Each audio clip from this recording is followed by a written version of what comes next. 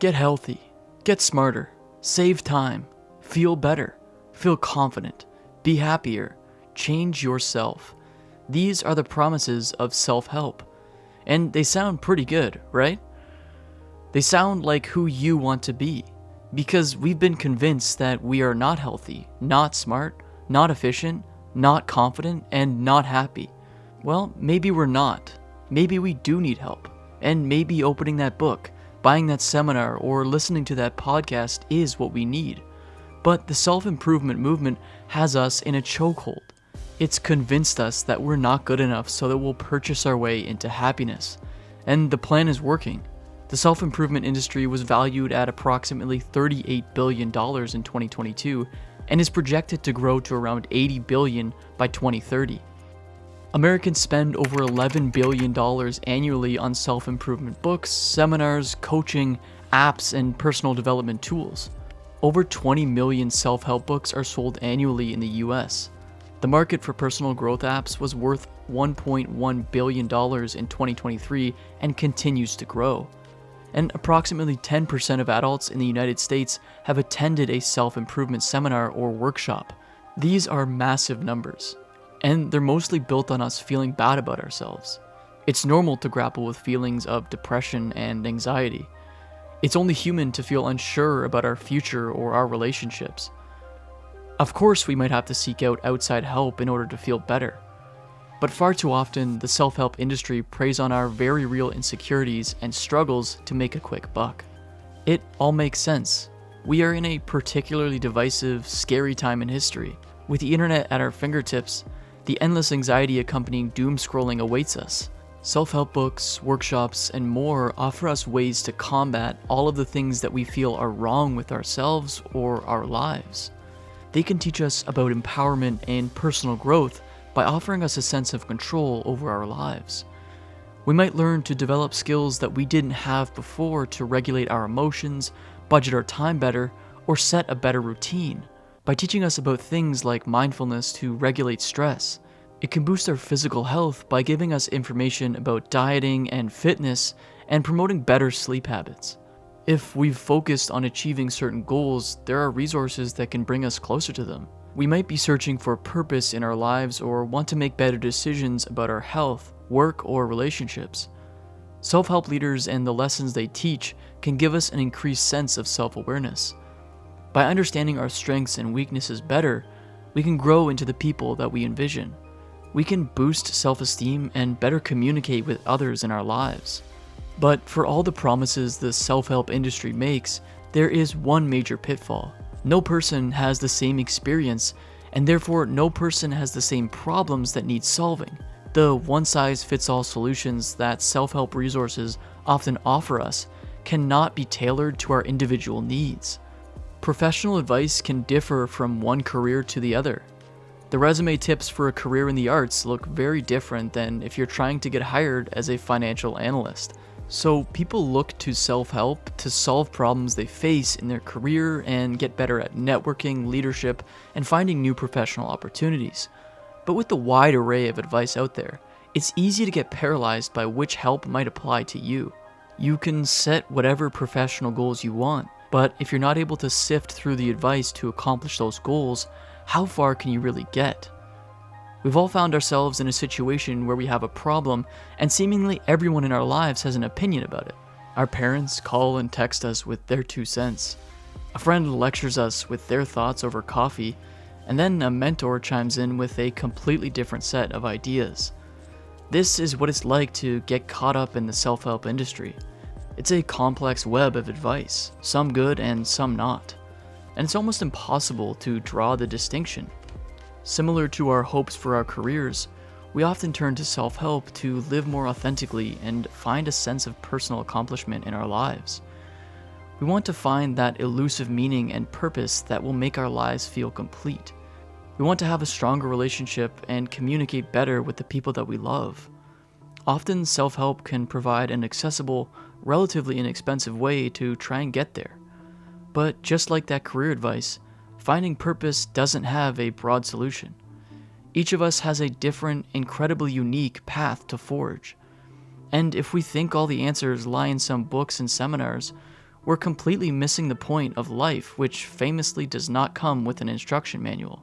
Self-help programs thrive on prepackaged solutions like morning routines, productivity hacks, and fitness regimens. These might not all align with our individual preferences, lifestyles, or needs. Still, we feel a pressure to fit the mold, not only because the program is telling us to, but because we see these self-help gurus and their followers seeming to succeed at it. Wanting to find fulfillment and purpose isn't a new concept by any means. For generations, people have been trying to find success and happiness. In fact, the first widely read self-help book appeared in the 1930s. Dale Carnegie wrote How to Win Friends and Influence People in 1936 in an attempt to help individuals with their interpersonal skills and personal success. Then, in 1937, Napoleon Hill wrote Think and Grow Rich, which laid out advice on how to harness one's mindset in order to control their life's outcomes. While the world might seem incredibly different than it was in the 1930s, there's one eerie similarity that we just can't overlook. The Great Depression thrust people in the 1930s into famine, destitution, and confusion about the future. Wealth inequality was soaring in the United States, and affairs abroad were increasingly on shaky ground as Adolf Hitler gained influence in Germany. Times of uncertainty create the perfect recipe for self-help gurus to step in with the solutions. Did Carnegie and Hill's books offer some solace for people struggling? Probably. Did they fix everyone's problems? No way. During and after the 2008 financial crisis, many Americans felt like their lives were crumbling. They were losing jobs and homes, looking for solutions. Throughout the 2010s, the world of self-help exploded, particularly online. Self-proclaimed gurus identified the strife that people were going through and found a way to target it with broad solutions and inspirational stories. Brené Brown, a research professor and New York Times bestseller, emerged as the most famous expert on shame, vulnerability, courage, and worthiness. She coined the term wholehearted living. Millions of people who were feeling left behind, self-conscious, and unsure about how to access their inner emotions turned to Brown for advice and guidance. Tim Ferriss published his bestseller The 4-Hour Workweek, Escape 9 to 5, Live Anywhere, and Join the New Rich, which pushed his readers to change their relationship with work and rethink their overall lifestyle and habits. This kind of optimization self-help proliferated during the decade as people, on the heels of the financial crisis, began to think differently about how their careers and how work and life intertwined. These self-help gurus, who were predated by famous names like Tony Robbins, Eckhart Tolle, and Deepak Chopra, were only the tip of the iceberg. Also in the 2010s, another market for self-improvement leaders came into its heyday: social media. Suddenly, anyone could give advice with a few taps of their fingers for the world to see. No credentials needed, no publisher to answer to, just your ideas and your followers to preach them to. And then COVID hit. Suddenly, the entire world was thrown into chaos. In those first few months, we had little else to focus on other than our own mortality and the fate of the world. This brought up a lot of questions, like, why are we here? Or, am I fulfilled? Am I happy? The already vast and lucrative world of self-help had an entirely new audience. People who before would have never asked themselves certain existential questions were suddenly contemplating their life's purpose. People who had thought their careers were on the right track had a wrench thrown into their plans and couldn't make sense on where to go next. COVID took the need for self-improvement to a whole nother level as the world searched for meaning and answers, and that quest continues to this day. Now, like in the 1930s, the world is in flux. People's livelihoods have been thrown into chaos. Uncertainty rules, and uncertainty is a very uncomfortable place to live. It's natural and even healthy to ask for help, but where that help comes from is key. With the proliferation of self-improvement on social media specifically, it can be easy to fall into a trap of an influencer or guru whose life looks enviable and to think they must know how to be happy and have it all.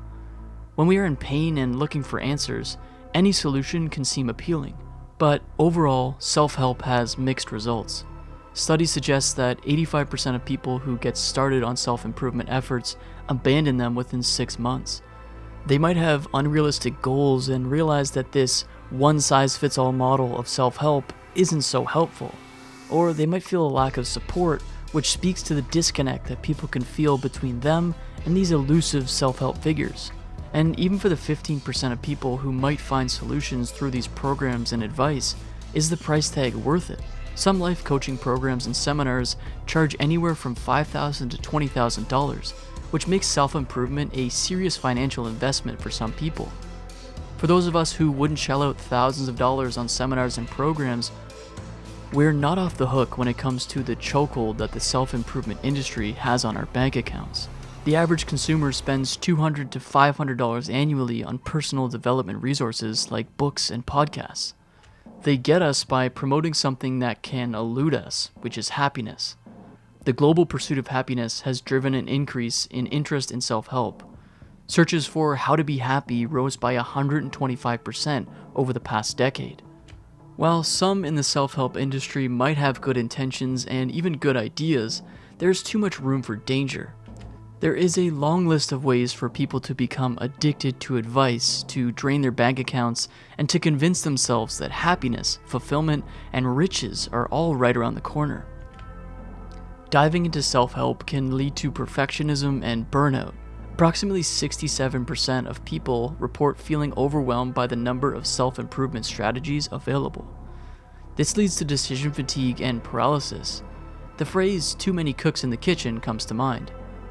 We all like to think that having a finish line can be helpful, giving us something to reach for and allowing a sense of accomplishment to build inside. Except when we think we should always be improving, there is no finish line. The focus on growth as an ongoing process can foster a sense of inadequacy, since perfection is always just out of reach. This insistence on never-ending improvement also leads to unrealistic standards for ourselves. The self-help gurus who have taken over people's bookshelves, social media feeds, and daily thinking often become idealized role models. Even the most well-intentioned self-help gurus evoke a sense of envy in their followers because that's the whole point. Programs also tend to highlight success stories of ultra-productive, disciplined, or happy people, which can set unattainable benchmarks for the rest of the consumers. The result is that people become hyper-focused on their flaws. Since self-help identifies areas of improvement by its nature, the movement can lead people to fixate on their shortcomings. This becomes counterproductive, and participants can become more dissatisfied or unhappy than they were in the first place. Numerous tools that self-help programs preach lead to an overemphasis on productivity and efficiency. We become trained to measure our worth by our output. Frameworks specifically for professional advancement and self-optimization tie self-worth to productivity. Therefore, if people aren't being productive, they're not succeeding. So what do we do if we're in one of these programs? We start to sacrifice things like rest and fun in order to meet our productivity goals. Does that really make us happier? The hustle culture preached in the self-help movement glorifies working harder and longer. It promotes the idea that success only comes through relentless effort. This type of binary thinking, that you're either all in or you're out, inevitably leads to failure. It's not uncommon with self-improvement methods to find there is no room for partial progress or flexibility. You must prescribe to the method, or the method will not work. These types of all-or-nothing goals focus on achieving grand things, but often ignore the incremental progress. We are all imperfect, and we always will be. Self-improvement that is focused on always being better and better and better convinces us that imperfection cannot coexist with greatness.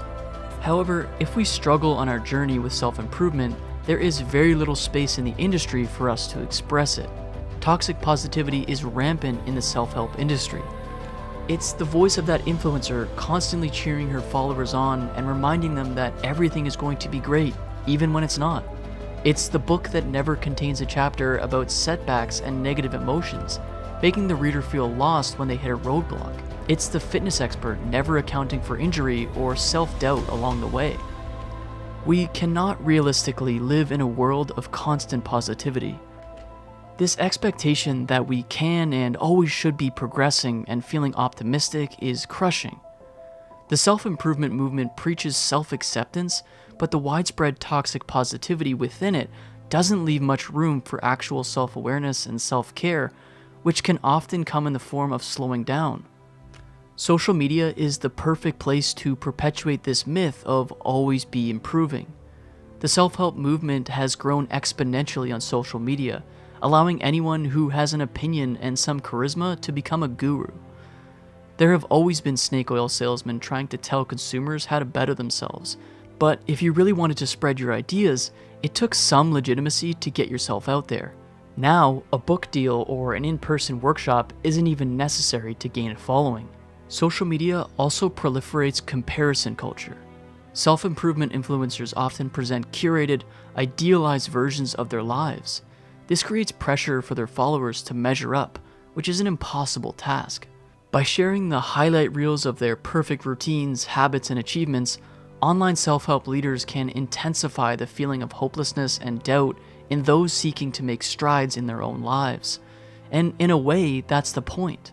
The more helpless people feel, the more they'll seek help, even if the help itself is making them feel helpless. The self-improvement movement provides a plethora of tools and techniques in the form of books, apps, guides, workshops, and overall strategies. This can become overwhelming for individuals who suddenly feel like they have to master their chosen method and all of its skills. As we move forward with self-help methods, we might experience FOMO, the fear of missing out. It can feel like we're not doing enough if we don't follow every single recommended practice. You might be meditating 10 minutes a day, cutting processed sugars out of your diet, and journaling every evening, but you just can't find the time to also resistance train 3 times a week. In that case, is the whole method moot? It might feel that way. These rigid guidelines can discourage adaptability and self-forgiveness for occasional lapses in the program.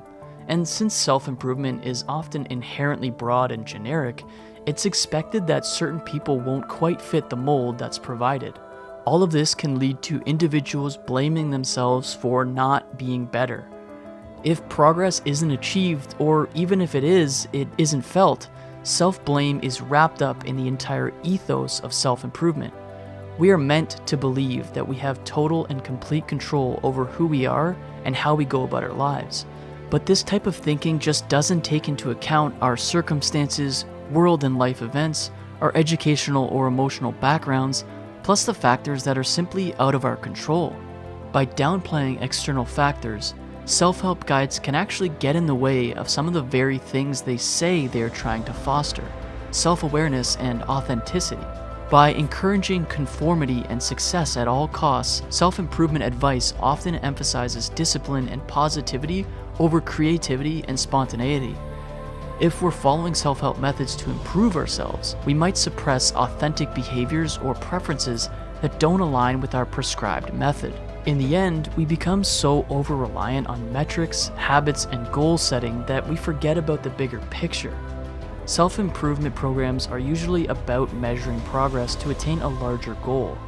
If we only pay attention to these measurements, we're sidelining more subjective and unconventional self-expression.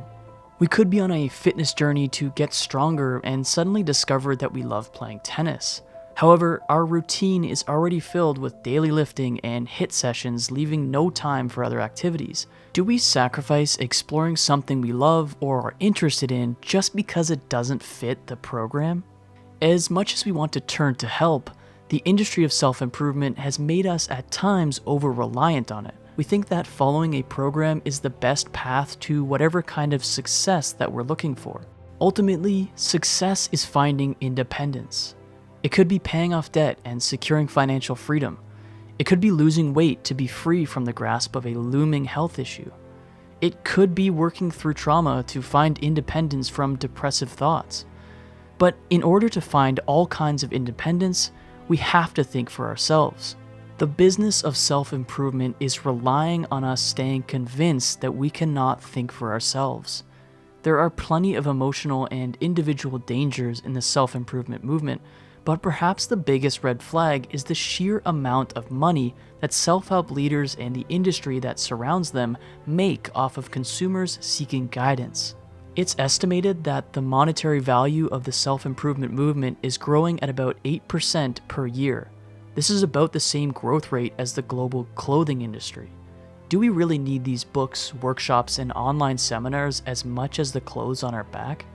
The commoditization of self-improvement is made possible by modern-day humans' endless consumption.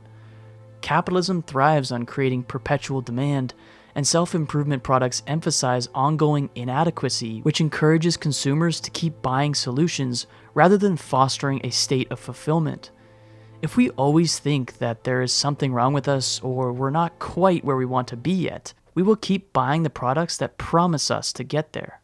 This creates a capitalist productivity fetish. Self-improvement frameworks equate personal value with productivity, aligning with capitalism's focus on efficiency and output. And the constant pursuit of that efficiency and output leads to overwork, stress, and burnout, which can plague every area of capitalism. Incessantly working ourselves can be as exhausting as having a stressful day job that we have to go to every day. Just like we all struggle to define our self-worth outside of our careers, we can similarly struggle to define our self-worth outside of our self-improvement goals. What if instead we were just worth something for simply being who and how we are? That idea wouldn't fit too well in the capitalistic model that self-improvement has largely adopted. Capitalism often positions happiness as something to be purchased or achieved through consumption. Feeling down? Buy some new clothes. Feeling stressed? Buy this magical calming elixir. Feeling hopeless? Buy this new course on how to create the life you want in 5 simple steps. The problem is that so many people experience cost barriers to these types of solutions.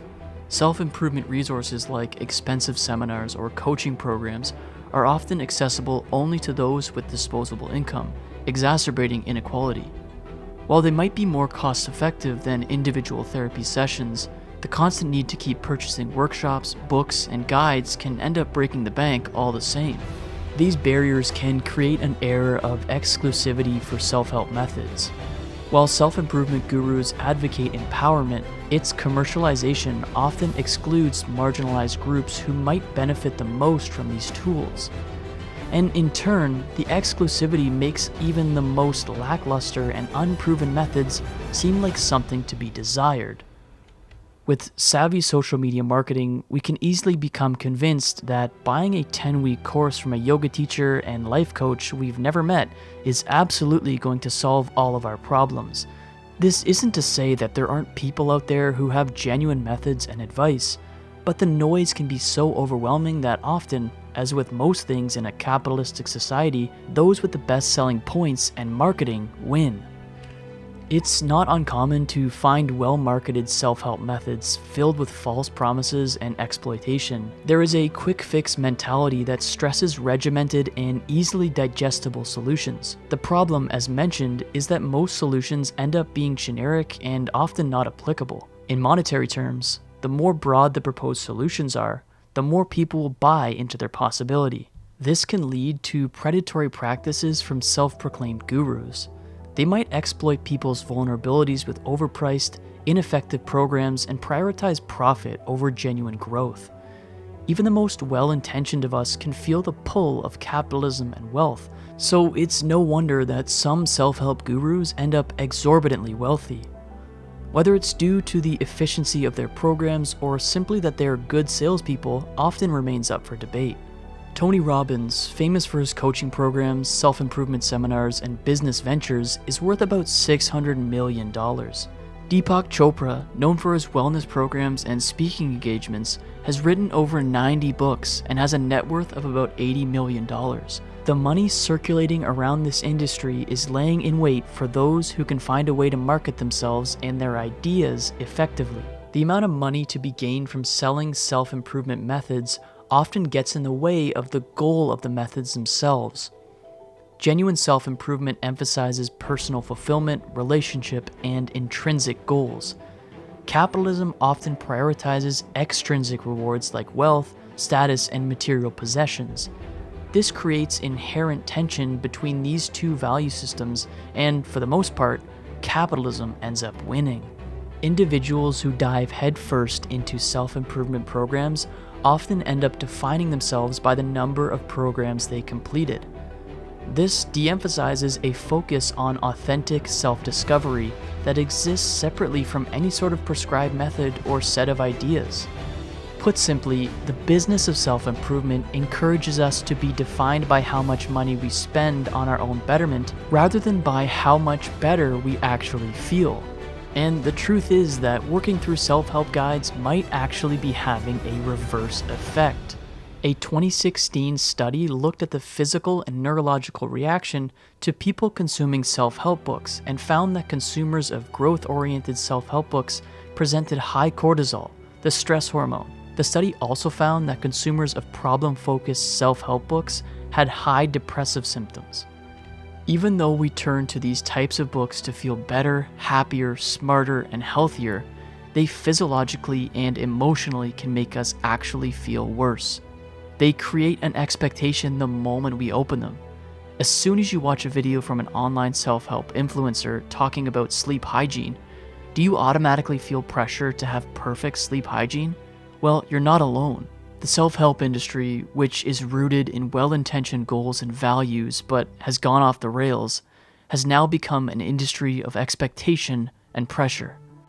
So how do we balance these well-intentioned values with the misguided system that has emerged in the self-improvement movement? To reconcile the conflict between self-improvement and self-judgment, we have to ensure that self-improvement is a tool for genuine empowerment rather than reinforcement of capitalistic exploitation. If you feel yourself getting trapped in an endless cycle of purchasing seminar after seminar and watching video after video, you're most likely only going to feel worse about yourself. Instead of getting caught in perpetual consumption, try and shift focus to sustainable intrinsic growth. Perhaps there is one piece of advice or one step of guidance that really resonates with you. Try running with that one. Explore what guidance means to you instead of how it's supposed to fit into some larger agenda. If we can step outside of the industry trying to sell us on our own self-improvement, we can combine the helpful parts of self-help with our own intuition to make better choices and feel more confident in how we live our lives. It's also important to be wary of falling into the trap of perfectionism. When evaluating self-improvement programs that involve goal setting, it's easy to overlook the importance of self-compassion and acceptance. Growth is important, but growth only matters if we have the ability to keep going in life. Self-help gurus often rely on preaching the idea of optimization. Whether it's maintaining the perfect diet to build muscle mass or scheduling your day down to the minute to use your time most efficiently, some of these methods might work at times, but in the long run, most people will fall into a sort of obsession. If you miss a workout or take some unscheduled time to rest, it might feel like you're failing. It might feel like you're letting yourself down. But perfection is unrealistic, and progress is often more important than our goals themselves.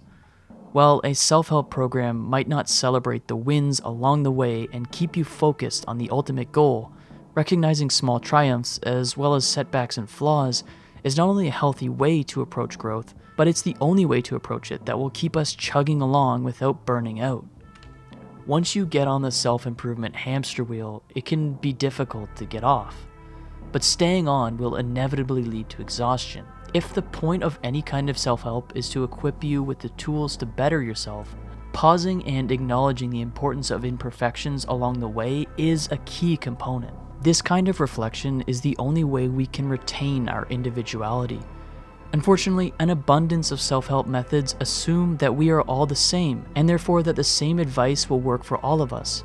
Of course, there are universal experiences like doubt, loss, and anxiety, but there is never a one-size-fits-all approach to dealing with them. Instead of interpreting the words and advice in a self-help book or a post you see on TikTok as gospel, what if you sought out adaptable frameworks that you could tailor to your own needs? Ignore the exact breakfast that random fitness guy laid out on his Instagram story and do some research about a variety of healthy breakfasts so you can choose the one that you'd be most excited to eat. Make the work easier for yourself instead of trying to become someone you're not. By shifting our focus away from conformity, we are able to validate the things that make us unique. Our traits, habits, and aspirations are like no one else in the world, and we should celebrate that. If you're on a self-improvement journey, Take the advice that resonates and leave the rest behind so that you don't lose your individuality. Self-improvement is nothing without self-expression. Once we are able to think for ourselves and value what makes us unique, we're much less susceptible to jumping on board with any one self-improvement program. Instead, we might be able to finally view the self-improvement movement for what it ideally should be: an opportunity to foster kindness towards ourselves and help us build self-esteem. Having compassion towards ourselves is an easy way to block out those overly critical and perfectionistic tendencies, and it's a great way to interrupt the profit-driven side of the industry. The downfalls of self-help are most apparent when dealing with self-help that is compulsive and prescriptive. These kinds of programs are meant to get us hooked on wanting to be better in every single possible way. They're more profit-driven than actually wanting to help the people who sign up or consume them. And like anything in a capitalistic society, once an industry has us addicted to its product, it's nearly impossible to step away from it. Is self-improvement truly dangerous? No. The industry and movement that has been built around it is. Wanting to improve is not a bad thing, but thinking we can read or watch or listen ourselves into improving is a myth we've been sold. If we can approach self-improvement with a tactful eye instead of diving into the abyss, we can take what works for us and leave behind the rest. We can recognize when we're being conned and not helped. We can lean into our authentic selves and reject conformity. And we can accept that wanting to be better doesn't mean that we aren't already good.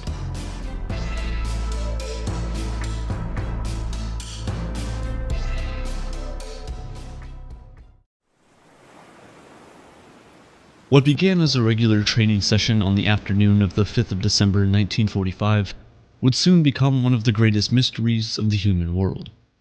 Flight 19, a group of 5 U.S. Navy torpedo bombers, set out from their base off the coast of Florida on a routine training mission.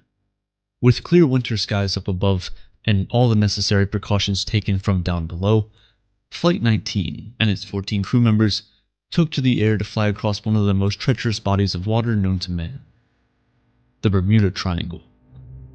Within a few hours, all 5 planes, together with their 14 crew members, vanished. A few hours later, when afternoon became evening and the skies became gray, the US Navy realized that something must have gone wrong with Flight 19, and so they sent out another aircraft to find the men, or at the very least, signs of their crashed planes. Sadly, the very same fate was to befall the rescue aircraft. Upon entering into the airspace above the Bermuda Triangle, the rescue plane with 13 men aboard disappeared into thin air. It's been over 75 years since the incident, and no one has been able to find the remains of any of the 27 crew members that were lost, or the 6 aircraft that disappeared. At the tail end of the First World War, in March 1918, the USS Cyclops was on its way back from a voyage to Brazil. The USS Cyclops was the biggest US Navy ship at the time. It was nearly 550 feet in length, and, on this trip, it was carrying around 11,000 tons of manganese and a crew of 306 people. The ship had been voyaging for 8 years at the time without any issues. However, on that fateful day, as the ship was sailing back to Barbados to resupply before going home to Baltimore, it entered into the Bermuda Triangle. In what is now one of the most strangest occurrences of modern history, the USS Cyclops disappeared completely, leaving behind no trace of its wreckage or the bodies of any of the 306 crew members that were on board. This was after the ship sent a message to the naval base that read, "Weather fair, all well." There was no mention of anything out of the ordinary, no time for the crew members to send out an SOS message, nothing.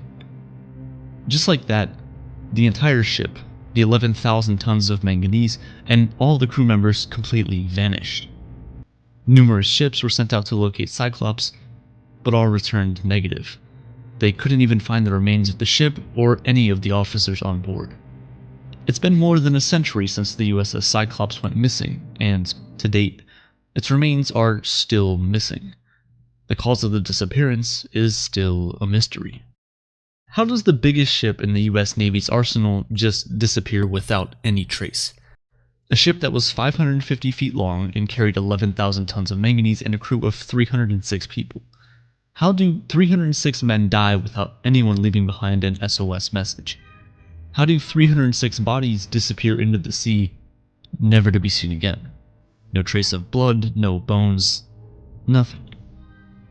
How can 100 years pass and nothing has resurfaced? Nothing has washed ashore, nothing has been discovered? This is the mystery of the Bermuda Triangle, humanity's most treacherous sea. Or is it? The Bermuda Triangle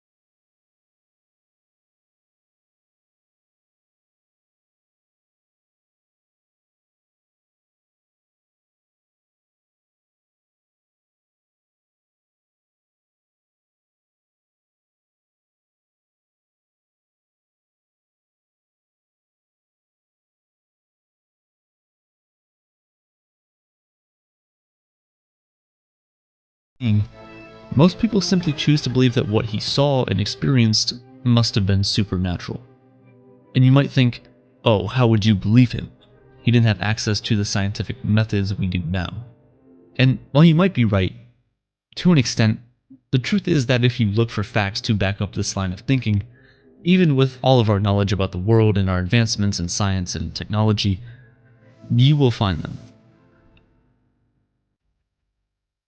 From thousands of ghost ships sailing across the sea without any crew members on board, to mystery cases of time traveling while passing through the Bermuda Triangle, this place is one that dances majestically on the line between what is real and what is not. There are many theories that people have used to try and explain what is going on in the Bermuda Triangle, from aliens to a wormhole to the lost city of Atlantis sucking people from underneath. Everything from evidence-based scientific hypotheses to religion, lore, and mysticism have been postulated. The most popular scientific explanation, however, is the theory that it's electromagnetic interference that causes issues with compasses when in and around this area. The theory claims that the Bermuda Triangle has a very high pull of the Earth's natural magnet, which could cause issues with compasses and other sophisticated equipment on planes and ships. This could explain what went wrong with Christopher Columbus's equipment while sailing through this area. It could also explain the conversations recorded by the pilots of Flight 19, who could not come to an agreement on which way it was that they were flying minutes before radio silence. But what about the people who claim they time traveled while passing through an electromagnetic fog? The most popular of these testimonies is one made by Mr. Bruce Gernon, who has written a book detailing his account. In his book, Gernon said that while flying in a light aircraft throughout the region, he was faced with a cylindrical-shaped cloud that sucked him in. In an instant, he saw himself on Miami Beach, around 100 miles from where he started. Gernon claimed that this 100-mile journey took mere seconds, and that he didn't notice any atmospheric or landscape changes throughout. When you hear this story, you might instantly think, he's just cooking up a fairy tale so he can sell some books. But that skepticism turns into plausibility when you realize that the people at the base station corroborated the story. According to them, the plane went off the radar and re-emerged in Miami within seconds, just like Gernon described. Did he time travel, teleport? No one knows. Scientists have since debunked the existence of a wormhole and have said that there is no way that he could have traveled through time. However, no one has been able to provide a definite explanation as to what exactly happened that day. It's for this reason that a lot of people still cling on to the idea that there is something truly mysterious going on in the Bermuda Triangle. You see, there have been explanations to debunk theories, but there hasn't been any conclusive evidence to explain what's really going on. So people are left thinking, well, if they aren't sure it's that, then how can we be sure it's not this? After all, the absence of evidence is not the evidence of absence. Most of the world's oceans are still a mystery to us. Although the ocean has been mapped by things like satellite and sonar, humans have only physically explored around 5% of our waters. The rest is still a mystery to us. Maybe not a mythical mystery, but a mystery nonetheless. And that's why people are quick to believe things like mermaids and krakens exist. The ocean in its vast emptiness echoes things that are difficult for the human mind to comprehend. And as humans, once things are difficult for us to understand, we come up with stories to try and make sense of these things. Once these stories are formed in our minds, it's difficult to get rid of them, especially when there's no evidence beyond reasonable doubt to convince you otherwise. The Bermuda Triangle is one of those stories we've told ourselves. There is no evidence that suggests shipwrecks and plane crashes occur more frequently in this body of water than in any other well-traveled part of the ocean. Now you might say, well, it's not just the accidents, it's the fact that these vehicles just disappear, leaving no trace behind. But the truth is, even that's not unique to the Bermuda Triangle. There are currently over 3 million shipwrecks in the world, and only 1% of these wrecks have ever been found. In fact, the Bermuda Triangle was not coined by researchers or scientists or even seafarers. It was coined by the writer, Vincent Gaddis, who first used the phrase in 1964. Vincent Gaddis was a paranormal writer who made a career out of ignoring natural explanations and inventing mysteries where none exist. The U.S. Board of Geographic Names does not recognize the Bermuda Triangle as an official name, and it doesn't have any official file on that area. There isn't even a map that helps to point out the boundaries of this place. When I was younger, I was obsessed with the idea of the Bermuda Triangle. After going through the rabbit hole of threads and YouTube videos at 3 a.m., I decided that one day I would take my bags and travel out to the sea, into the heart of the triangle where no other person is brave enough to go. And then I got older and found out that the Bermuda Triangle is not some sacred place where no one dares to enter. It's actually a very normal part of the sea that people travel through every day. Dozens of ships and airplanes pass through the Bermuda Triangle every day. Vessels heading to America, Europe, and the Caribbean fly this route often enough, and most of them go through unscathed. Yet, because of the small percentage of accidents that occur in this region, which is no more than anywhere else in the ocean, we believe that there must be something bigger going on, something we're just not aware of. The reason many people still believe in the lore of the Bermuda Triangle and in other mythical tales is one of the most fundamental human conditions. The need to feel like a part of something bigger, something greater, something more than human. Deep down in all of us, there's a feeling that the world is more than what we can see and experience. It's the same feeling that makes people believe in the existence of alien life and religious deities, even when there's no physical evidence to support that belief. And really, can you blame us? When you're blessed with the ability to think logically about why things are the way they are, you are also cursed with the disability of trying to make sense of everything, and not accepting that sometimes we just don't know.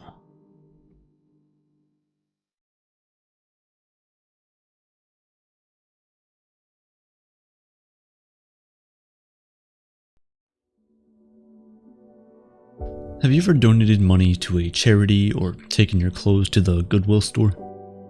How did it make you feel? Amazing, right?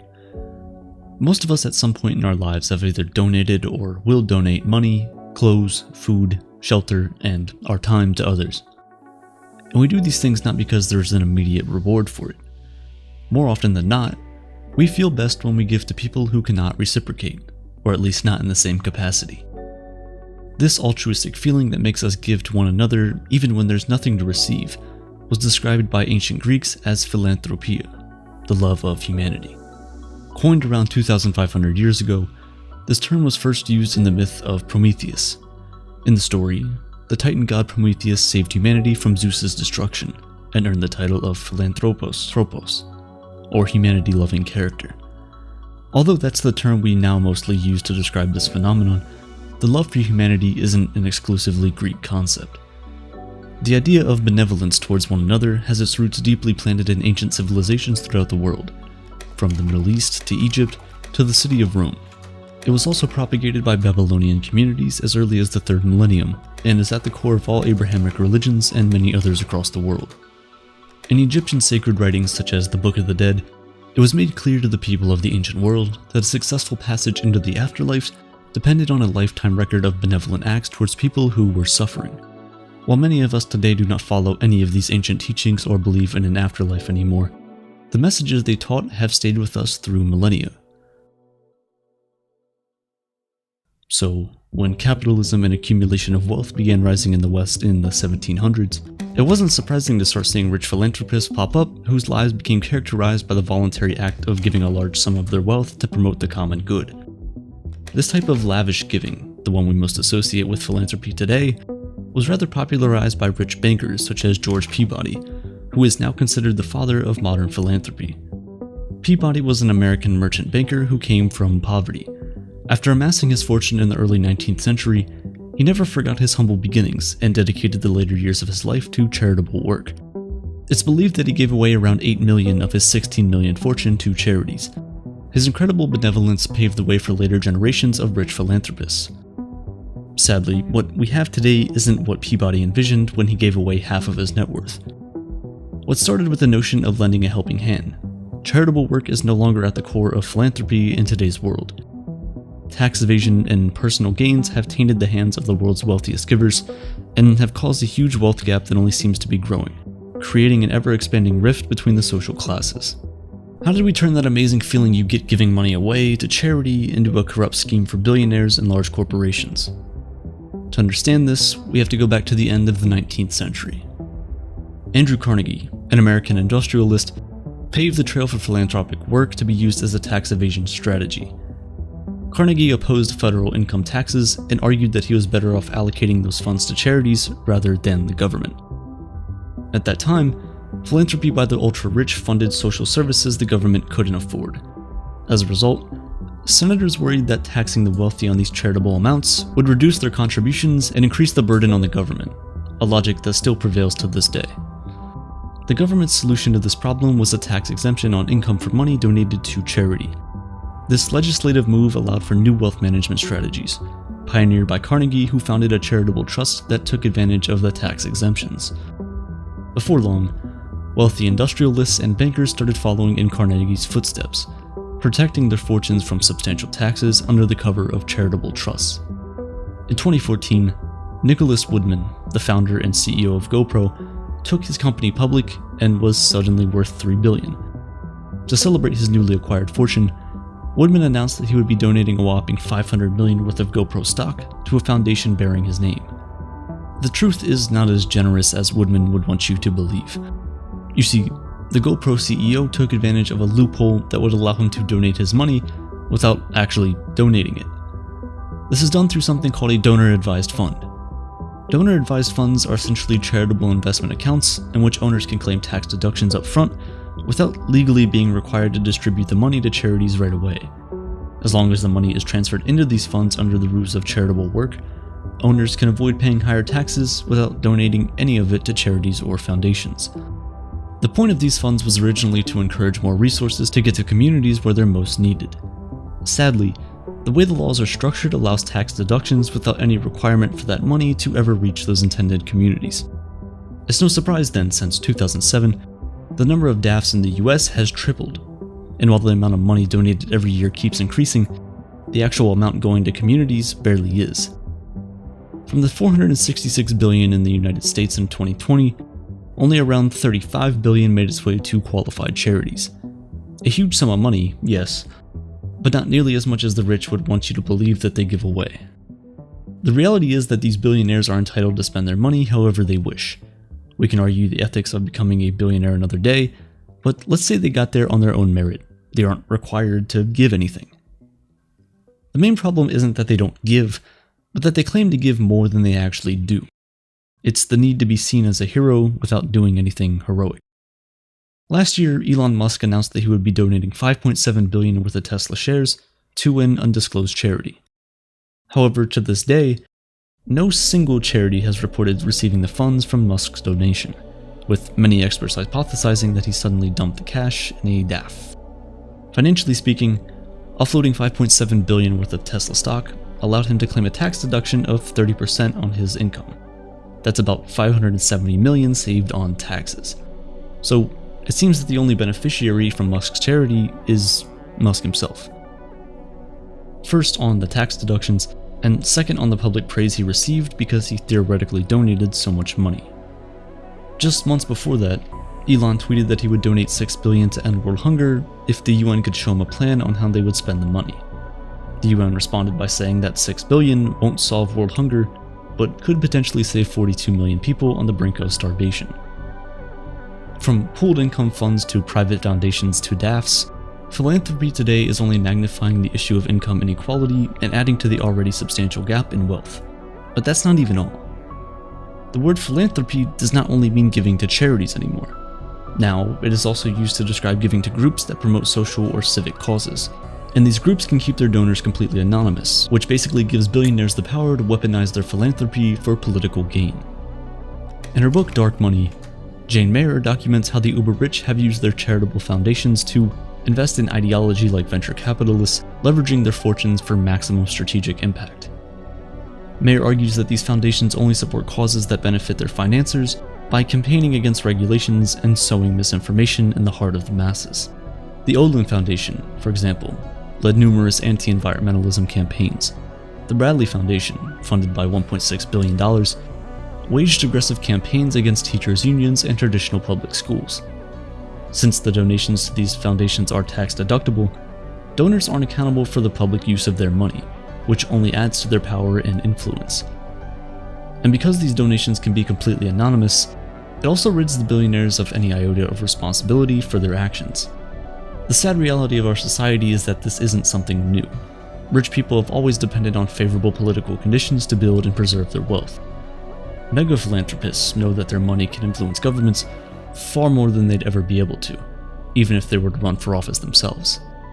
This is why when Bill Gates was asked whether he'd run for president, he said, "I could have as much impact in my role as a philanthropist as I could in any political role. I don't have to raise political campaigns, I don't have to try to get elected. I'm not term limited to 8 years." To be fair, Bill Gates and his foundation have dedicated immense amounts of money to battle health crises such as malaria and the reduction of child mortality. While most of his work remains true to the original definition of the word, the love of humanity, there are still some shady things he's done in the past. A few years ago, Gates was able to heavily influence the passing of a bill for charter schools despite voters voting against it 3 different times. After millions of dollars spent on campaigns that influenced the community into changing their decision, the bill passed the 4th time. Almost immediately, Gates began subsidizing charter schools until the Supreme Court declared it unconstitutional. But would that bill stop Gates? No. He simply used his influence with lawmakers to fund a new bill to allow him to circumvent the Supreme Court's decision so he could keep funding these charter schools. This is a great example of how wealth can influence public policy.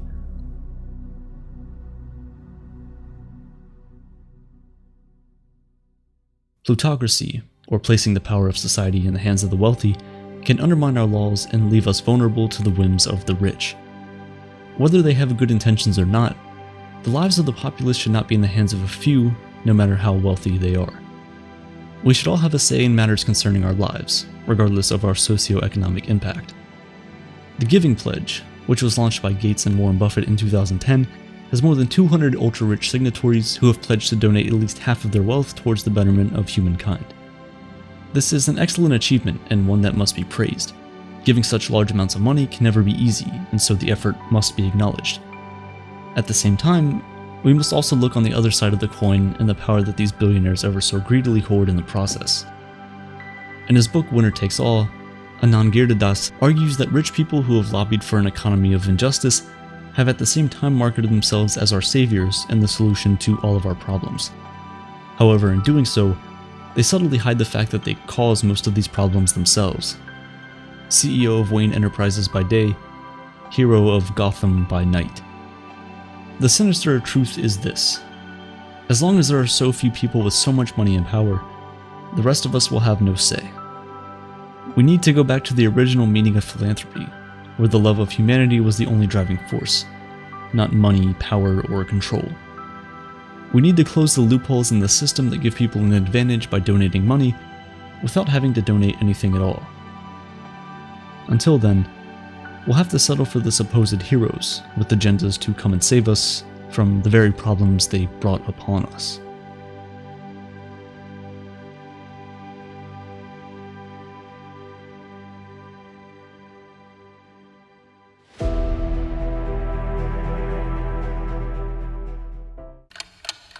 When I started this YouTube channel, I became fixated on the day it would succeed. I stopped going out with friends and spent almost every waking moment working towards and dreaming about the future. When I did manage to go out with friends, I spent all my time daydreaming. I was stuck imagining a far-off future, a future that would never come. Don't get me wrong, objectively this channel is successful, and all of you who choose to watch these videos have literally changed my whole life. But the future I dreamed of will never come, because there's always something more to chase, something bigger and better to look forward to. Many of us live life like this. We spend most of our time preoccupied with things that don't exist and very little time enjoying the things that do. When we're not fixating on the future, we're being haunted by the past. We spend our nights curled up in bed thinking about the wrong choices we've made in the past and what we wish we'd done instead. As a culture, we're obsessed with time. We're both haunted by the past and dreading the future. But the truth is that the future and the past don't exist. We might think that the past and the future are as real as the present, but that's the illusion of time. In reality, the present is the only thing that exists or can exist. A clock tracks movement like the rotation of the Earth in our orbit around the Sun, but its measurement of time isn't objective. There is only the present, and its direction is forward. The past can be accessed by our memories or recordings, but even this access is tremendously limited. Our memory is fallible. We often misremember critical details of events and can be influenced to think we did something we never did. Memory itself is known to get less accurate each time we think to reflect on it. And when video is available, it doesn't give you the first-person experience. It's only a tiny piece of the past that doesn't truly capture what it was like to be there or the full range of emotions you felt at the time. The past is just a previous experience of the present. It doesn't exist. The future hasn't happened yet. We might prepare for conditions like rain later in the week. Many of us will make plans for a satisfying career. But these things don't exist, and there's a fair chance they won't ever exist. The forecast is often wrong, and careers rarely go as planned. If you continue to obsess over the past and the future, you'll never truly live a full life. You'll be too busy thinking about the moments that have either already passed or are yet to come. You'll forget to be present and to take it all in.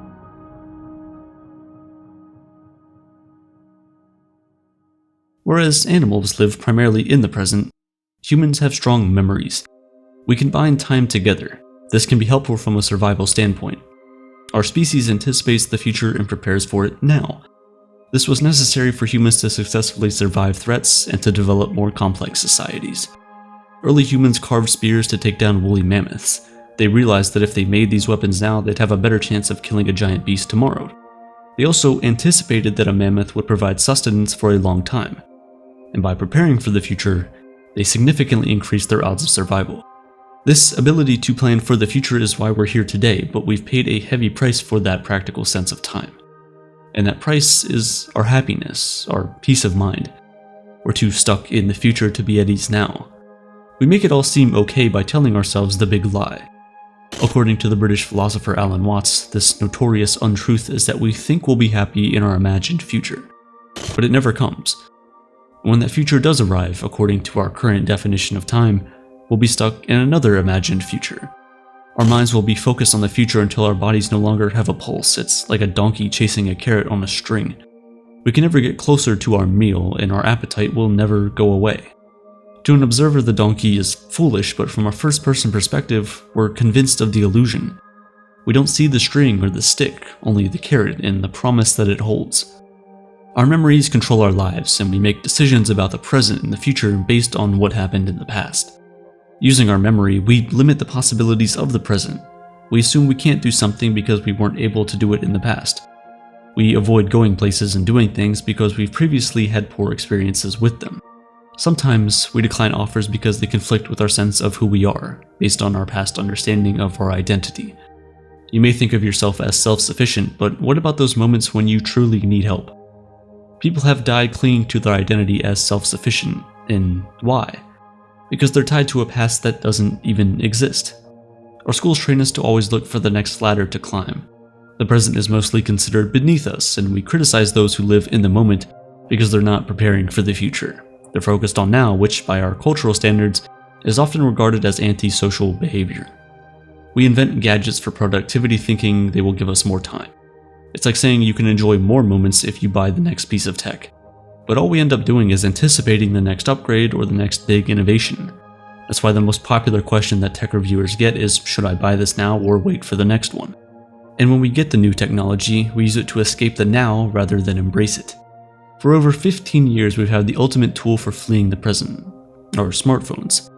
We turn to our phones whenever we're idle or in any situation without something purposeful to do, and we feel a panic from the present and escape it by seeking out the past and future on our mobile. We make plans with text conversations or by opening up the calendar. We browse news about what's already happened or read predictions about what will happen next. Alerts are set in the Reminders app, and we accept notifications to warn us about anything and everything that isn't in our present moment. When's the next ball game? What are the best beach resorts? Where's the price of housing headed? We're constantly searching for answers about the future instead of enjoying the present. On social media, we look at images of the lives of others, and we project ourselves into a future where we're on vacation, like our social media connections. Or we look back on the trips we've taken in the past, and with regret, we wish we'd planned things differently. It's not so easy to live in the present. Sitting still gives us anxiety as a survival mechanism. Preparing for the future and anxiety are intrinsically connected. We're not planning for the future when we're in the moment. It can feel a bit like closing your eyes when you're driving. You're not looking at what's ahead to avoid disaster. But we've evolved beyond the point where survival needs to occupy our minds. Always, at least. In fact, many of our jobs are only connected to survival because they provide us with an income to buy food and shelter. We've got free time outside of our occupations. At the very least, we should enjoy our free time by living in it. Our smartphones open a gateway to filling that time with plans for the future. Many of us will prepare our next workday or respond to emails about the past. We ignore the people around us and become more distant from them. Relationships are all about the present, and one of the ways you can tell they're not going so well is if one or both partners aren't very present. The more we try to escape the present moment, the more we neglect our relationships. And ironically, many of our plans are intended to strengthen our relationships. We save for retirements and vacations. In other words, we're planning for a time when we can exist in the moment. But when that time comes, we'll be stuck thinking about another future instead of enjoying the one we're in. Of course, global issues make living in the moment particularly challenging. The climate is changing due to humans creating greenhouse gas emissions, a legitimate threat to our survival. We need to do what we can to prevent catastrophes in the future, but we shouldn't let that steal the present from us. Otherwise, we'll only be saving a future that we won't even be bothered to live in. Alan Watts was a student of Eastern philosophy. He studied Buddhism, Zen Buddhism, Taoism, Hinduism, and more. And from his studies, he took away the importance of being present and methods of living in the now. Distilling these religious concepts made him very popular in the West. He wasn't a proper scholar in the strict sense, but he wrote a lot of books on these subjects and gave a lot of entertaining lectures. Some of his teachings are a bit dated now, but his distilled messages are still as relevant as the future continues to haunt us at every turn. Watts had a particular interest in Zen Buddhism. It emphasizes being here and now, but also goes much deeper than that. Unlike the teachings of Buddha, Zen Buddhists believed that achieving a permanent state of enlightenment or nirvana was impossible. We can only try for fleeting moments of pure essence, called satori. These are moments when we're so perfectly in the present that we're cut off completely from the past and the future. We experience the present without our ingrained interpretation of the world around us. We don't see chairs as chairs, we see no chairs. Words fail to capture Zen, as do logic and our schematic laws of thought. In explaining Zen to you, I am failing to demonstrate Zen. That's why Zen masters often respond to questions by raising a finger. Alan Watts would hit a symbol in an attempt to demonstrate Zen. The idea isn't to murder the mind or bring it to nothingness. Zen is an affirmation. It wants to put you in direct contact with your mind in order to give you peace. Zen Buddhists believe in the inner purity inside us and that getting closer to it should be our ultimate goal. In achieving Zen, the past and the future won't bother you. As forms of structured thought, the past and future have no way to enter your mind. They don't exist in Zen, they don't exist at all. When Watts speaks of time as an illusion, he's suggesting that we aren't doomed to live as beings stifled by time. Like the Zen Buddhists, we can live in the present. Even when we aren't striving for moments of satori, we can still free ourselves from the tyranny of the past and the future. Carpe diem. Seize the day. To better understand how to live in the present moment, watch this video on hedonism. Has anyone ever accused you of acting like you're the center of the universe? Maybe you were 10 years old upset that your mom wouldn't take you to buy candy, or you were so focused on an upcoming project that you totally forgot to wish your coworker congratulations on their promotion. It happens to the best of us. Most of us are wired to be a little selfish. We evolved to survive, after all. Airlines even tell us to secure our oxygen masks before our children's. But being reprimanded by our parents or a friend for being a little self-obsessed is different from feeling like we are truly the only person who exists. What would that be like? Everyone and everything else being a figment of our imagination. Actually being the center of the universe. It seems like a fun what-if game to play, but if you think about it long enough, could it make sense? Are you sure the phone you're holding in your hands is even real? Could you be certain that the woman you just bought a coffee from was indeed there? The only thing we can be certain of is our own mind. At least that's what the philosophy of solipsism tells us. Solipsism is an extreme type of skepticism that anything external from our minds does not exist. The outside world, other people, their thoughts and emotions simply don't exist outside of our perception of them. Solipsism is presented as an explanation for what the external world actually is. It basically says it isn't anything. It's make-believe, imaginary, literally in our heads.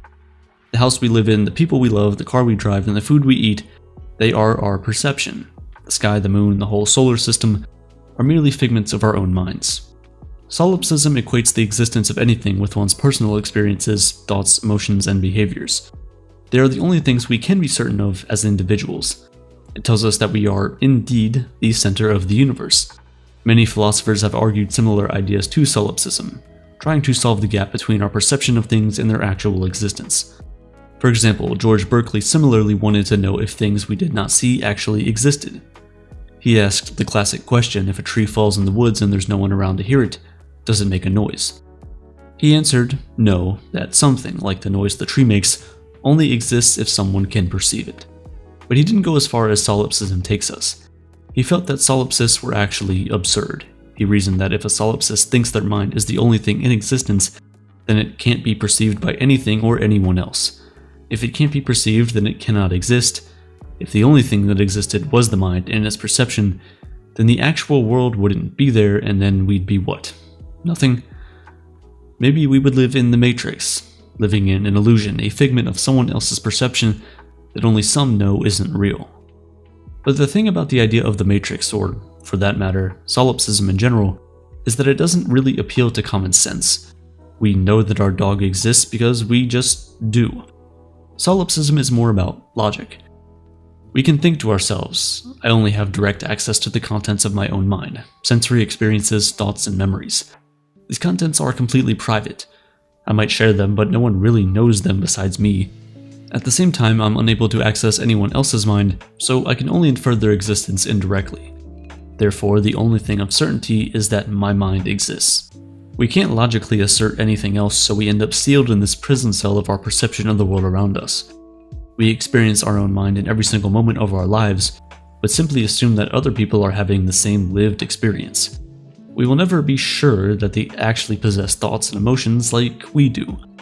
Solipsism teaches us that we should be skeptical of everything, like the security of our data. Natural selection gave us the capacity for theory and the ability to intuit other people's emotions and intentions. It also gave us the ability to deceive one another in fear that we are being deceived. Ironically, wouldn't the ultimate deception be pretending to be conscious when someone is not? Solipsism prevents us from knowing if this deception is actually happening by reminding us that the intentions of other people and things can never truly be known. We lack what neuroscientist Christoph Koch calls a consciousness meter, a device that would measure consciousness in the same way that a thermometer measures temperature. Without any sort of instrument, we rely on our own preconceptions that other human consciousness is akin to our own. Because the elusive consciousness meter is an impossibility, theories of consciousness like solipsism are endless and completely speculative. There are different degrees of solipsism that answer that question. For example, metaphysical solipsism tells us that definitely the self is the only existing reality. But then there's methodological solipsism, which goes even further and says that the brain is actually a part of the external world because it only exists in response to what is on the outside. In this branch of the philosophy, the only thing that is certain are thoughts. Therefore, we can reject solipsism but still understand that the feeling of being estranged from others and perhaps confronting the idea that we are alone. There's no way to know if what we perceive exists outside our minds. Could we fully be dreaming of our world? Solipsism tells us that we might be.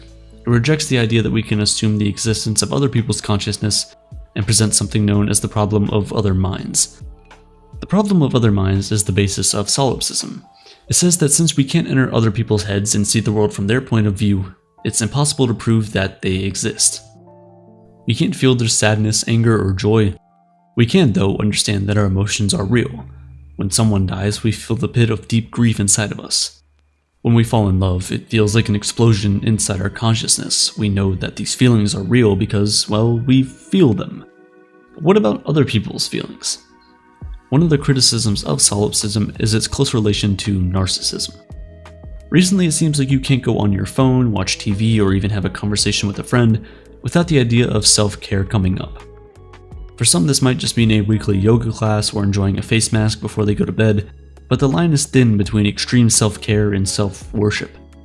Putting ourselves first can be healthy, but valuing only ourselves leads to broken relationships, isolation, and even struggles with mental health.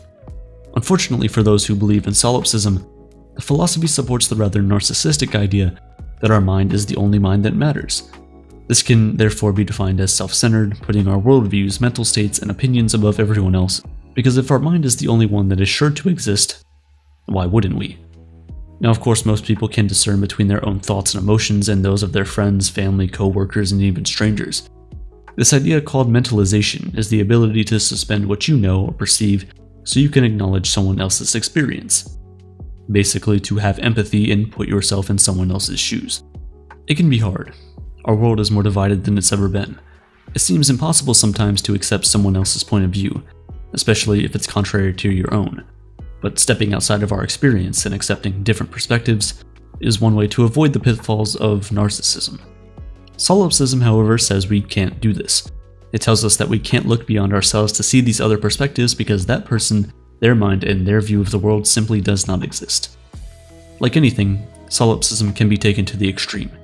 In what's known unofficially as solipsism syndrome, a person feels that the only reality is the reality of their mind. Actual reality isn't real. They might feel plagued by feelings of loneliness, detachment, or indifference to anything outside their own thoughts, restricted to looking at the world from a single window. Solipsism syndrome isn't officially recognized by the American Psychiatric Association, but disorders like depersonalization derealization disorder describe similar symptoms. These issues of mental health can go even further in solipsism OCD. When someone has OCD, they have intrusive thoughts, urges, visions, and fears that preoccupy elements of their life. Solipsism OCD is when those intrusive thoughts all revolve around the idea that you might be all alone in this universe. Imagine that for a moment feeling trapped in a make-believe world, questioning everything you see, hear, and feel from anyone or anything you encounter over the course of your entire life. It's a scary thought and a lonely one too. When people suffer from solipsism OCD, they experience never-ending doubt and work day in and day out to find some sort of proof that they aren't alone. Their lives become a cycle of questioning and fear. They'll seek reassurance from other people that their mind isn't the only mind. Of course, the theories behind solipsism tell us that reassurance in the form of someone else can never exist. Like solipsism syndrome, solipsism OCD tends to be found in people who spend long periods of time alone. Think about astronauts who live in space, sometimes alone. Then here on Earth, there are people who constantly turn inward and lose their connection with others. By relying on their own minds this much, they can become convinced that their mind might be alone in this universe. Because of these potential extremes, there has always been an attempt to refute solipsism. Logical rejection has proven elusive. Solipsism is, after all, squarely based in logic. Instead, people argue against its likelihood rather than trying to prove a reasoned-out rebuttal. We might ask the question, how could a single mind conjure up an endless universe of experiences, items, people, and places? This video you're watching right now, the Mona Lisa, the Berlin Wall, your mother, your pet, your job, is everything out there created by some deep, inaccessible part of our mind? Seems unlikely. Some more specific rejections of solipsism come in religion. If a god exists, then he, she, or it watches over us and knows our thoughts. This means that we can't be isolated in our own experience. We'll always have a higher power than our own mind. Art also offers a counter to solipsism by striving to tell us how someone else feels. Art presents opportunities for empathy. Art even explores the depths of one's own mind just like solipsism does. In Charlie Kaufman's film I'm Thinking of Ending Things, other people are just projections of the disturbed protagonist. Kaufman asks us to think about what it might feel like to question the existence of everything but ourselves. Art is a way of venting our own anxiety about the idea that we might be alone in the world.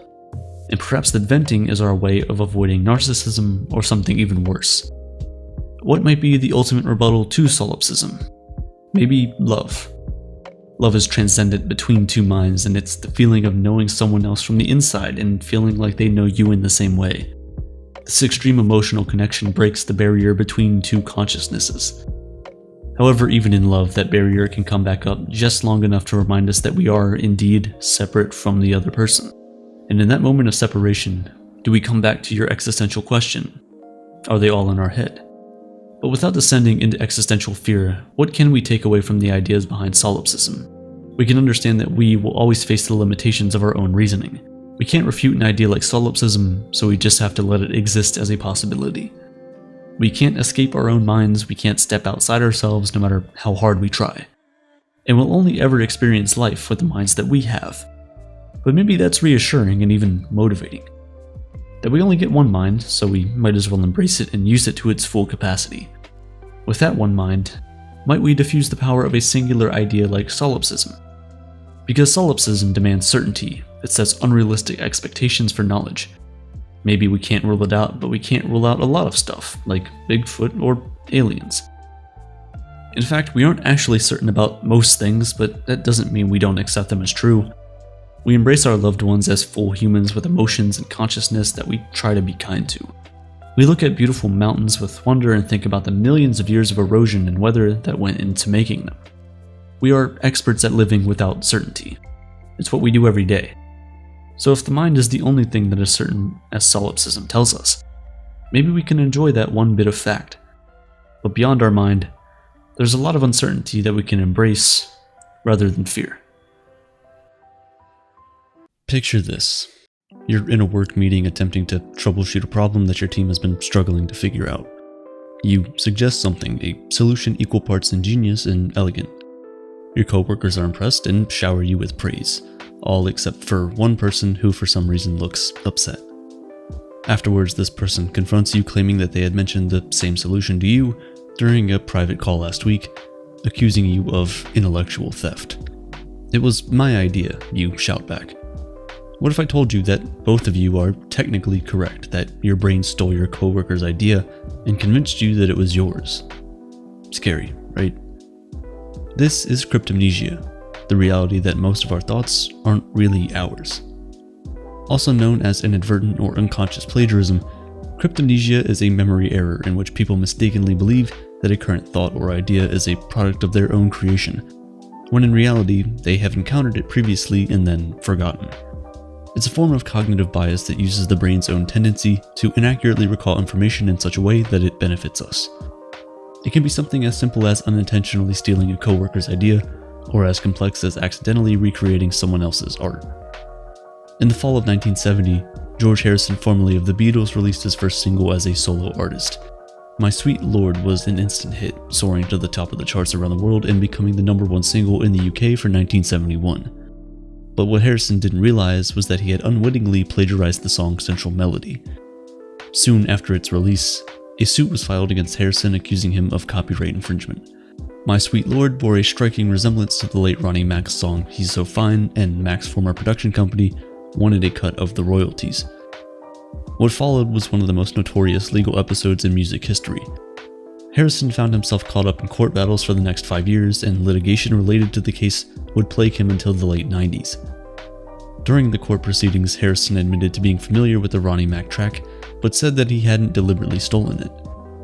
Though the judge overseeing the case affirmed Harrison's claim, he still found the former Beatle guilty of inadvertently copying of what was in his subconscious memory, and ruled in favor of Mac's production company. The case set new legal precedents for future copyright suits and proved an enormous blow to Harrison, personally, who struggled to write new music for some time after the debacle. In his autobiography, he later confessed to having thought, "Why didn't I realize?" when he heard the two songs compared side by side. Harrison isn't the only artist to do this either. Other examples include author Robert Louis Stevenson reusing material he'd read, comedian Dane Cook retelling jokes, and singer Demi Lovato lifting samples from a small indie band. Surgeons have even published entire papers on supposedly new techniques that, in actuality, they learned during training. But how does this happen? How is it possible that we can recall information that we've somehow simultaneously also forgotten?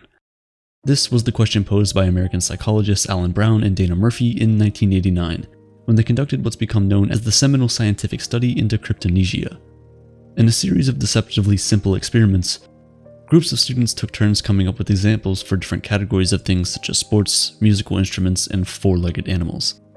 Months later, participants gathered again and were instructed to recall what items they themselves had mentioned previously.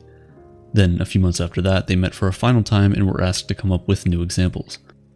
During each of the later tasks, nearly 75% of participants listed at least one item that was mentioned by someone else in the group. These weren't cases of simple confusion either. People also occasionally misattributed their own ideas as well, though instances of this were comparably rare. Interestingly, the pattern of responses also indicated that plagiarism occurred more often in written tasks when compared to oral, and, perhaps unsurprisingly, ideas that were expressed more frequently were especially likely to be stolen. Overall, plagiarized answers accounted for 7 to 9% of all responses. The experiment itself was borrowed from previous research into another kind of memory error known as source amnesia, in which a person forgets the origin of a particular piece of information. The difference between source amnesia and cryptomnesia is that the individual remembers that there was an original source, they just can't remember what that source is. But with cryptomnesia, they completely forget that there ever was a source, and believe that they themselves were the originator of the thought in question. A possible explanation for this unconscious plagiarism is that the brain has simply committed a mental error, incorrectly categorizing information by mixing up two different forms of memory. One type, known as semantic memory, is what we more generally refer to as knowledge. It includes things like the definition of the word semantic, that Paris is the capital of France, or the year that man first landed on the moon. Chances are you don't remember where or how you learned this information, you just know it. The second type of memory is known as autobiographical memory and deals directly with the circumstances of our experiences. It records the exact context in which events happened to us, bringing back details such as the precise location, who was present, and the time of day. Cryptomnesia is a case of your brain miscategorizing information. Rather than an event being remembered as an autobiographical memory, it is saved as a purely semantic one. Just the raw information is retained, the larger context is lost. Famed neurologist Olive Sacks said of the phenomenon, "It is startling to realize that some of our most cherished memories may have never happened, or may have happened to someone else. I suspect that many of my enthusiasms and impulses, which seem entirely my own, have arisen from others' suggestions, which have powerfully influenced me, consciously or unconsciously, and then been forgotten." More recent studies have successfully replicated Brown and Murphy's original findings, confirming just how easy it is to induce cryptomnesia. Even when participants were offered monetary rewards for correctly attributing ideas, they still occasionally claimed other people's suggestions as their own, effectively demonstrating that cryptomnesia is something we don't do intentionally for personal gain. These different variations of the experiment have managed to uncover certain conditions that are likely to increase instances of the phenomenon. For example, the next in line effect demonstrates how people who come immediately after you in a brainstorming session are more likely to accidentally steal your ideas. In fact, brainstorming sessions in general run a high risk of falling victim to unconscious plagiarism. Part of the reason might be exactly because of the collaborative environment. Nothing seems to increase instances of idea theft more than an open invitation to improve upon existing proposals. Add this to the fact that brainstorming sessions usually have a high degree of disorganization and chaos, and you can see why it's easy for people to misremember who came up with what. Other factors such as stress, multitasking, and the amount of time that has passed between the event and the associated information being recalled also contribute to the likelihood that you might unintentionally engage in intellectual robbery. Cryptomnesia is worrying in its own right. The notion that you can mistakenly commit plagiarism at any given time is enough to make most people second-guess even their best ideas. However, when you consider this alongside the influences of things like the internet and social media, It can scare anyone into pulling a George Harrison and simply stop creating. While researching this video, I just did a quick search on YouTube to make sure someone else hadn't made the exact same video, just to be safe. Today we're constantly being bombarded by content. We consume so much in a day that it has become practically impossible to recall every TikTok video or Instagram story you watched, no matter how hard you try. Even for the people who avoid these platforms or limit the amount of time they spend on social media, its effect is still inescapable. The result is that we're more likely than ever to commit cryptomnesia. The problem is so widespread that cognitive psychologist Ronald T. Kellogg has observed how contemporary authors increasingly borrow even from their own work in order to meet the intense demands of publishers. It's gotten so bad that writers are stealing from themselves. And in a culture where creators are expected to churn out seemingly endless quantities of new material basically overnight, who can blame them? When there are so many people whose livelihoods are built around the expectation of constant creativity, and when all of us are exposed to incessant streams of quick, easily forgettable media, how can we possibly avoid inadvertent plagiarism? But the worst consequence of cryptomnesia isn't legal battles or even that an artist might have their life's work taken from them. Rather, it's that it might be silencing the voices of entire populations. Humans tend to adopt and likewise steal the ideas of people that they relate to. False claims of originality occur at a significantly higher rate when the individuals involved share the same sex, race, or socioeconomic group. This suggests that we're psychologically primed to favor and therefore advance ideas from those who look like us, regardless of the value of those ideas. This unconscious bias can serve as a form of groupthink and sideline ideas put forward by people who we don't identify with. In the worst cases, this effectively serves as a form of intellectual discrimination against anyone who doesn't fall into the mainstream demographics. While unintentional, the effect can be nearly the same as if those people hadn't been allowed in the room in the first place. As though this weren't nefarious enough, it turns out cryptomnesia doesn't just increase the probability that you will ignore ideas from people you don't identify with. Ironically, it makes it more likely that you will steal their ideas as well.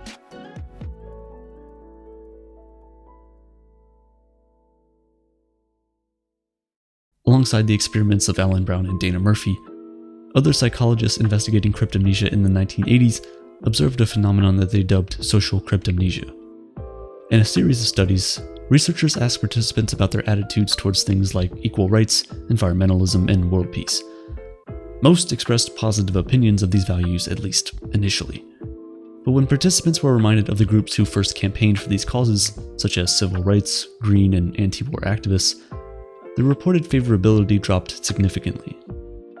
Despite participants having adopted identical views as these groups, it seemed that they had forgotten their contributions. Not only that, but these groups were seen as radical or deviant, despite their beliefs being essentially the same as the participants. More recently, in 2017, a study was carried out by Swiss researcher Fabrizio Butera investigating the effect of social cryptomnesia in relation to minority groups. In Butera's experiment, groups of women were asked to express their agreement or disagreement with statements on gender equality. Support for issues like equal salary, the right to vote, and freedom to divorce was overwhelming. Yet this support diminished when the phrase, "as proposed by feminist movements," was added to the statements, suggesting underlying prejudice. This despite every one of these issues having been fought for by suffragettes and other feminist movements throughout the 20th century. Though they may have shaped the popular discourse of today, most people seem to have largely forgotten about their contribution. The danger, then, of cryptomnesia is twofold. Not only are we biologically predisposed to ignore the ideas of people who don't look like us, but in cases where we do adopt those ideas, it's unlikely that we'll give them credit. The effect is a pathological undervaluing of minority activists, thinkers, and artists, leaving them in danger of being forgotten in spite of their contributions. Nearly everyone knows the name George Harrison, and if you don't, you definitely have heard of the Beatles, but I doubt you've ever heard of Ronnie Mack. If proper recognition isn't given to the people who deserve it, it only serves to prop up existing power structures, while perpetuating discrimination. In other words, it helps maintain the status quo. But how do we combat our bias? How do we stop ourselves from falling into the trap of cryptomnesia? One easy way is by going back and consciously reviewing material. Research has shown that this can reduce rates of cryptomnesia by 2/3. This kind of deliberate introspection, where you occasionally ask yourself where you've acquired certain information or beliefs, can help decrease derivative thinking. What's even better, we can actually use this knowledge to help change people's views of minority groups. Butera's 2017 study on social cryptomnesia also found that when participants were made aware of the disconnect between their beliefs and their attitudes towards the feminists that first fought for those same beliefs, their opinions of the group improved. We'll never be able to completely eliminate cryptomnesia, but with a bit of mindfulness, we can avoid its worst consequences and perhaps even use this knowledge to help change people's minds for the better. That is, if we don't forget.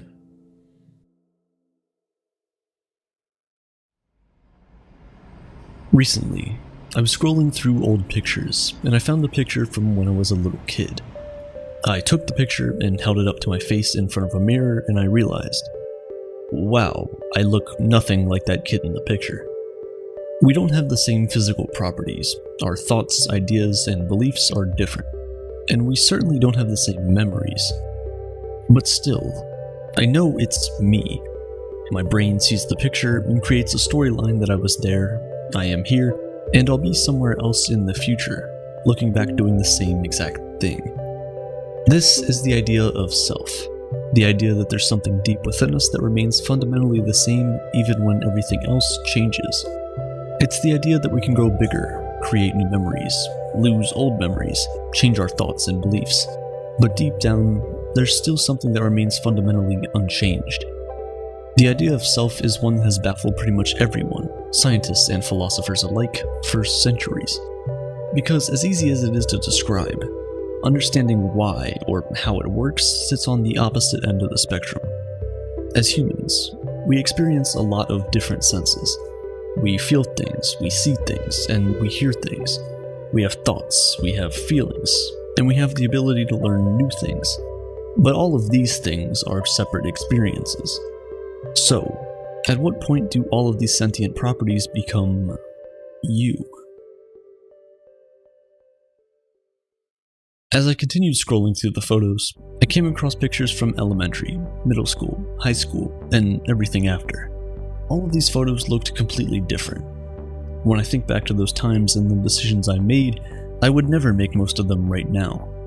Yet, without a shadow of a doubt, my brain convinces me that I am still me. The words I and me are more than just pronouns. They are the two ways we describe self. When we say I, we talk about a being who is consciously aware of the present moment. So, I am reading this line on a script right now.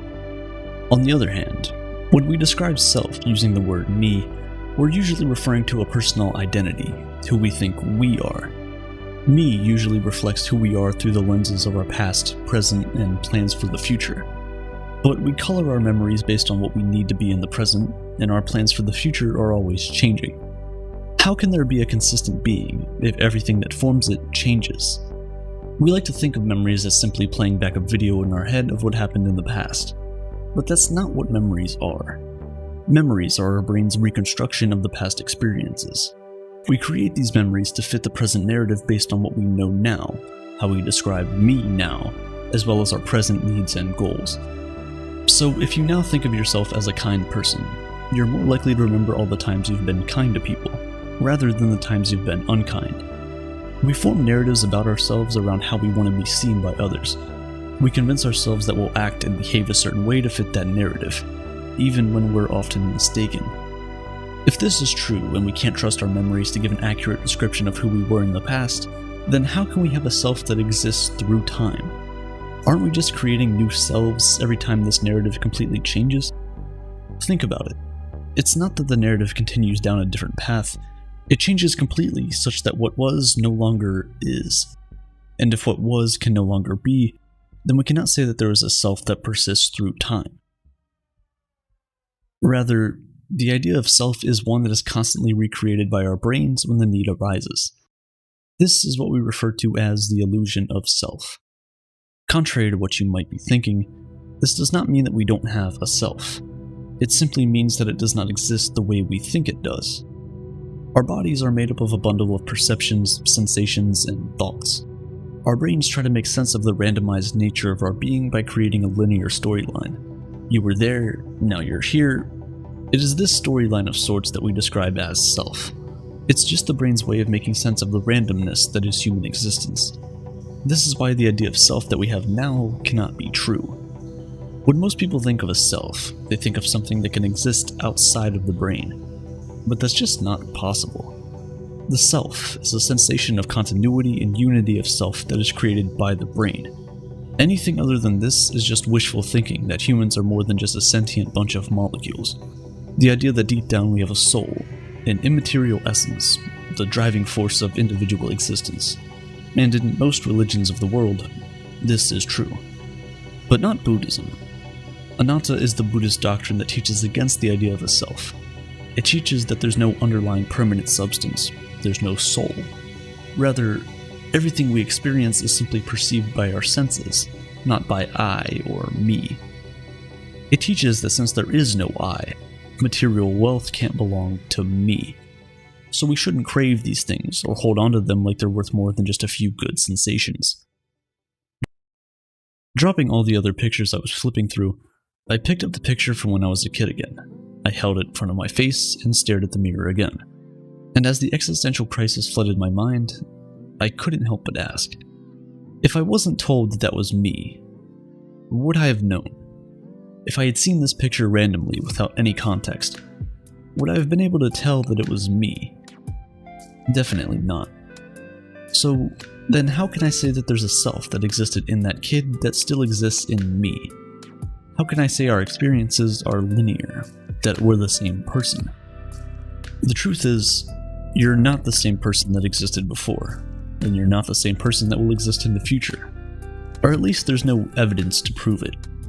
This thought is both terrifying and exciting. It's terrifying because it's fundamentally against everything we know about ourselves. If there's no self, then there's no self-will, and if there's no self-will, there's no morality. There's no right or wrong, good or evil, just a bunch of molecules interacting to the stimuli they're presented with. But on the other hand, it is exciting because it liberates you. Now you don't have to think, it's me against the world, because there is no you to begin with. You'll no longer think life is unfair because bad things happen to you. You'll see bad things happening to you simply as things just happening. Whether it's good or bad, it doesn't really matter, does it? You'll no longer be scared of death, because nothing can die that never was. You'll understand that death is simply a natural occurrence. The illusion of self is one of the most powerful and consistent illusions we experience. It's there right from when we're toddlers up until the day we die. If it isn't real, then why do our brains create these storylines? Why does this illusion exist? As living things, our goal is to survive and thrive. We learn, adapt, we grow. And one of the most important building blocks of survival is competition. Without competition, we'll all be satisfied with where we are and have no desire to strive for anything at all. Without the illusion of self, there is no competition. Competition is built on the idea of a single entity outdoing another. If there is no single entity and just sentient chemical reactions, there will be no competition. And without competition, things just don't really work the way they do now. If you're still not convinced that the need for competition alone is the reason our brains make up the idea of a unified and persistent being in all of us, you're not alone. Not everyone believes in the idea of a lack of self. Some people who meditate can sometimes get to a state of complete quietness and emptiness, described as a pure consciousness event. This is an empty state of consciousness. There are no thoughts, no technical mental processes going, just a deep-seated sense of I-ness, an independent identity. Many people use this state as an argument for the existence of self, but there are two things wrong with this school of thought. One, there is no scientific evidence to back it up. We cannot determine what is what simply by judging based on people's personal experiences, unfortunately. Two, the feeling of emptiness is a mental process. That in itself is your brain telling you that you're free of thoughts. It's still a brain activity. Some people argue that if there is no self, then how can we trust the judgments of anyone? If a ghost came out today to tell us that there are no ghosts, how do we believe them? For you to be able to pass judgment on consciousness, you need to be an objective observer.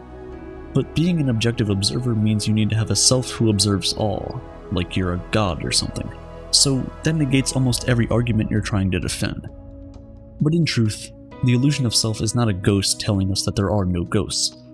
It's a figure that we call a ghost telling us that they can feel, touch, and smell. They can interact with living things, so they cannot be ghosts. It's not just postulating the absence of a self, it's showing the reality of its absence through scientific research. We don't need a self to tell us there is no self. We only need the evidence.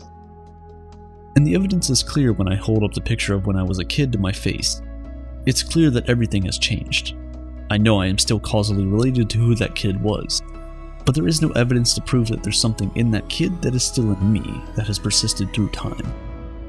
At this point, I was having an existential crisis, so I put down my own pictures and picked up the pictures of my grandma. She's much older now. She doesn't really speak much, but she still talks. She still remembers what the world was like when she was younger. But what about people her age who suffer from advanced Alzheimer's? People who can't recognize their own loved ones, who can't remember anything from the past. Do they still have a self? When does a person stop being a self? If you no longer have any memories of the past or plans for the future, what then is self? What does the word me refer to? If the very components that make the self can easily be altered or wiped away completely, then the idea of a persistent existence through time is not possible. Only when we disregard the idea of self can we begin to understand why people seem to go completely off script. We often judge people by the idea of them we've created in our head, when in reality, we're all just a bunch of competing impulses and urges, swaying us one way and then the other. The idea that there is no self that exists through time explains why we sometimes act in ways that are inconsistent with the story we tell both to ourselves and to others. The truth is, the illusion of self is simply a collection of our memories of the past, desires in the present, and plans for the future. It's our psychological profile. It's not a supernatural entity that exists independently. It does not transcend death. It does not exist through time. We were not, and we won't be. We simply are. If I asked you the question, what is man's greatest invention? What would your answer be? There's a lot of options. Would it be fire? Because it gives us warmth, protection, and the ability to cook our meals. Or perhaps you would pick the wheel, because it's the driving force behind the beginnings of trade, commerce, and travel. While both of these are excellent choices, most of the time when we think about the greatest inventions of mankind, we tend to forget one of the most important ones of all: money. But unlike man's other great inventions, money is immaterial. Maybe that's why we don't often think of it in the same breath as some of the other great inventions. Things like fire and the wheel are tangible, but not money. Money is merely an idea, an illusion whose value is non-existent, only determined by the importance we place on it. Or at least money as we know it today. However, the fact that money is an illusion does not in any way undermine its importance. Before we created money, we were forced to trade goods and services directly in what we refer to as the barter system, people exchanging goods and services for other goods and services in return. Because there was no arbitrary value placed on these items, every single trade was determined by what each party was willing to give up for something that they wanted. It was kind of like a game. If I wanted some of your vegetables for dinner, but I only reared cattle, I would have to give you one of my animals in exchange for a bag of vegetables. If I wanted shoes to wear, but I only made tents, I would have had to give you an entire tent in exchange for a pair of shoes.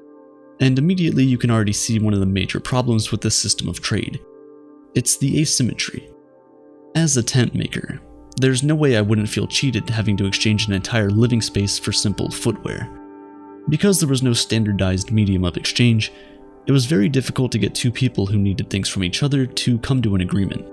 Having to wait until a double coincidence of once where two people need the exact opposite thing at the same time was also very difficult and inefficient.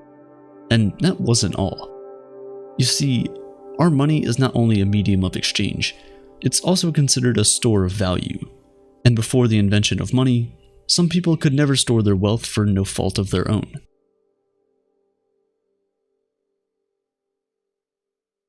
Think about the farmer who sells tomatoes and the man who makes tents. The man who makes tents can create an entire village of real estate and barter it out with anyone who needs a place to rest their head all year long, and he would probably cash out on that. But the farmer who sells tomatoes can only barter when tomatoes are in season. And because tomatoes are perishable goods, he cannot keep them for a long period of time. So, although he would be putting in the same effort into his business as the tent maker, there's absolutely no way for him to remain wealthy all year long. There's also the problem of having something that only very few people want.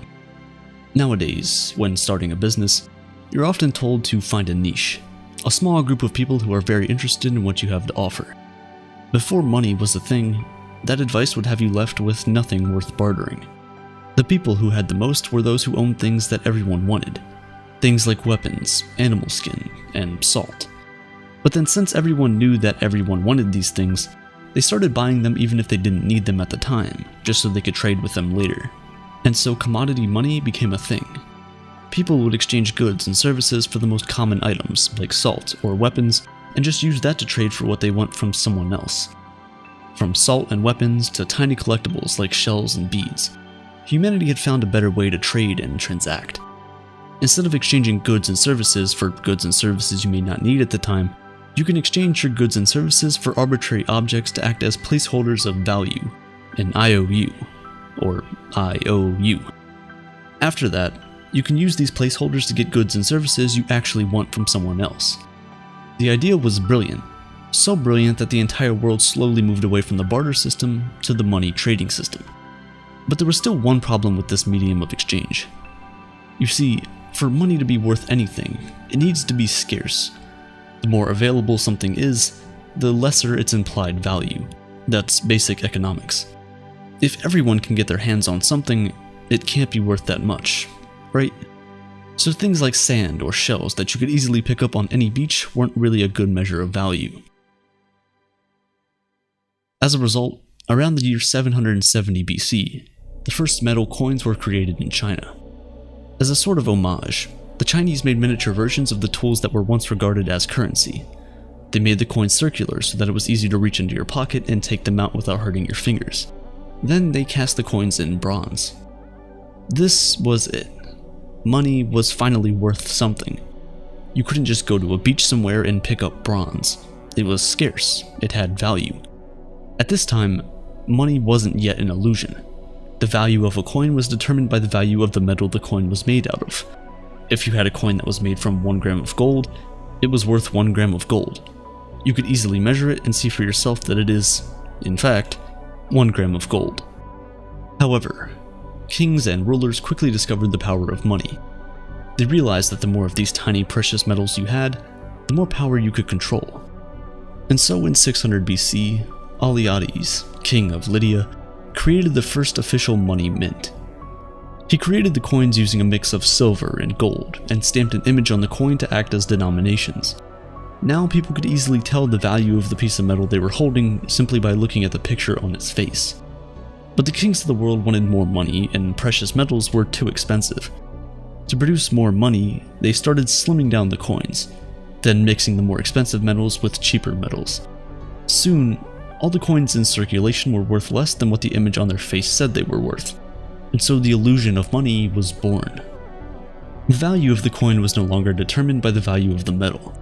The value of the coin was now simply what the rulers in the bank said it was. So 1 British pound sterling represented 1 pound of sterling silver. However, when international trade became a thing, people realized that metal coins were too heavy to lug around, and so kings around the world started issuing IOU certificates for long-distance trading. Because these pieces of paper were stamped by the king, people trusted its value and believed that they could use it to get back whatever it was worth in coins, and that was true for the time being. As more of these IOU certificates flooded the market, people needed coins less and less, until finally, the paper was worth what we believed it was worth, even if we no longer exchanged it for physical pieces of gold and silver. From ancient kings to modern-day governments and central banks, money has remained an illusion, a mere representation whose value is determined by the importance people place on it. The most valuable banknote in circulation today is the 10,000 Singapore dollars note. Although not being produced anymore, this single piece of paper worth $7,345 US at the moment is still regarded as a legal tender. So you can still use it to buy things, valuable things like houses, cars, and even metals like gold. The banknote itself costs less than 20 cents to produce, but the illusion of the fiat currency system means it's as valuable as 120 grams of gold. Fiat is the fancy word we use to describe the modern-day illusion. It's a Latin word that translates to "let it be done."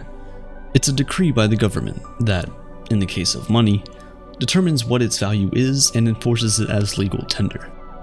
The illusion of money is one that we never really think about, but just like the kings of old, the governments of today understand the power of money and, as always, want more of it. They know that the more of these pieces of paper you have, the more power you have. So what do? Well, they can simply create more pieces of paper out of thin air. Yes, if, for example, the United States government wanted $340 million for, I don't know, maybe another F-22 jet, they can simply print the money to do so. But there's one problem with this: inflation. The thing about money is that primarily, it needs to be a means of exchange to be considered valuable. So the amount of money in circulation needs to reflect the output of the goods and services that are being produced. When more money is printed than there are goods and services, all other things being equal, the prices of these goods and services increase and the value of the money itself drops. This is why many economists, and even everyday people like you and me, are worried about the current global reserve currency, the United States dollar. 2020 was a terrible year for the entire world. In the wake of the pandemic, most economies had to be shut down. The goods and services available and the general output of the economy was reduced to mere trickles, and the world kind of came to a halt for a while. Because there wasn't as much money flowing around, to keep the economy from going under and basically our world falling apart, the US government started printing money at a rate faster than has ever been printed before in its entire existence. Right now, 40% of the US dollars in existence today were printed in the last 18 months alone. That's outrageous. And because the output of the country hasn't really increased by that much, eventually, the prices of the goods and services might start to skyrocket. You can see this taking place in the price of commodities, such as lumber, which had as much as tripled in price from just a year ago. If you haven't noticed, some of the prices of the things at your favorite restaurants are now slightly higher than they were last year. It's an ever so small increase. Maybe the guac at Chipotle is 20 cents higher, but it's happening right there under your nose. On the surface, it seems like a good thing that governments decided to send out stimulus and unemployment checks to their citizens. But the reality is, it's a double-edged sword. Of course, it helps those most in need, and that's a good thing. We're at the point where, because of inflation and a slowed economy, people really aren't able to get the right jobs at the right times. Sometimes it's not even because they don't want them, but because it's simply worse than the alternative. For example, in the United States at least, if you're a waiter or waitress, you aren't required by law to be paid even minimum wage. Some are literally paid $2 to $3 an hour, with the rest of their income coming from tips. But with a lot of restrictions and rules in place around the country, and not as many people going out, there's less customers. Less customers with less money means less tips. If your employees aren't making enough money, they're gonna quit. Simple as that. If your business doesn't have employees to help you run it, you're going to go under. It's a domino effect. But what can you even do? When you can earn more money from unemployment and stimulus checks than you would from being employed, why even look for a job in the first place? You see, the Federal Reserve of the United States is a very sneaky way for the government to essentially create money out of thin air and pump it into the economy without people thinking too much about it. Before 2020, the United States was $29 trillion in debt. It's an unbelievable and inconceivable amount of money to even begin with. This debt is obtained in the form of bonds and treasury notes, which are basically just pieces of paper that say the government will pay you so-and-so amount plus interest. Right now, a 10-year US Treasury bond will return you about 1.23% on your investment at expiry. So if you put in $1,000 today, you'll have made $12.30 by 2031. That sounds terrible already, but to add icing onto the cake, it doesn't even keep up with inflation, which is targeted to stay around 2% a year. It's a lot higher than that, but that's for another time. By investing in government notes of your own country, which issues the currency you use every single day, you actually lose buying power over a decade. It is weakened by the day. But regardless, banks, businesses, and individuals around the world buy these bonds and treasury notes, and the government uses all that money it gets back how it sees fit. However, when it's time for the government to pay its debt, all the money they made has already been spent. So they buy back all the treasuries and bonds, but only from the big financial institutions, and then pay them back with new money created out of thin air.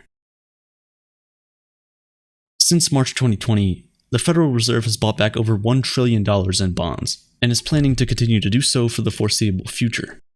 With all the new money pumped into them by the government, banks can now give out more loans to people, earn more interest, and help grow the economy.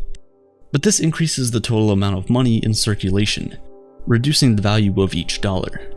With multi-trillion-dollar stimulus payments and infrastructure packages, it makes you wonder how long this stuff can go on for. New money steals value from old money. The amount in your bank account doesn't change, but because of the new money the government has just printed out of thin air, your money is no longer valuable as it once was. Basically, every second you store your wealth in any fiat currency, such as the US dollar, it is being devalued.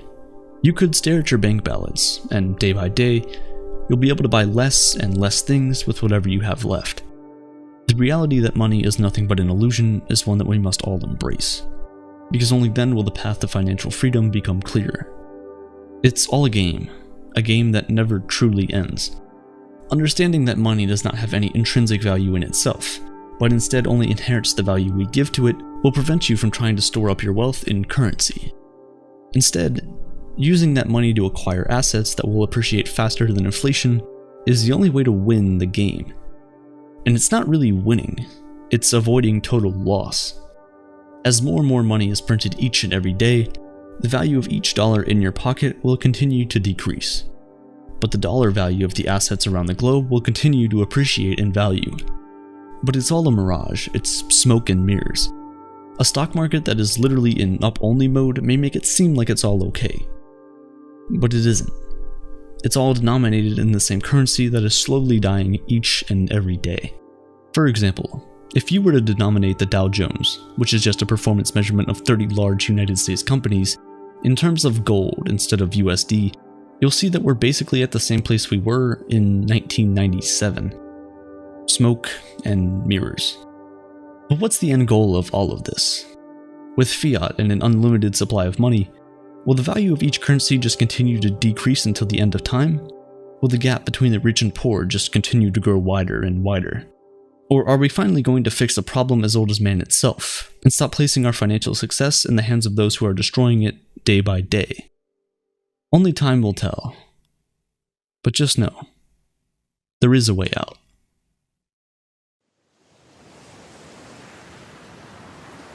Close your eyes. Remember yourself as a child, playing with your friends, stressing out about a spelling test at school, coming home to snack on the table, and asking for help with your homework. What do you feel? Maybe you're suspended in a time when things felt new, fun, and exciting.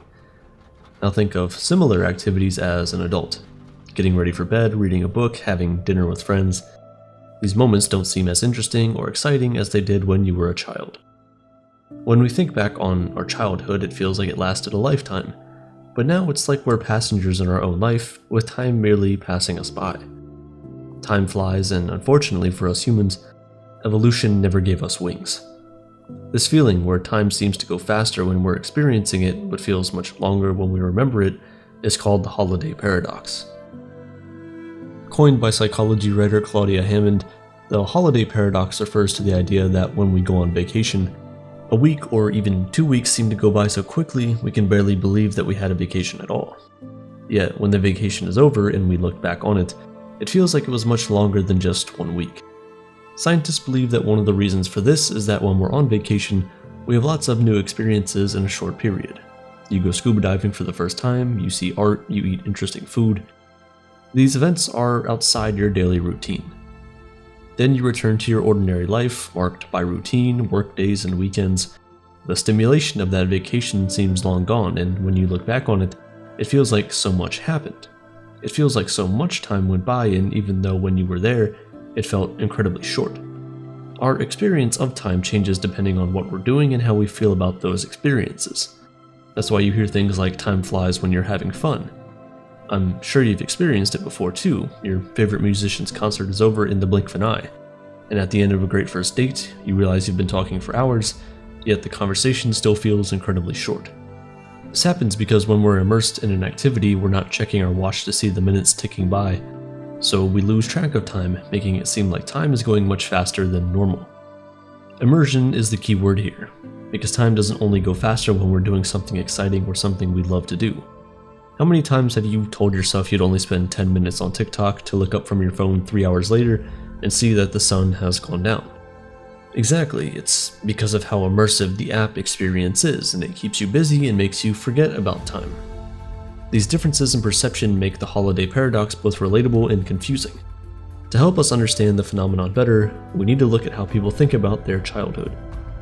In a 2005 survey, 499 participants between the ages of 14 to 94 were asked about the pace at which they felt their lives were moving. When asked about shorter durations like weeks and months all the way up to a year, the participants' perception of time didn't appear to increase with age. However, when asked about longer durations, the older people were, the faster they felt like their lives were moving. People over 40 in particular felt like time went by slowly in childhood, then accelerated through their teenage years and into early adulthood, and then, after that, time just flew by. But why? Why do we feel time goes faster the older we get? Our brain has a limited storage capacity, and so to keep things running smoothly, our brain encodes new experiences into memory. It tends to skip over the more repetitive events in our lives. The more memories we have, the more things we can look back on when we're thinking retrospectively. And the more things we can remember about a period of time, the longer we feel that time period was. Think about your time in college or in high school. You remember most of that period of your life because you were absorbing so much information that your brain was forced to slow down to take it all in. Creating new memories, learning new concepts, your brain had to store a lot of new information, and so when you think back, there's a lot of things to remember, which makes that period last longer in your memory. This is why scientists always encourage you to learn new skills no matter how old you are, because by learning new things, you're giving your brain a reason to absorb and store new information, which in turn makes that moment last so much longer. New experiences don't always have to be good or fun to make time slow down. If you've ever felt fear, chances are your life seemed to move in slow motion. If you're in a car crash, a bike accident, or even feel physically endangered by another person, your cognitive reality shifts. What might only be a few seconds of fear feels like minutes or even hours. In her book, Claudia Hammond talked about a study in which people with arachnophobia were asked to look at spiders for 45 seconds. When they were asked afterward, every participant thought they were looking for a much longer period of time. They may not have been in imminent danger, but their fear was triggered. Their world slowed down, desperate to get out of the situation they found themselves in. Over the years, there have been many theories about why time seems to speed up as we age. You can see that our world, in general, has sped up. This has caused all of us to feel like life is moving more quickly, but if you talk to a 5-year-old, chances are they don't feel the same life passing by them effect. There's also the proportionality theory, which says a year feels faster at 40 than at 10 because 1 year constitutes much less of your life. When you're 10, 1 year is 10% of your life, but when you're 40, it's just 2.5%. This, though, only works when you're thinking about life in its entirety and not in the specific periods when time slows down or speeds up, like when you're dancing on your wedding night or doing a plank.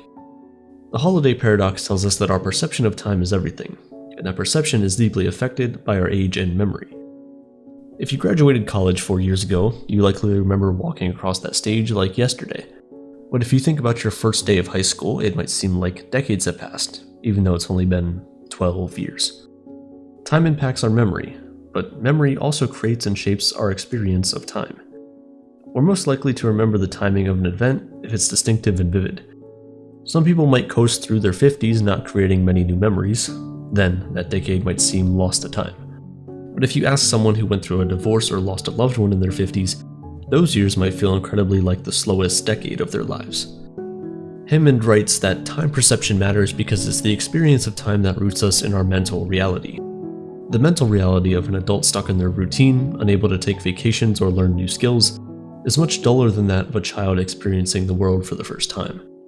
That adults' bank of new memories is simply running low. We learn new skills from childhood to early adulthood and find ourselves in a lot of novel situations. And because of this, our early years tend to be overrepresented in memory, making them feel like they lasted longer than our later years. The 50-year-old divorcee finds herself in a period where time seems to slow down because she's making new memories, having new experiences, and feeling new emotions. In some ways, these midlife shifts that many of us have, for better or for worse, actually tap into the kind of mental experience we went through as kids. When you're a child, every sports game, good grade, or fight with a friend feels like the most important thing in the world. But as we get older, that feeling is much less frequent. We find ourselves waiting for significant life moments like a marriage or promotion to get the same rush we got as a kid, to feel that same experience of novelty and memory making. And the rest of the time, we're just going through the motions, letting time pass without giving it too much thought, until we wake up one day and can't figure out where it went. As it turns out, children might actually perceive time more slowly than adults. There's evidence that from a kid's perspective, time as they're experiencing it is slower. That's because memory, attention, and executive function, the cognitive control of our behavior, are all under development when we're children. Kids' neurotransmissions are physically slower than those of adults, affecting how they perceive the passage of time.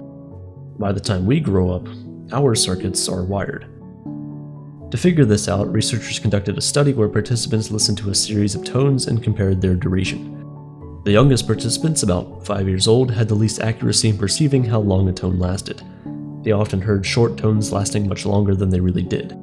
This could explain why, when we're young, things feel like they take so much time, even the most basic things like eating breakfast or getting dressed. When we're adults, those same tasks feel like they go by in a flash. Often we don't even remember we did them. Somehow you got dressed this morning, but do you actually remember it happening?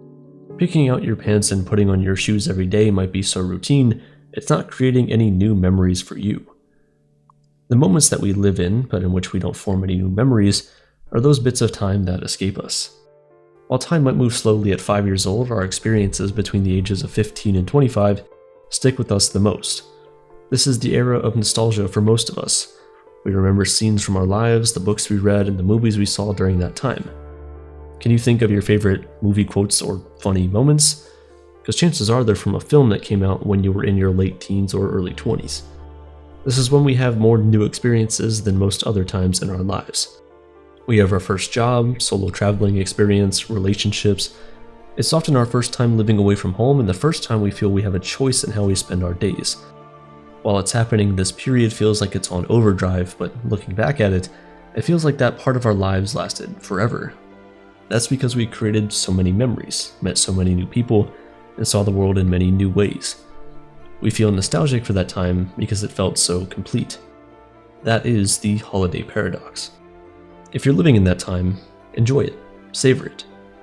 If you made it to your late 20s, you probably know the phenomenon of having a sudden longing for your younger self, your younger life. You've settled into a routine where stressful responsibilities often replace endless fun moments. So how do we slow down our lives again? The truth is, of course, that we can't slow time down, but we can do more things to create memories of the time that we have. Look for novel experiences that engage your brain. You don't need a vacation to feel excited or refreshed about your life in the world. New things are waiting around the corner if you just open your eyes and look for them. Constantly challenge yourself to learn new skills, like maybe learning a new cuisine or building a bench for your backyard. Maybe you just want to get better at meeting people. Go to a neighborhood event or sit alone at a bar and talk to a stranger. Whether big or small, let something exciting take over your brain and let you feel like a kid again. Another hack is to try to remember your day as vividly as possible. Routine can feel good, but it also doesn't allow for new memories to get imprinted on our brains. Spending time reflecting on your day makes you more likely to ingrain the memories, even the bad ones. Naturally, our memory is short-lived. It's easy to go to bed every night and not think about what happened to us during the day. But what if you stopped and spent a few minutes to relive it? Would mundane things become important or exciting? Would you remember someone or something you saw on the street that was new or strange? Suddenly your day might feel a bit slower. Whether you just think about it or want to write it down, try to make the moments of your life last and take up real estate in your head. That's what we're doing when we're on vacation. We're banking all sorts of new, interesting memories we might look back on when we want to reminisce about how full our days felt. Our own minds actively create the way we experience time.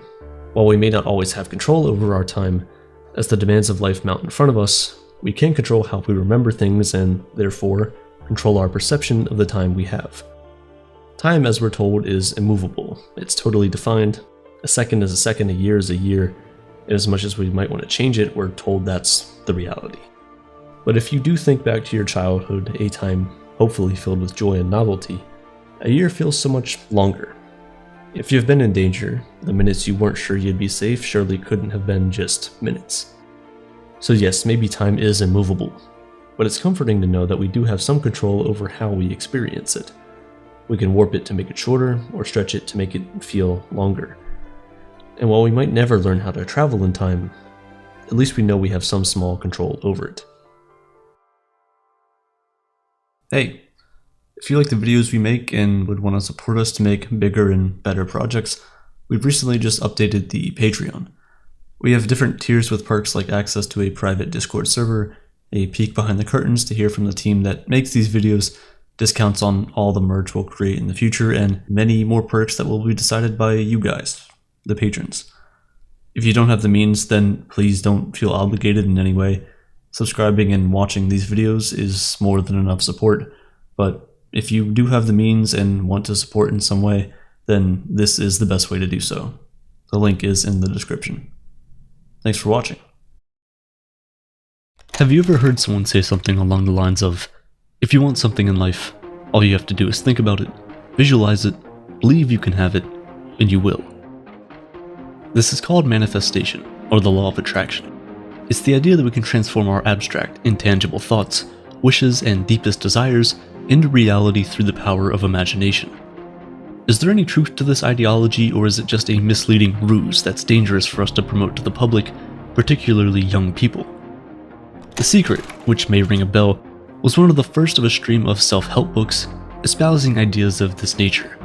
But 15 years ago, at the time of The Secret's release, the idea of manifestation was still widely regarded by the public as another quasi-spiritual celebrity fad, which should be taken with a grain of salt.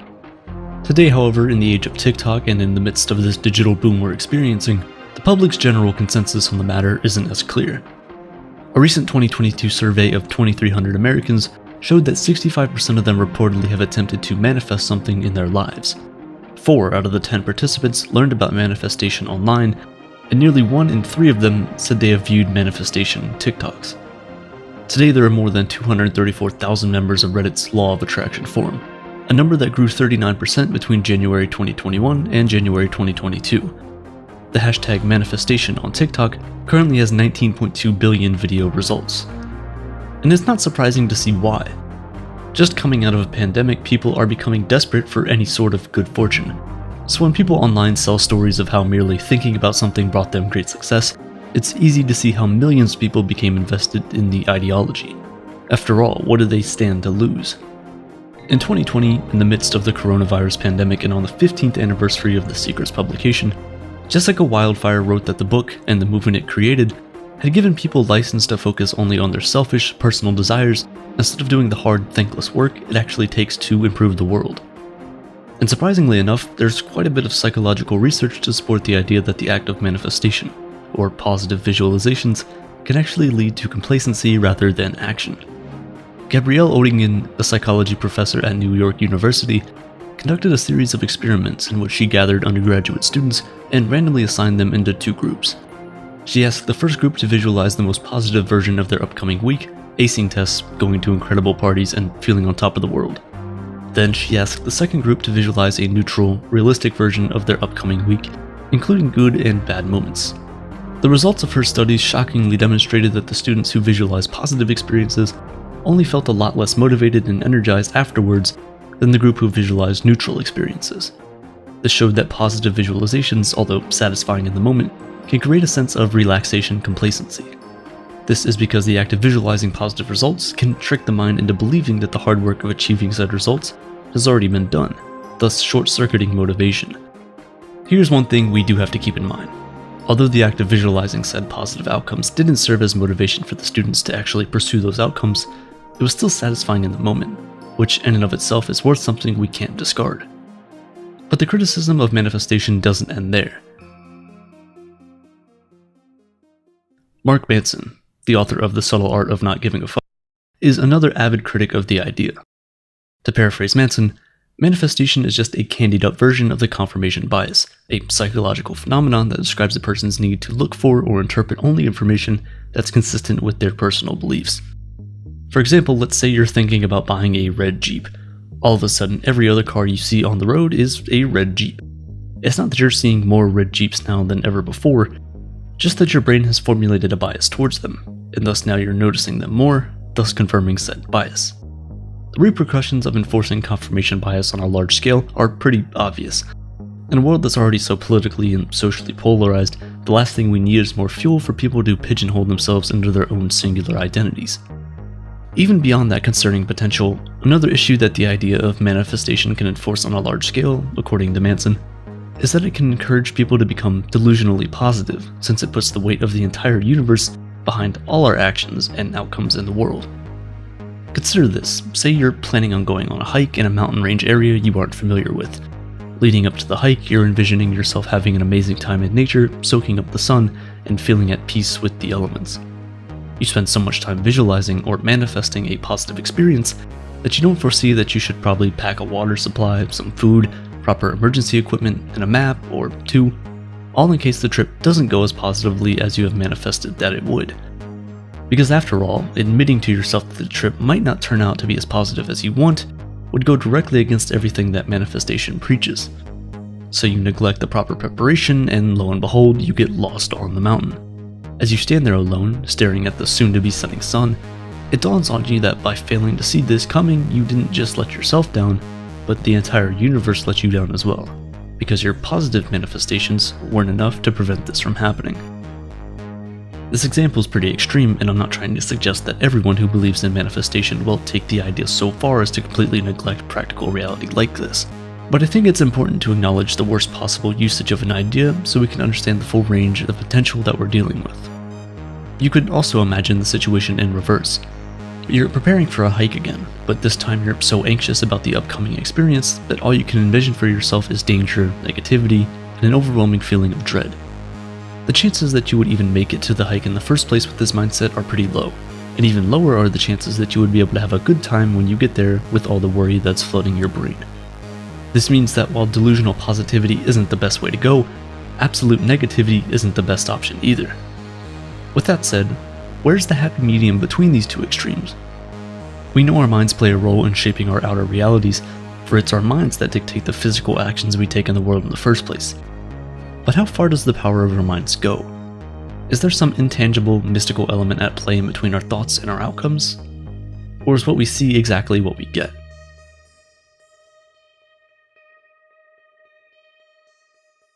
Most critics of manifestation would argue that anything quote-unquote mystical, which occurs in between our internal and external realities, could be logically explained with a more in-depth examination of the cause and effect nature that exists between our actions and outcomes.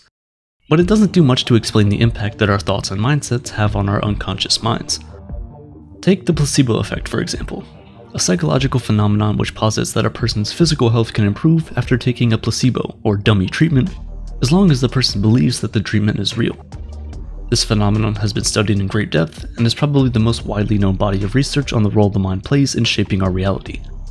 It's these intriguing discoveries on the placebo effect which inspired Aaliyah Crum, a psychologist and principal investigator of the Stanford Mind and Body Lab, to dedicate her entire career studying the ways in which changes in our subjective mindsets can alter our objective realities. Crum says, "It's essential to recognize that mindsets are not peripheral, but central to health and behavior. If we truly want to tackle the diseases and crises of our time, we need to more effectively acknowledge and leverage the power of mindset.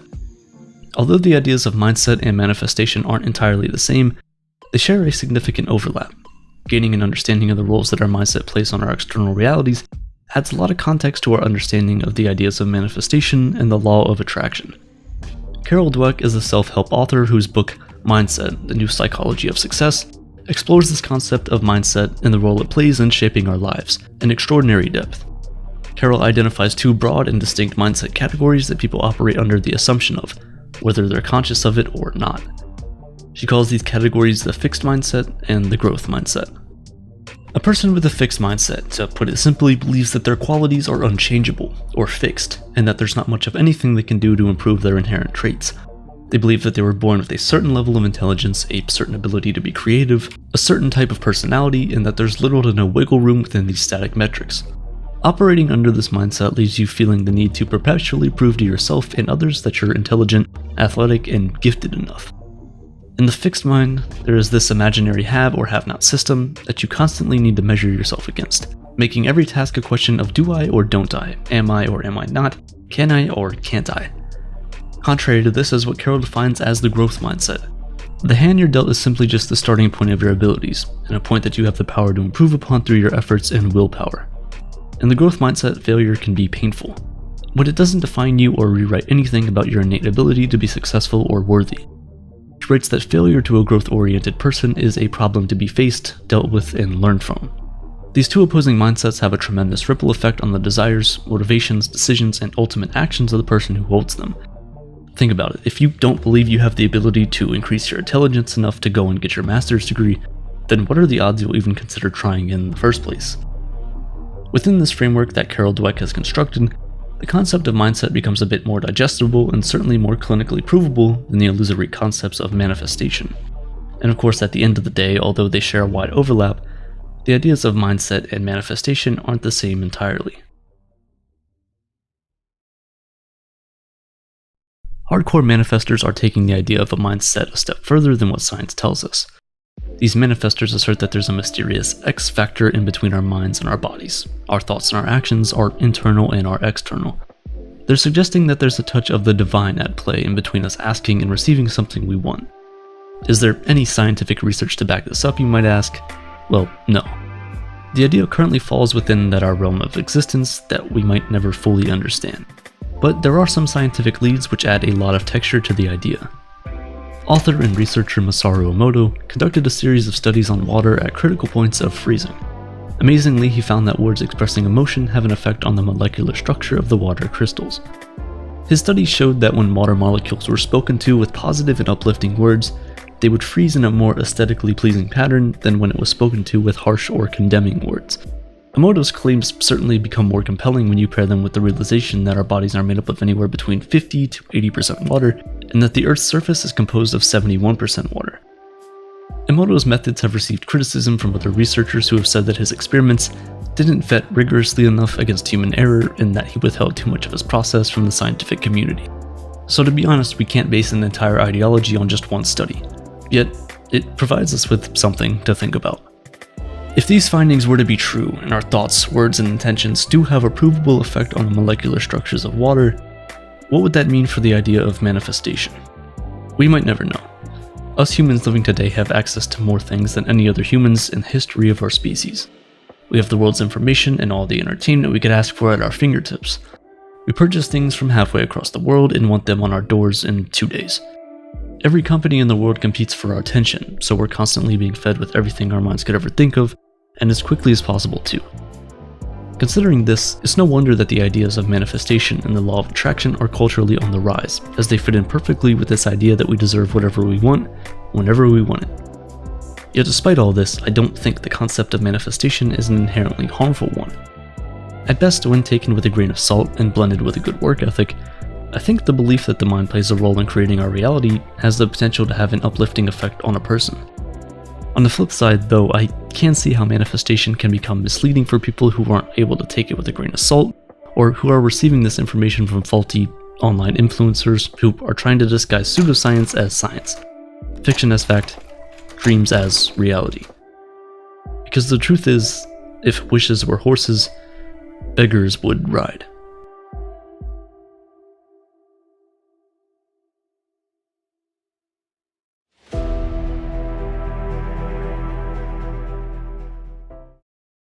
Sleep is good, death is better, yet surely never to have been born is best. These lines close a 17th century poem by German writer Heinrich Heine. The piece is titled Death and His Brother Sleep, compares these two states, suggesting that we experience a bit of death each time we fall asleep. While sleeping, we glimpse the void and briefly know what it would feel like to no longer exist. Some might find it unsettling to conceive of sleep as a practice for death, but when your head hits the pillow every night, Where do you go? Exactly. This proximity to our final resting state might be alarming for some, while others might find solace in this brief escape. Think of a time when you've been horrendously embarrassed or undergone immense stress or grief. When your head hits the pillow, you are free from whatever's bothering you, even if just for a few hours. You get that sense that when you close your eyes, you collapse inward, shrinking so far into yourself that you vanish entirely. Death, of course, is final, and so it's impossible to know what it would feel like. Yet, you can be sure that your problems and your worries won't follow you into the afterlife, if there is any. Under the sweet release of death, you would be free.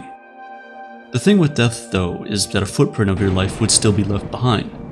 Loved ones would mourn your loss, embarrassing moments that people would still remember, but there's a third option that's not temporal like sleep, and doesn't leave hurt behind like death. If you're watching the video right now, chances are you've flirted with this third option. You've had the desire to not exist. What exactly is this feeling? How does it differ from death, and what can it teach us about life? The desire to not exist is stronger than death. To not exist is to have every trace of yourself and every mark you've left on the world erased. No one would have ever known you. All your achievements and accomplishments vanish along with their failures. To die would be to still leave behind some memory of who you were. To not exist wipes away everything you are and ever were. While the implication is intense, the desire is often fleeting, sometimes knee-jerk. It overcomes you in an instant, maybe at a time when life isn't going your way. Perhaps you're going through a breakup where you lost a loved one, or it could be that you've just had one of those days where life piles everything on top of you and you feel like you're being crushed. You see a list of problems before you, and the fantasy of slowly drifting away is more appealing than facing your issues head-on. Though it's not often discussed, I would bet that most people have wished to not exist at some point. Could this desire serve a purpose in our lives, and why, at times, can it feel so overwhelming? The word desire itself describes an intense wish for something one doesn't have. It transcends a mere want and is affiliated with something usually unobtainable. Think about the desire for fame or fortune, to be well-liked or beautiful. Desires often surpass our daily wants and needs like food or water. To desire something is, in some ways, to be seduced by it.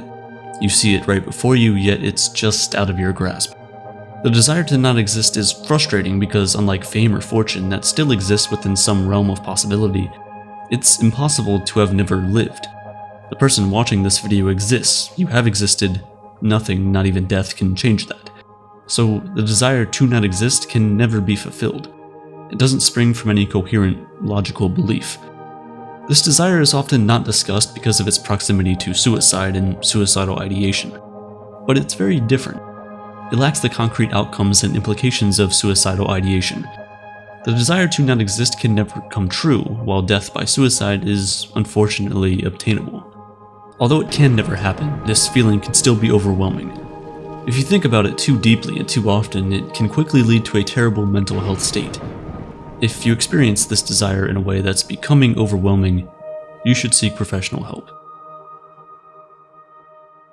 For most people, though, this feeling of never having been offers a way to cope with the heavy burden of life. It provides temporary relief from whatever you're going through and helps to decenter you from your experience. By imagining a world without you, you understand how insignificant many of life's problems are. If the odds shifted by even a minute fraction, you wouldn't be here today and none of this would matter. So why should it bother you so much? If you find comfort when you imagine your non-existence, I would encourage you to look further into nihilism. A nihilistic worldview detaches meaning from all realms of reality. It's the philosophy of meaninglessness, after all. When you turn that inward and apply it to selfhood, technically from a nihilist point of view, you already don't exist. Throughout your time here on Earth, there is no such thing as the coherent self. Nihilism might sound scary initially, but it doesn't have to be. We made a video about optimistic nihilism that I think would be really good to explore. On the other end of the spectrum, though, there's a different philosophical school of thought that centers very heavily on the existence of the self. René Descartes and other philosophers center their thinking around the existence of the self. Because you know you're thinking, you can perceive that you're conscious of your mind, proving its existence. All other aspects of reality can be thrown into doubt. How can you know that an apple is really red, or that the people in front of you are really here? Couldn't a malicious force be deceiving your every perception? Your existence seems to be the only thing you can be sure of, and while most people don't live in as much constant doubt as Descartes' philosophy suggests, most of us do experience the self as tangible and coherent. I think, therefore I am seems ingrained in our daily lives, and most of us, except for the hardcore nihilists out there, go about our days with the knowledge that we are. But it can be pretty difficult to experience your existence in every waking moment of every day, with no break. To make matters worse, sleep can sometimes be elusive, especially when you have that much on your mind. If you manage to sleep, sometimes you have nightmares that force you to continue to exist, even in what should be moments of rest. Living can feel so intense because there is no escape. Being alive can sometimes feel exhausting even when you aren't busy or overwhelmed. But especially when you're overstimulated, the desire to not exist can creep in. Think about being at a party or a family reunion where you make many vague social connections with people you barely know. You must constantly be on, performing your existence to those nearby. Especially for an introvert, socializing like this can be draining, and it can make you want to fade into the background or oblivion. Social media intensifies the need for you to be perceived constantly. Online, you always exist, even when you log off. Your social media profiles are available to anyone who wishes to find them, meaning you are perceived without your awareness. And what you post affects these perceptions, meaning you must always be your best self online. Even when showing a more vulnerable side, it's still a part of yourself you choose to share. Not only do you have the burden of existence online, but it has to be your best existence, and you must maintain it over time. What I've described so far is a baseline existence. It's what's required of you daily as you interact with people in your family, at school, and at work. It's also the existence that you inhabit between you and yourself, the perception of yourself that Descartes talks about, or your inner monologue. And at times, it's not other people we're sick of. You can also want to escape yourself. The want to leave yourself is inherent in the desire to not exist. The mind sometimes feels like a prison of your own making, which makes it even more unbearable. You can sometimes get that itchy feeling, like you want to jump out of your skin. The thoughts in your head can make you feel annoyed or angry with yourself. Unfortunately, while we can find respite from other people, we cannot escape our minds. The desire to no longer exist can be pointed inward, something we fantasize about when we no longer want to be ourselves. All these aspects are compounded when life gets busy or unpleasant. Dealing with grief, a breakup, or losing your job alongside the stress of familial obligations and basic self-maintenance might make you want to wither away. This is why this desire is more common than we realize or discuss. We must remove the shame associated with admitting that sometimes existing can be tiring. We need to create safe spaces for people to share that feeling without labeling it as suicidal ideation when it's not. It's not that you don't want to be here anymore, you wish you never were. It's a desire for stillness, privacy, and quietness, even from our own thoughts. While this desire can't ever fully be fulfilled, the feelings associated with it can be recreated, albeit temporarily. By purposefully embracing boredom and engaging in mindfulness practices, we can quiet the mind and get that stillness we desperately crave. Close your eyes and imagine yourself drifting out of your body and away from yourself. Imagine you are actively detaching your body and then your mind. You're essentially practicing what it feels like to not exist. Many people use and abuse substances as a shortcut to achieve the feeling of non-existence, the temporary escape from the self. This method is unsustainable and will probably make you feel worse about yourself in the long run. We underestimate how caught up we are in ourselves and how much our existence weighs heavy on our minds. It can feel excruciating to be alone with yourself when all you want to do is escape yourself. But trying to do the opposite of existence in a healthy, sober way might satisfy your want to disappear, and when you do return to yourself, instead of feeling the crash after a dopamine hit, you'll feel calmer, ready to face all that comes with existence. Watch this video next to understand the power of meditation and how you can use it to temporarily fulfill the desire to not exist. As the nukes dropped on every major city around the globe, everyone sought shelter, but there was nowhere to hide. In an instant, civilization as we knew it was destroyed. Every server, library, and entity that stored information about who we are, what we did, and how we lived was gone. Only a handful of children worldwide survived, all kept in the deepest bunkers we could find. No adults could make it.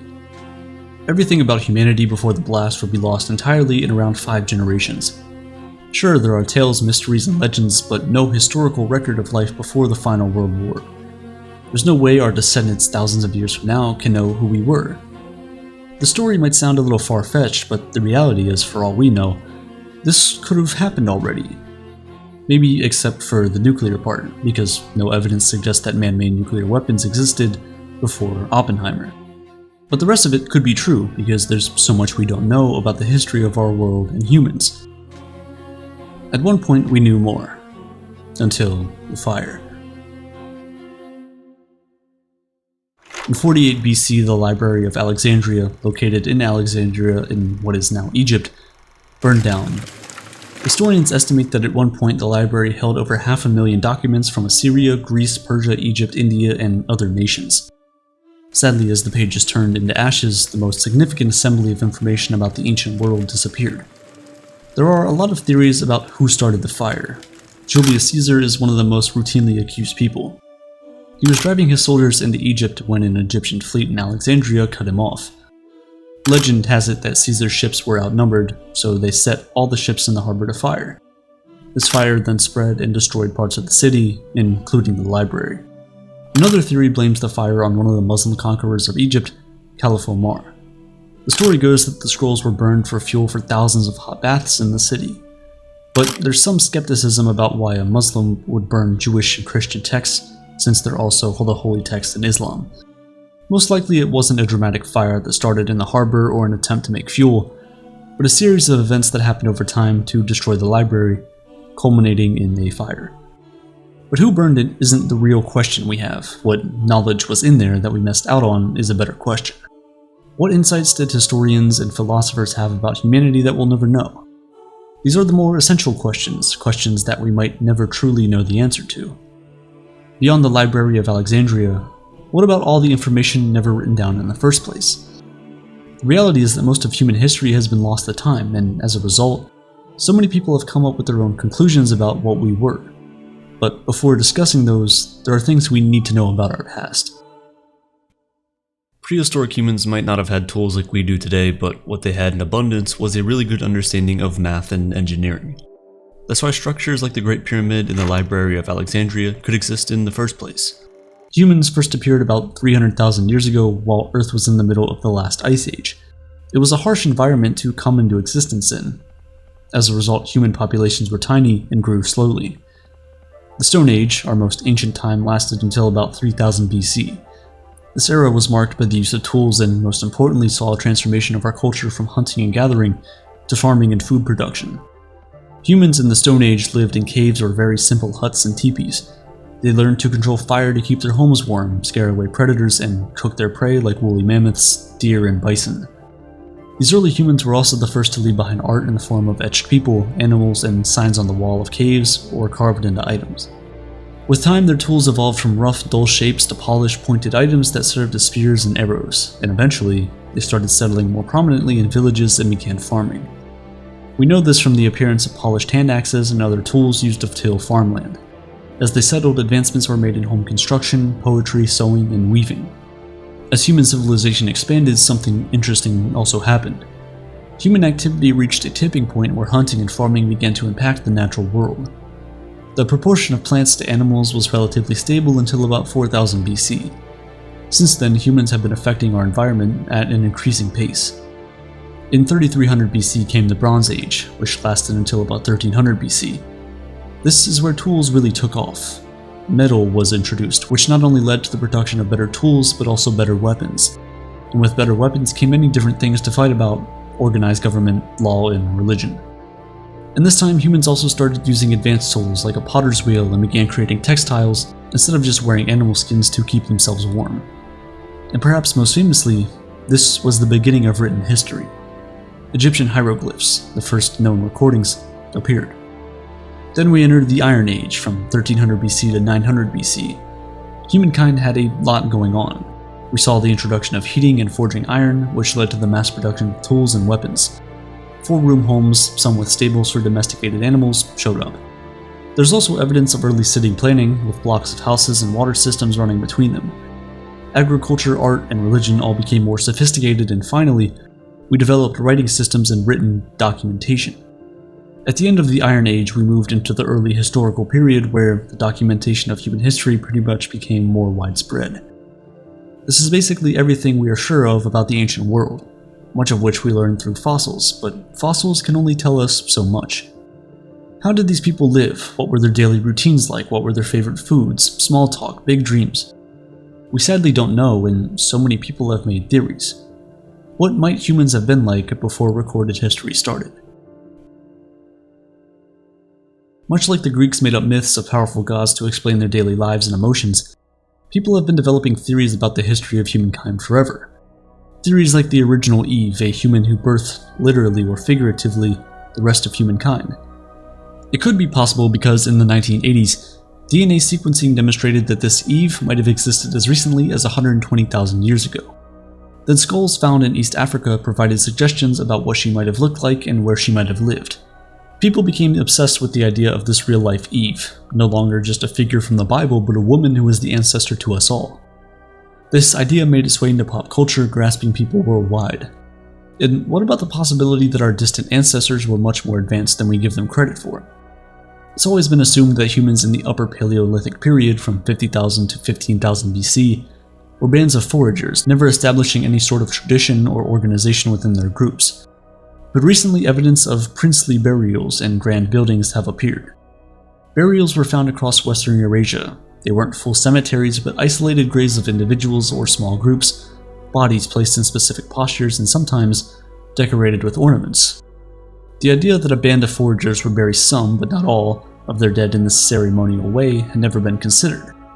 Similarly, stone temples dating back to this time were discovered in Turkey, some over 5 meters high and weighing about 8 tons.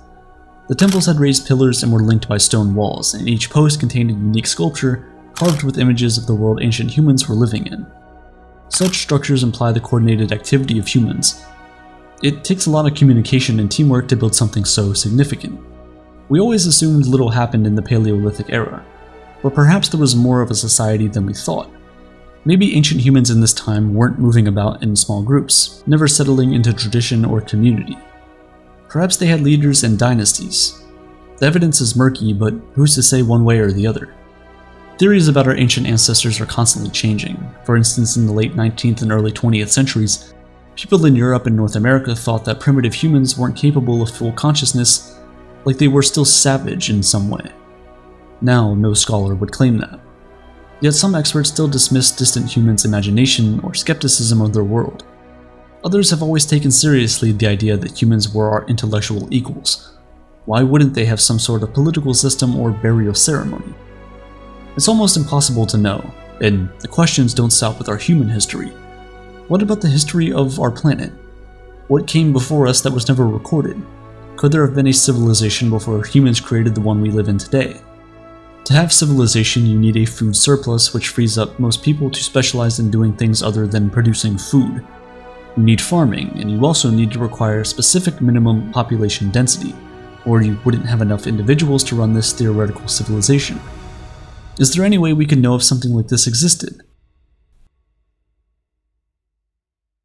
Fossils could easily miss an industrial civilization that lasted only 100,000 years, which, for the record, is 500 times longer than our current industrial civilization has been around. Since any ancient civilization would have needed energy and the capacity to exploit fossil fuels and other power sources as we do, scientists can theoretically look for worldwide effects that leave traces of this. Perhaps there would also be naturally occurring evidence like remnants of certain fossil fuels. There could also be non-natural evidence, like a product that compares to our plastic use. And you might think that we haven't found any signs of this, but you would be wrong in that. There's been the discovery of a thermal maximum event that occurred about 55.5 million years ago and lasted for about 100,000 years. We found chemical signals and traces of a warming that looks similar to the chemical signals and traces of our current world.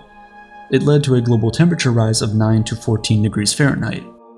Could this be evidence of a pre-Ice Age industrial society? According to scientists who explored the issue, probably not. But it is important to ask because we'll never discover anything if we don't ask.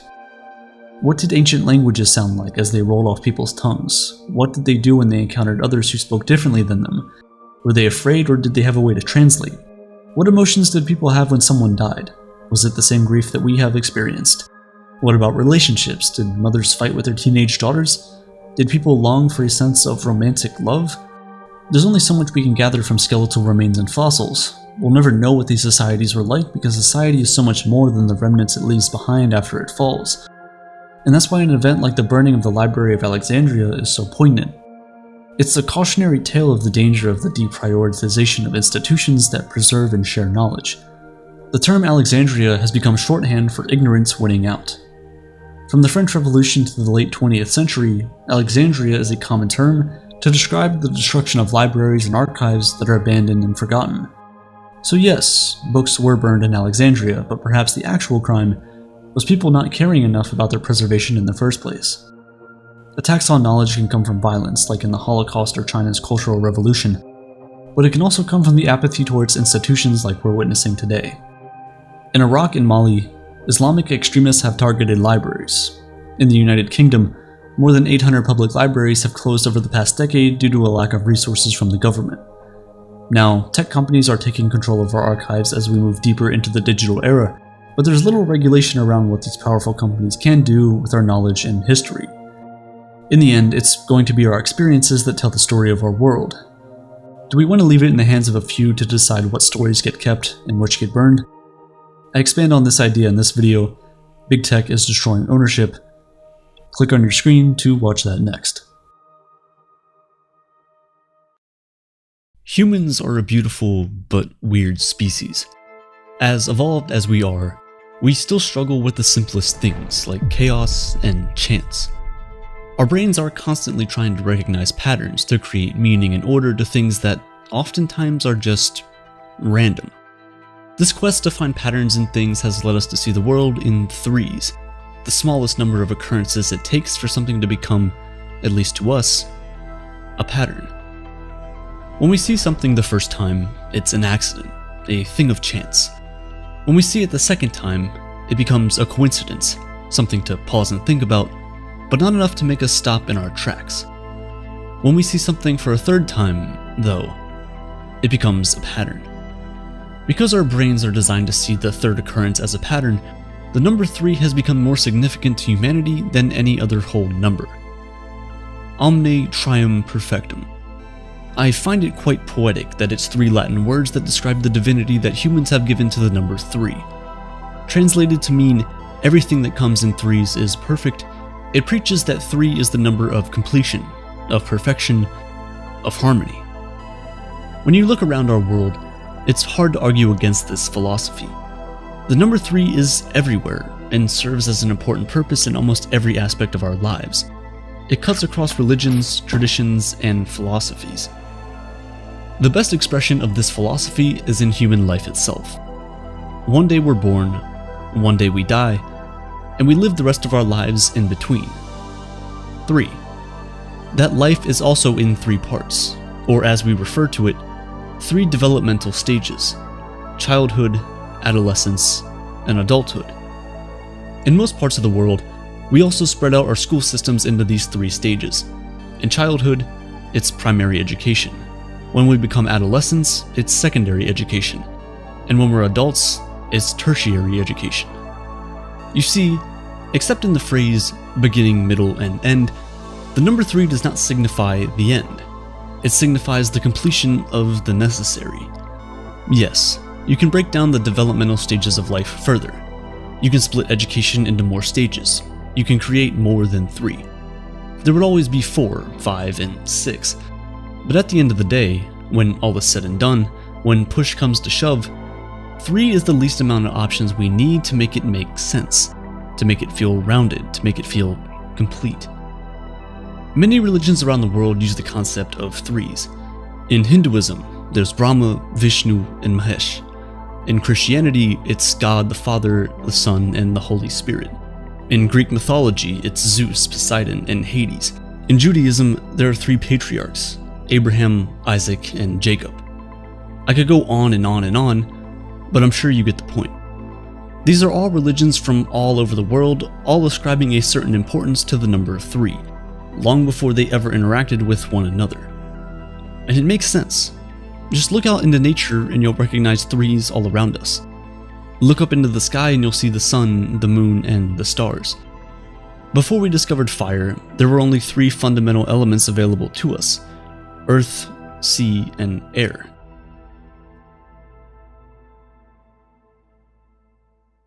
We observe the world in 3 dimensions: length, width, and height. We can move left to right, forward to backward, and up and down. The objects we use every day, from the houses we live in to the vehicles we use for transportation, whether it's by land, sea, or air, all exist in these 3 dimensions: length, width, and height. Even the way we perceive time is in 3s: past, present, and future, beginning, middle, and end, yesterday, today, and tomorrow. It's no wonder that long before mathematics and physics were a thing, we could feel and understand the uniqueness of the number 3 in our world. It's for these reasons that people from all around the world, raised on different beliefs and traditions, all have that feeling deep inside their chests that the number 3 is just perfect. The point where everything comes full circle, where everything before was incomplete and everything after is simply an addition. Think about it. The triangle is the first shape with straight lines that can close off. If your goal was to close off the shape, every other line is simply extra. To make anything stand without it being a balancing act, you need a minimum of 3 legs. Yes, you could add 4, 5, or 6, but 3 is complete as it is. The number 3 is the first and only number that is the sum of its previous numbers. There's 1, there's 2, and then there's 3. A combination of 1 and 2. It just feels complete. 1 is the beginning, 2 is the middle, and 3 is the end. A combination of the 2 that came before. This attraction to the number 3 transcends religion, lore, and mysticism. It is also in the stories we tell, in the traditions we pass down to the next generation, in our fairy tales. There were 3 little pigs who had to deal with the big bad wolf. Goldilocks walked into the house of 3 bears and found 3 bowls of porridge, 3 chairs in the living room, and 3 beds in the bedroom. The 3 blind mice ran up the clock, the 3 little kittens lost their mittens, there were 3 musketeers, and genies always seem to grant 3 wishes. 3s have been used in our stories for as long as we've been telling them, and it's not difficult to understand why. The number 3 is the perfect blend of brevity, rhythm, and meaning. It's often the smallest unit that can include a complete message, tell a complete story, teach a complete lesson. It's small enough to remember, but detailed enough to be impactful. Because of this, 3 has become a powerful tool in storytelling, and most people use it in speeches to make them powerful, insightful, and memorable. First, we give the speech a powerful title, like 3 Habits for a Successful Life. Then we divide the speech into 3 parts: introduction, body, and conclusion. Next, we use stories broken down into 3 acts, and sprinkle triads throughout our speeches to drive home the point even further. We say things like, to be successful in life, you must be disciplined, determined, and persistent. That sounded like a great idea, didn't it? It's the power of 3. Even in movies, the number 3 is important, from pre-production to production and then post-production. The number 3 guides the entire filmmaking process, far more than you might realize. When writing the story, the writers break it down into 3 parts: introduction, conflict, and resolution. When the movie goes into production, the director of photography uses the rule of thirds to make sure that each scene is framed correctly. They also need to make sure that the aperture, shutter speed, and ISO are nailed on so that they get the perfect exposure. The sound engineers aren't left out. They have to use the 3-to-1 rule to prevent phase issues when recording with multiple microphones. Then, once everything is perfect, the director yells, "Lights, camera, action," and on the 3rd shout, the actors start reciting their lines. When the director yells cut, everyone else's job is done. Except 3. In the video editing room, the impact of a shot is dependent on the shot that came before it, and affects the shot that comes right after it. 3. When producers and directors are talking about the movies they've just produced and trying to market it to the world, they fall back on the rules of 3s in their speeches. This movie is going to be impactful, insightful, and immersive. Once all is said and done, they go back to the studio to create 2 more movies, because everyone knows that all good movies come in trilogies. The Godfather, Lord of the Rings, Star Wars, Back to the Future, Toy Story. And we all know that most television series go bad after their 3rd season. it's just the power of 3. The English language is a giant meme. It's been almost 3 years since I made that video, and I still find new things about the language that keep reaffirming that statement. You see, the English language is too complex for no reason. The truth is that all we really need to make a meaningful sentence is 3 words: subject, object, verb, in any order. I want water. Tree fell down. With the right context, you would be able to completely understand what I mean when I say these sentences. 2 words won't quite work, and 4 or more words as well. Language just choosing to be complex for complexity's sake. However, even English cannot fight against the perfection of 3 completely. That's why adjectives have comparatives and superlatives, like big, bigger, and biggest. Let's take a moment to look away from the English language. Have you ever tried to subscribe for a service online only to be greeted by the famous 3-tiered pricing? Usually it'll say something like basic, advanced, and premium. If you have, did you pause to think, why are there almost always 3 options? Why not 2? Why not 4 or 5? Why 3? First, I think we can all agree that the reason there needs to be more than one offering is because we all don't have the same needs. So, by offering different options, these companies can satisfy the needs of multiple different customers at the same time. Second, people like the ability to choose. We all like to feel like we're making a decision when we buy something. So, the ability to choose, from something as simple as the color to the number of features we need, helps to give us that feeling of control that we desire. Third, 3 is the perfect number of options. Researchers from multiple universities discovered that having too many options affects our self-control. People who are faced with multiple different options often find it more difficult to stay focused, handle daily tasks, or even do something as simple as take their medicine. The researchers had a bunch of shoppers record how much decision-making they had to do while they were shopping throughout the day. When they were done shopping, the researchers then presented these people with simple math problems for them to solve. The researchers discovered that the more choices the shoppers had to make throughout their shopping spree, the worse they performed on the math problem. This might sound really scary considering how many choices we have to make throughout the day, but it only goes to show how important the number 3 is yet again. 3 acts as the perfect number, where we have just enough options to feel like we're actually making a choice, but not so much that we get decision fatigue.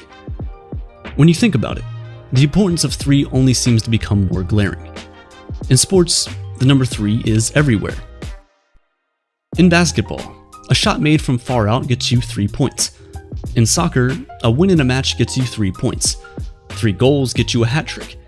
And winning 3 trophies in one season, a treble, or in consecutive seasons, a three-peat, is considered one of the most prestigious things you can do. In professional wrestling, you pin your opponents on the count of 3. In fact, the triathlon is a sport which consists of 3 other sports. I can keep going on and on about 3s, the number that has its branches in almost every aspect of our lives. Its roots deep within our subconscious, its vines spread across languages, cultures, and walks of life. I could keep talking about the trees from the morning till afternoon, and then night, and I still won't be able to exhaust all the beauty, mystery, and harmony in that number. So next time you're out in the world, remember this: omne trium perfectum. Everything that comes in 3s is perfect.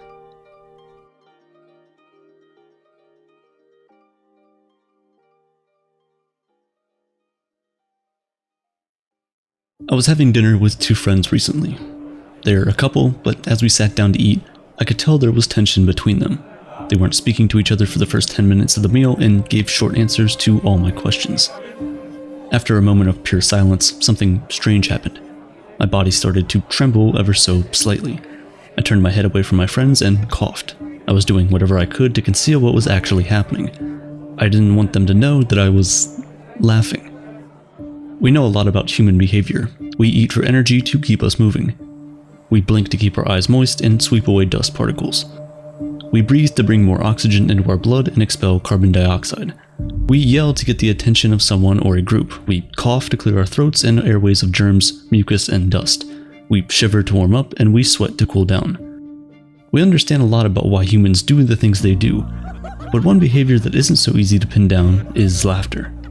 Why do we laugh? What purpose does it serve? And why do we seek it through friendship and humor? We laugh for many different reasons. When we hear a joke or a friend says something clever. When we're surprised by something or there's tension in the air and we know we really shouldn't be laughing. Have you ever been in a fight with someone and you just both start laughing? Or even more likely, only one of you laughs and it just makes things a whole lot worse. Some people laugh all the time and some only laugh when physically tickled. Some of us laugh at pain and suffering and others laugh through tears. There are many routes to laughter that are all very distinct, which is why it's difficult to explain why we do it. This subject hasn't been widely discussed, but several philosophers devoted some brief consideration to the subject. Plato, for one, had a low opinion of laughter and the humor intended to inspire it. In fact, he narrowly interpreted it as a malicious act. We laugh at those who think they're greater than they really are. In this interpretation, laughter serves as a way to point out the self-ignorance of others. This is why Plato described laughter as a form of scorn. You can see this variety of humor online when people mock famous CEOs such as Elon Musk or Jeff Bezos. Like pointing out how the self-made genius Elon started his business with nothing but $20 in his pocket and the rest of his family's jewel mine fortune, or how Jeff Bezos risked it all to start Amazon, and by all, I mean his parents' life savings. Underlying these jokes is the suggestion that these CEOs aren't as great as they think they are, that they had a big head start in life and so don't deserve to think so highly of themselves. Like Plato, medieval Christian institutions also condemned laughter.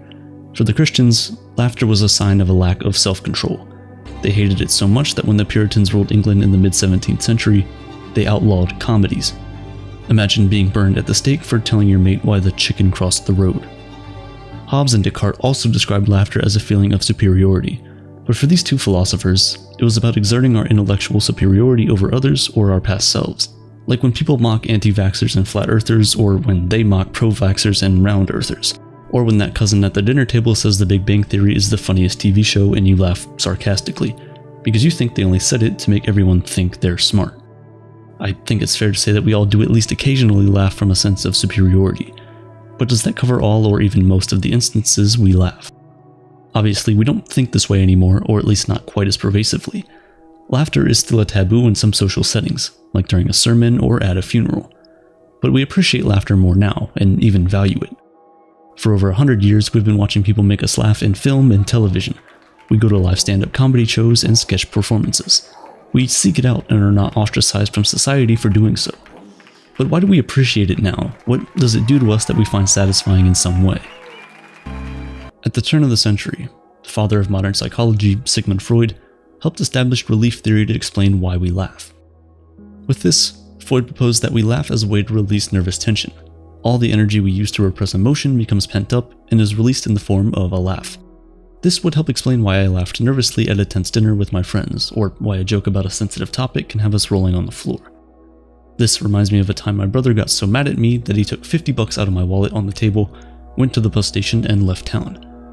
12 years later, he reached out to me for the first time since leaving. He said he was so relieved to hear my voice and was coming back to visit. With tears in my eyes, I said I was so relieved to finally be getting my $50 back.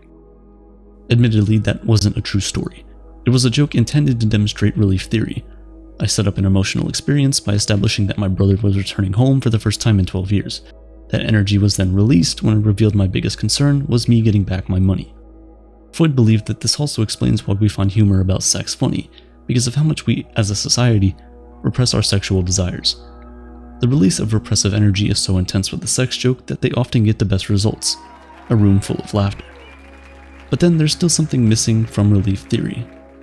If we laugh from a release of repressive energy, then wouldn't the most repressed individuals love humor? Shouldn't people who practice abstinence be really tickled by a raunchy innuendo? Or what about parents of a 4-year-old? Shouldn't they find their child's potty humor hysterical?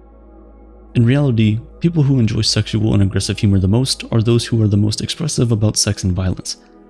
If that's the case, then what makes us laugh doesn't have a strong or necessary connection to what we repress. Those of us that mouth nice under our breath when we see this number probably enjoy an indecent joke or two. You know who you are. And you don't have to dig into a study to notice that many jokes that make us laugh have little to do with repressed emotions. Take this conversation from the late Mitch Hedberg, for example.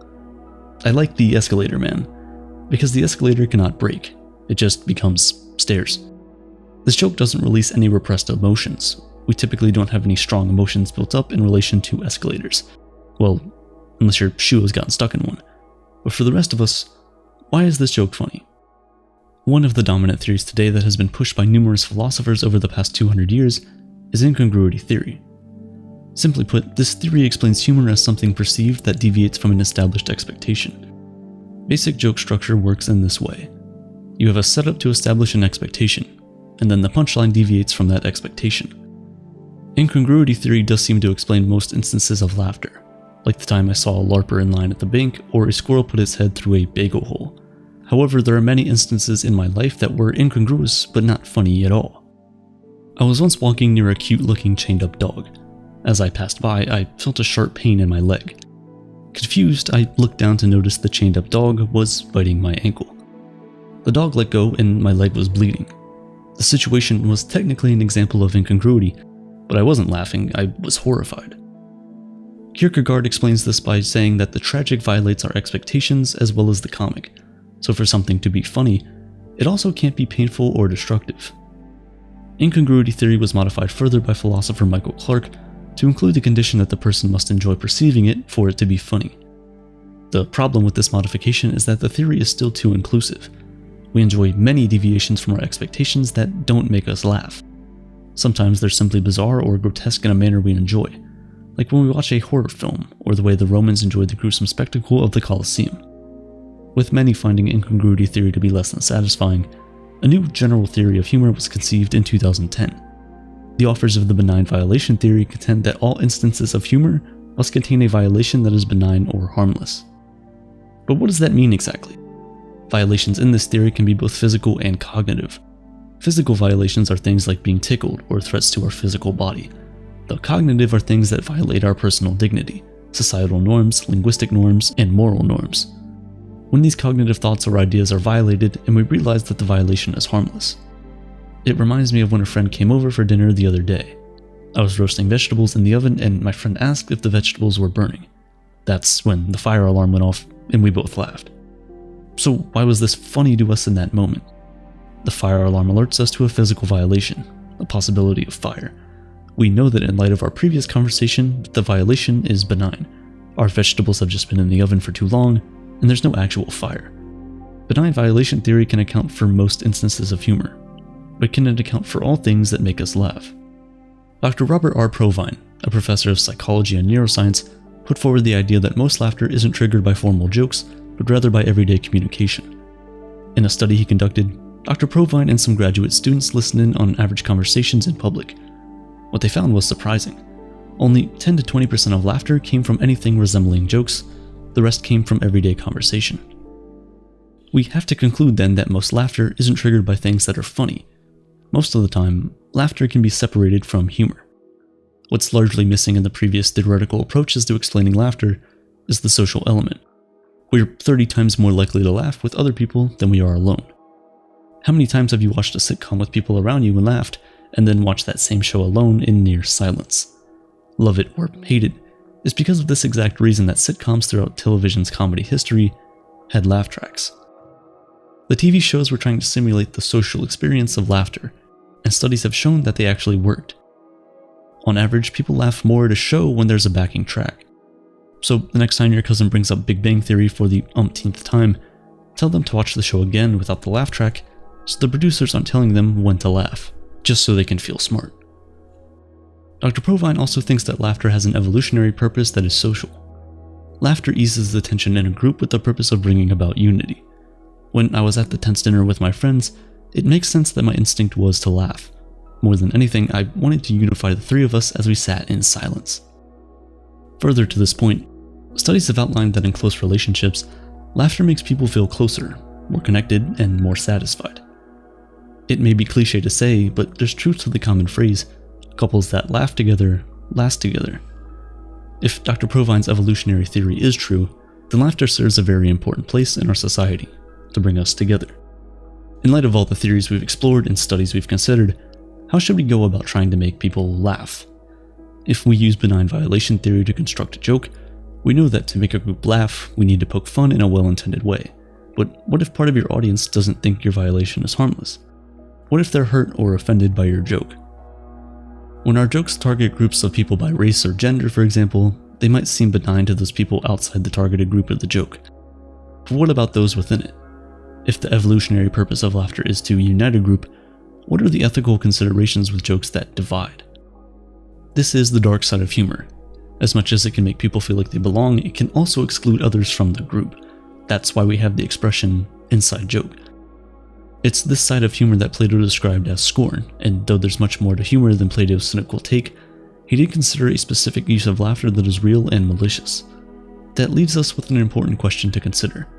When we make a joke, should our aim be that everyone finds the violation harmless? And is that even possible?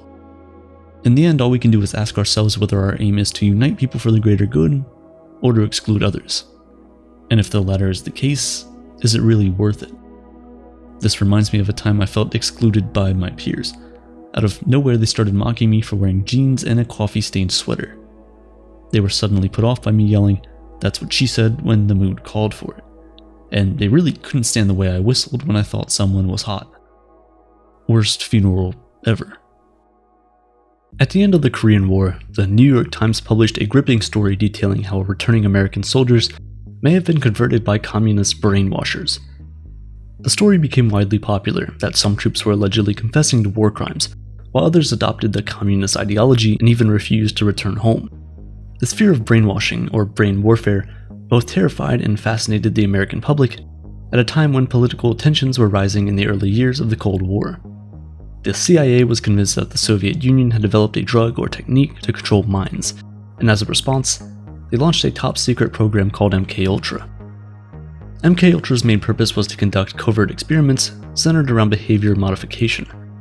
Human test subjects were exposed to electroshock therapy, hypnosis, polygraphs, radiation, and a mixture of drugs, potions, and chemicals to see whether any of these would be successful in controlling the human mind. While the CIA believed that all these experiments could be potentially useful, there was one drug that stood out and became MKUltra's obsession in the 1950s and 60s. The alleged race for manipulating the human mind had just begun, and the drug at the heart of it was discovered by accident. In 1938, Albert Hofmann, a researcher working for a Swiss chemical company called Sandoz, accidentally formulated a psychoactive hallucinogenic that would alter the course of history. Hofmann initially wanted to synthesize a chemical compound that would stimulate the respiratory and circulatory system by combining lysergic acid with other molecules. On his 25th attempt, he inadvertently created lysergic acid dithalamide, or LSD-25. While this new discovery was useless to his research at the time, Hofmann noticed that there was something interesting about this new compound. The animals that were exposed to it showed strange levels of excitement and behaved peculiarly. Not thinking too much of it though, Hofmann shelved his new discovery for 5 years until the results of his testing piqued his interest again, and he decided to synthesize it in his lab once more.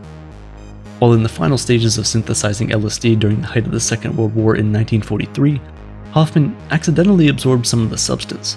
He soon experienced restlessness, dizziness, and a state of extremely stimulated imagination that prompted him to abandon his work for the day and go home. The next morning, he returned to his lab with a burning desire to discover what had affected him the previous day. After ruling out all the possible contaminants, he came to the conclusion that he must have somehow ingested LSD, and that what he experienced was similar to the animals he observed in his lab 5 years prior. To verify this hypothesis, Hofmann decided that there was only one thing to do: self-experiment. So on April 19, 1943, Albert Hofmann embarked on the world's first acid trip. 40 minutes after taking the drug, Hofmann began feeling dizziness, anxiety, visual distortions, and a sudden urge to laugh. While riding his bicycle home, he also reported that everything in his field of vision wavered and was distorted as if seen through a curved mirror. When he finally reached the safety of his home, he collapsed on his sofa. LSD psychedelic effects locked him in a frenzy of hallucinations that manifested in a continued animated motion driven by inner restlessness. Hofmann was so frightened that he thought he was going to die, but soon the effects subdued and the horrors softened, giving way to a feeling of good fortune and gratitude, magnified by an unprecedented display of colors and shapes behind his closed eyes. Everything glistened and sparkled in a fresh light. The world was as if it was newly created, he wrote the following morning. All my senses vibrated in a condition of highest sensitivity, which persisted for the entire day. Today, April 19th, is celebrated by recreational LSD users as Bicycle Day because of Hofmann's colorful ride home. An acid and psychedelic are two terms that are forever linked thanks to Hoffman. Psychedelic is a combination of the Greek word psyche, which means mind, and delos, which is to reveal. Clinically, a psychedelic experience refers to a class of compounds that induce a mind-manifesting state in its users, sending them on a journey that often provides unique insights and emotions that they were otherwise oblivious to. This feeling can last for up to 12 hours and can be very dramatic. Most individuals report a distorted sense of time, an altered sense of self, and dramatic changes in feelings and sensations. Some experience synesthesia, where their senses intertwine to add another dimension to their perceptions of the world, such as tasting music, seeing sounds, and hearing colors. An acid trip is a journey into one's own mind, and can provide its users with deep and profound realizations. But it can also be very unsettling, with the ability to push the mind into dark and unexplored places that could have some horrific effects. Scientists believe that LSD influences the receptors in the brain responsible for regulating serotonin, which is a chemical that carries messages between nerve cells and plays a key role in regulating mood, happiness, and sexual desire, among other things. While there was and still is no research that connects LSD with mind control, in the late 1940s, the CIA received reports that the Soviets were engaged in intensive efforts to produce LSD, believing it to be the key to controlling an individual's mind. So when the US government found out that Hoffman had created this mind-altering drug, they approached his employer Sandoz and paid $240,000 to purchase the world's entire supply. What followed was reported by investigative journalist Stephen Kinzer as the most sustained search in history for techniques of mind control. The CIA and MKUltra began distributing LSD to hospitals, clinics, prisons, and other institutions, asking them to carry out research projects on patients and prisoners so that they could understand what LSD was, how people reacted to it, and how it could potentially be used as a tool for mind control. Whitey Bulger, a prisoner who volunteered for the program in exchange for a shorter sentence, was told that the drug was being tested as a cure for schizophrenia. As part of the experiment, he was administered LSD every day for over a year. He later realized he was a guinea pig in an experiment aimed at testing the long-term effects of LSD and understanding whether it could make a person lose their mind. Bulger wrote about his experience that he was closely monitored by physicians who repeatedly asked him leading questions such as, "Would you ever kill anyone?" that eventually drove him to the brink of insanity. The experiments were the most extreme trials conducted on any human being by any US agency, and Bulger claimed that he was never the same after. He was continually haunted by auditory and visual hallucinations, violent nightmares, and anxiety so severe that he couldn't even sleep. The CIA and MKUltra believed that LSD had the potential to blast a person's mind, which would open up the opportunity to reprogram it, to either help extract people from the alleged Soviet mind attacks, or more likely, to make their enemy an enemy of himself. During the Cold War, the race for mind control was believed to be the most crucial of victories, so the CIA and MKUltra basically had a license to kill from the US government. They had the authority to requisition humans from all over the country and around the world, and subject them to all kinds of abuse, even if it were fatal. Enemy agents captured in Europe and East Asia were subjected to all sorts of tests, from electroshock and sensory isolation to temperature extremes. These weren't designed to understand the human mind, but to rather destroy it in order to rebuild it again from the ground up. Perhaps the most notorious experiment of that era was Operation Midnight Climax. Government-employed prostitutes lured unsuspecting men to CIA safe houses where LSD experiments took place. The prostitutes dosed the men with LSD, while CIA officials watched their minds unravel through a two-way mirror. As all this was underway, the agents themselves were also getting high and indulging in some unscrupulous behavior. The agent heading the program, George White, later wrote, "Of course, I was a very minor missionary, actually a heretic. But I toiled wholeheartedly in the vineyards because it was fun. Where else could a red-blooded American boy lie, kill, and cheat, steal, deceive, rape, and pillage with the sanction and blessing of the All-Highest?" Ultimately, after dosing countless people, MKUltra concluded that LSD was too unpredictable to be used for mind control, and the program was axed following an inspection of its unorthodox and unethical methods. Throughout its course, the program allegedly involved more than 150 experiments, with many casualties and lives permanently ruined.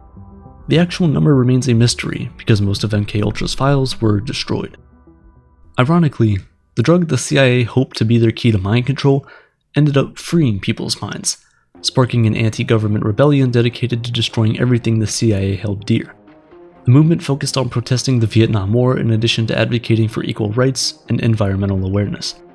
As the spread of LSD grew, it became the unofficial symbol for this movement. It was heralded as a means for people to connect to nature and bring about positive changes in society. Counterculture activists rebelled against the establishment and its participation in mind expansion experiments that acid was thought to provoke. Pressure created by the movement is also widely credited for the creation of the Clean Air Act in 1963, which was the United States' first and most influential environmental law to regulate emissions. It also played a major role in conceiving the first Earth Day in 1970, which helped bring environmental concerns to the forefront of youth culture. Sadly, although the movement sparked a lot of positive change, its overuse of acid, coupled with the US government's war on drugs, divided the nation and eventually hindered the positive experimentation of these hallucinogens. And so, after the US Food and Drug Administration concluded that LSD was the most dangerous drug to have ever been created, possession of the psychedelic was made illegal in 1968. Still, there is no doubt that the counterculture movement at the time wouldn't have prevailed without it, making LSD one of the most influential drugs in human history. More than 80 years after its discovery, LSD is still somewhat of a mystery. The fact that it's illegal in many countries makes it hard for scientists to conduct appropriate research to determine its long-term effects. That being said, the Multidisciplinary Association for Psychedelic Studies, or MAPS, began to conduct basic safety studies, and in 2014, researchers initiated the first scientific studies on human subjects in decades. While acid's ability to control minds is still in question, researchers have hinted that the use of psychedelics could help people to stop smoking, deal with PTSD, fight depression, and even help terminally ill patients deal with their fear of death. The uses of LSD in psychotherapy have also intrigued scientists and psychoanalysts. The drug was found to assist patients in uncovering previously repressed memories from their subconscious, while also stimulating their imagination in a way that lowered their customary defenses and made them more accepting of the treatment. Acid's therapeutic applications could be the beginning of a new era of openness, as scientists keep testing its effects on the human mind. But despite these new studies, we still don't have conclusive evidence on its long-term effects. Cary Grant, an American actor popular in the 1950s, took over 100 doses of LSD, claiming that it allowed him to connect with the subconscious while breaking free from the usual disciplines one imposes on themselves. Similarly, Syd Barrett, a founding member of Pink Floyd, experienced waves of inspiration while using LSD that propelled the band to fame at the end of the 1960s. But the same forces that unleashed Barrett's imagination led him down a path of self-destruction as an overuse of the drug slowly drove him to insanity, becoming a shell of the man he once was.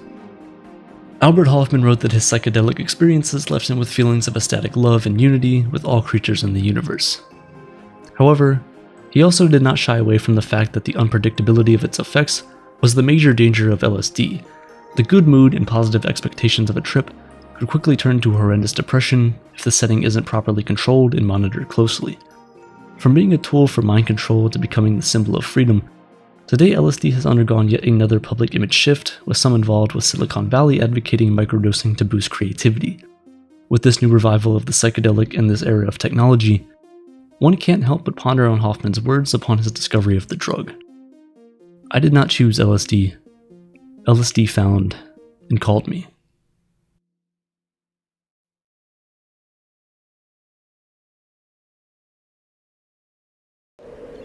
Have you ever stood near the edge of a cliff with only a short fence separating you from the chasm below?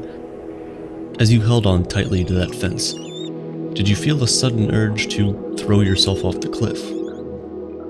Have you ever been driving and imagined what it would be like to drive straight across a bridge and into the ocean below? Or maybe you were walking and caught yourself thinking, what would happen if you suddenly jumped in front of a moving vehicle? Shortly after we experience these urges, a fear begins to sink in. We're not afraid that we'll fall into the chasm or accidentally walk in front of a bus. We're afraid we'll do it willingly. And even more, we're worried about what this says about us and our desire to live. This feeling, the sudden urge to jump, is known as the high place phenomenon, and many of us experience it multiple times throughout our lives. But why do we have these seemingly suicidal impulses, and should we be worried about what this experience says about our state of mind? Philosophers and psychologists have attempted to explain this phenomenon with differing interpretations. In 1943, French existentialist Jean-Paul Sartre described the urge to jump in his magnum opus, Being and Nothingness. In the book, he referred to this urge as vertigo. Sartre's vertigo is described as an intense anguish over our nature as free beings. To the best of our understanding, we humans have free will, at least to some extent. We have agency over our own thoughts, and have the ability to choose between multiple different possibilities that are available to us. Nothing binds us to one possibility over the other. In the face of this realization, we get vertigo when we realize that nothing prevents us from choosing something we fear intensely, such as throwing ourselves over a precipice. If nothing compels me to save my life, nothing prevents me from precipitating myself into the abyss. In the current moment, you're in control of yourself, but you're also responsible for yourself in the next moment while existing in this one. When you're standing in front of the chasm, you desire certainty that you won't throw yourself off in the moments to come. But because we are free to choose between all possibilities, there is no certainty over the action we'll take next, and that's what worries us. While Sartre insists that we are absolutely free, there are other theories, philosophers, and scientists that would argue otherwise. I made a video about the illusion of free will that goes in depth into this topic, so feel free to check that out if you'd like to learn more. But if that is the case and we aren't fundamentally free beings, then the urge to jump shouldn't come from an awareness of our freedom, right? It should come from something beyond our direct control, like our unconscious mind, which is why Freudian psychologists hypothesize that the urge to jump is simply a repressed death wish. They describe the human psyche as having both a life and death drive. Our survival instincts come from the life drive, and on the other hand, our desire for death and destruction comes from the death drive. In Freud's concept, the urge to jump is an impulsive instinct that stems from the unconscious desire to die, seeking to end the tension of life. And this is expressed through that impulse to throw ourselves over the edge. In this interpretation, the urge to jump is a suicidal instinct. When we are standing near the chasm, our unconscious mind is urging us to destroy ourselves. There is an imbalance between our survival and self-destructive instincts, and the scales are tipping towards the latter. But then, if it is true that our urge to jump is driven by an unconscious desire towards death, then those who experience the feeling are having suicidal impulses. And if that's the case, these people may need help or intervention to prevent these impulses from becoming full-fledged thoughts that occur even when they're not near a cliff. Before we jump to that conclusion though, we have to ask, is this really the case? Are people who have the urge to jump more suicidal than others? To answer this question, in 2011, a team of researchers at Florida State University conducted a study to further explain this urge, which they officially dubbed high place phenomenon. A group of 431 undergraduate college students were given a questionnaire that had asked if they had experienced the high place phenomenon and whether or not they had suicidal thoughts. The results were surprising. Although participants who had suicidal thoughts were more likely to feel an urge to jump, they weren't the only ones. Many who didn't report suffering from those thoughts also experienced the high place phenomenon. So what does all this mean? Well, from this research, we can infer that the urge to jump is not just some death wish as suggested previously by a Freudian analyst. There must be more to the experience than the desire to end your life. In the same study, lead clinical psychologist Dr. Jennifer L. Hames proposed that the experience of the high place phenomenon is a misinterpretation of our survival signals. In a dangerous circumstance, such as standing near the edge of a cliff, our fear circuitry sends rapid signals to take a step back. Moments later, when your slower perception system kicks in, it misattributes the safety signal as a desire to jump. This explanation would mean that the urge to throw yourself over the edge is, in reality, just your perception systems misinterpreting a signal to stay safe. If this theory is accurate, then we're still left with one big question. Why do some people experience this phenomenon while others don't? Why do I grip tightly to the rails of a fence near a chasm while my friend casually enjoys the view? In her study, Dr. Hames observed a strong correlation between individuals who feel the urge to jump and persons with a high anxiety sensitivity. Anxiety is, at its most basic level, a survival instinct. Humans and animals react to perceived threats to our well-being or survival with anxiety symptoms like increased blood pressure, rapid breathing, and worried thoughts. It's a mechanism for adapting to adverse or unexpected situations. But what is anxiety sensitivity specifically? Similar to the fear or the urge to jump, Anxiety sensitivity is a fear of anxiety itself. People with increased anxiety sensitivity fear the symptoms of anxiety under the belief that they will lead to catastrophic consequences, both physically and socially, and the alarm triggered by these symptoms only makes them more anxious. High anxiety sensitivity isn't something that's talked about so commonly in our society, so it might be difficult to fully grasp what it looks like. So let me paint you a picture. Imagine you're at a job interview and you sense your pulse start to race and your breathing gets heavier. You're a little bit anxious about the questions they might ask, like anyone else would be. But then, it goes deeper than that for you. You start to fear that these physical symptoms of anxiety will ruin your whole job interview by signaling to the people sitting across from you that you're unfit for the role. You worry that you'll lose control of your cognition and won't be able to make sense, let alone sell yourself. Now you can hear your heartbeat. You're scared that your elevated heart rate won't stop climbing until you've had a heart attack. You're worried that you might have a panic attack soon, where you feel a sudden urge of intense fear that peaks quickly. You think it'll overwhelm you and leave you disoriented and shaken.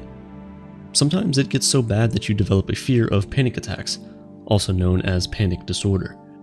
When you go home to sleep in your bed, you find yourself wide awake in the middle of the night feeling your heartbeat faster, fearing your symptoms will entail another sleepless night. You worry about the consequences of not sleeping well, which prevents you from sleeping even further.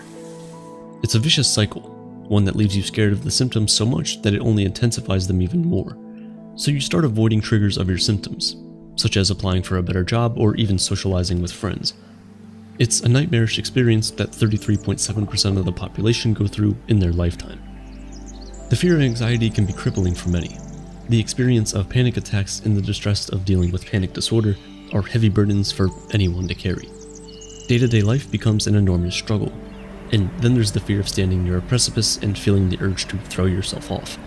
You clutch the fence or even back away with the sense that you can't trust yourself. Now that we have a good understanding of what high anxiety sensitivity is, it's easy to see why most people who experience this also experience the high place phenomenon. Just as they fear the symptoms of anxiety, they fear and misinterpret the rapid signals sent by their fear circuitry to stand back from the edge. They misinterpret the survival instinct as something that will lead to catastrophic consequences. It's sad to realize that a survival instinct with the purpose of enabling life can end up making our lives almost unlivable. On a positive note though, from our understanding of the high place phenomenon and high anxiety sensitivity, we can now hopefully realize that more often than not, our fears aren't grounded in reality. Contrary to what we tell ourselves, our symptoms of anxiety won't lead to our imminent death. Our friends won't disown us for sweating while we try to recall some details of the story we're trying to tell them. We won't drive off a bridge or jump in front of a train, even if we imagine ourselves doing so. And when we stand near the edge of a chasm, we don't have a secret urge to throw ourselves into the abyss below.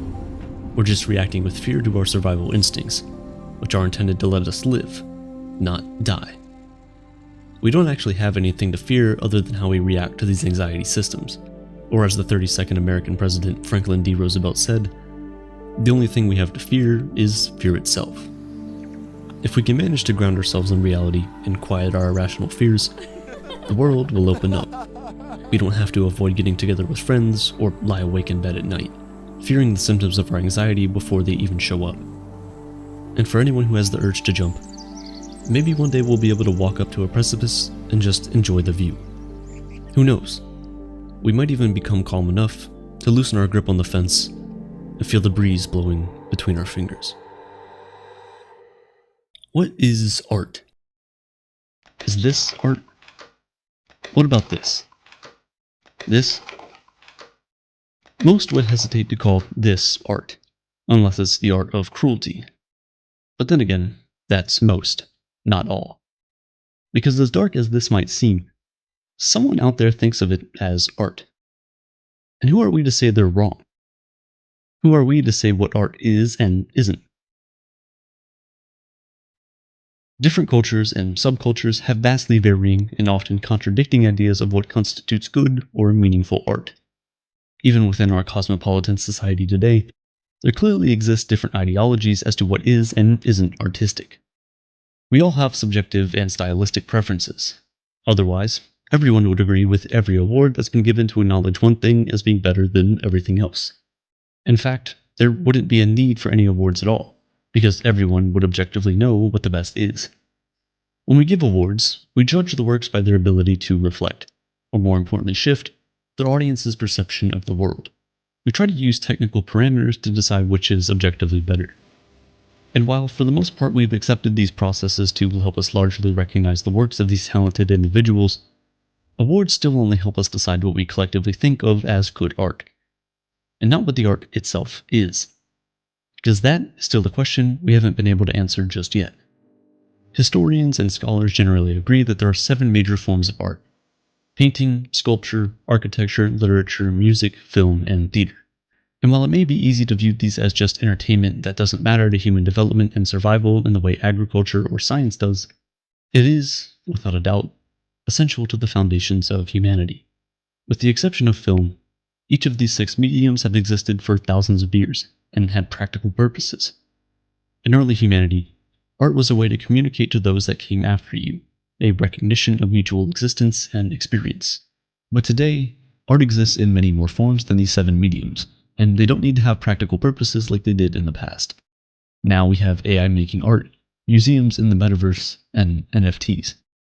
Digital art is moving forward so fast that it can be difficult to keep up with, which is why I've subscribed to the sponsor of today's video, Morning Brew. Morning Brew is a free daily newsletter delivered to your inbox every morning. In just 5 minutes, Morning Brew gives you all the information you need to know in the world of business, finance, and technology. Unlike traditional news that's honestly boring and full of irrelevant information, Morning Brew's pieces are witty, humorous, and relevant, which made reading the news 10 times better for me. A couple months ago, Morning Brew sent me this article: DALL-E Mini Image Generator Goes Viral, which is exactly about the image generating AI that I'll be talking about later in this video. And it got me questioning, what exactly makes something art? Which actually sparked the idea for today's episode. If you're interested in digital art, business, finance, or anything tech related, there's no reason not to subscribe to Morning Brew. To get started, visit morningbrewdaily.com/aperture. It's completely free, and you'll be bettering yourself and supporting Aperture at the same time. The predecessors of the Tehuelche tribe painted walls with their handprints for thousands of years, connecting generation upon generation to their ancestors in a tangible, visible way. That kinship, that transcendence of shared emotion and human experience, is the reason art has been around in every era humans have, evolving along with us. From cave paintings to music to dance, ancient humans created wherever they went. 3 million years ago, our ancestor, an ancient hominid, spotted a rock on the ground, a piece of jasperite, with natural chips and erosion in the pattern of a face. When he saw that pattern, he felt that same spark of human expression, that recognition of the connection between our shared human experience, and he picked it up. The final resting place of this ancient Australopithecus was uncovered in a Makapanska, South Africa cave in 1925. Still clutched in his hand was the stone-faced jasperite.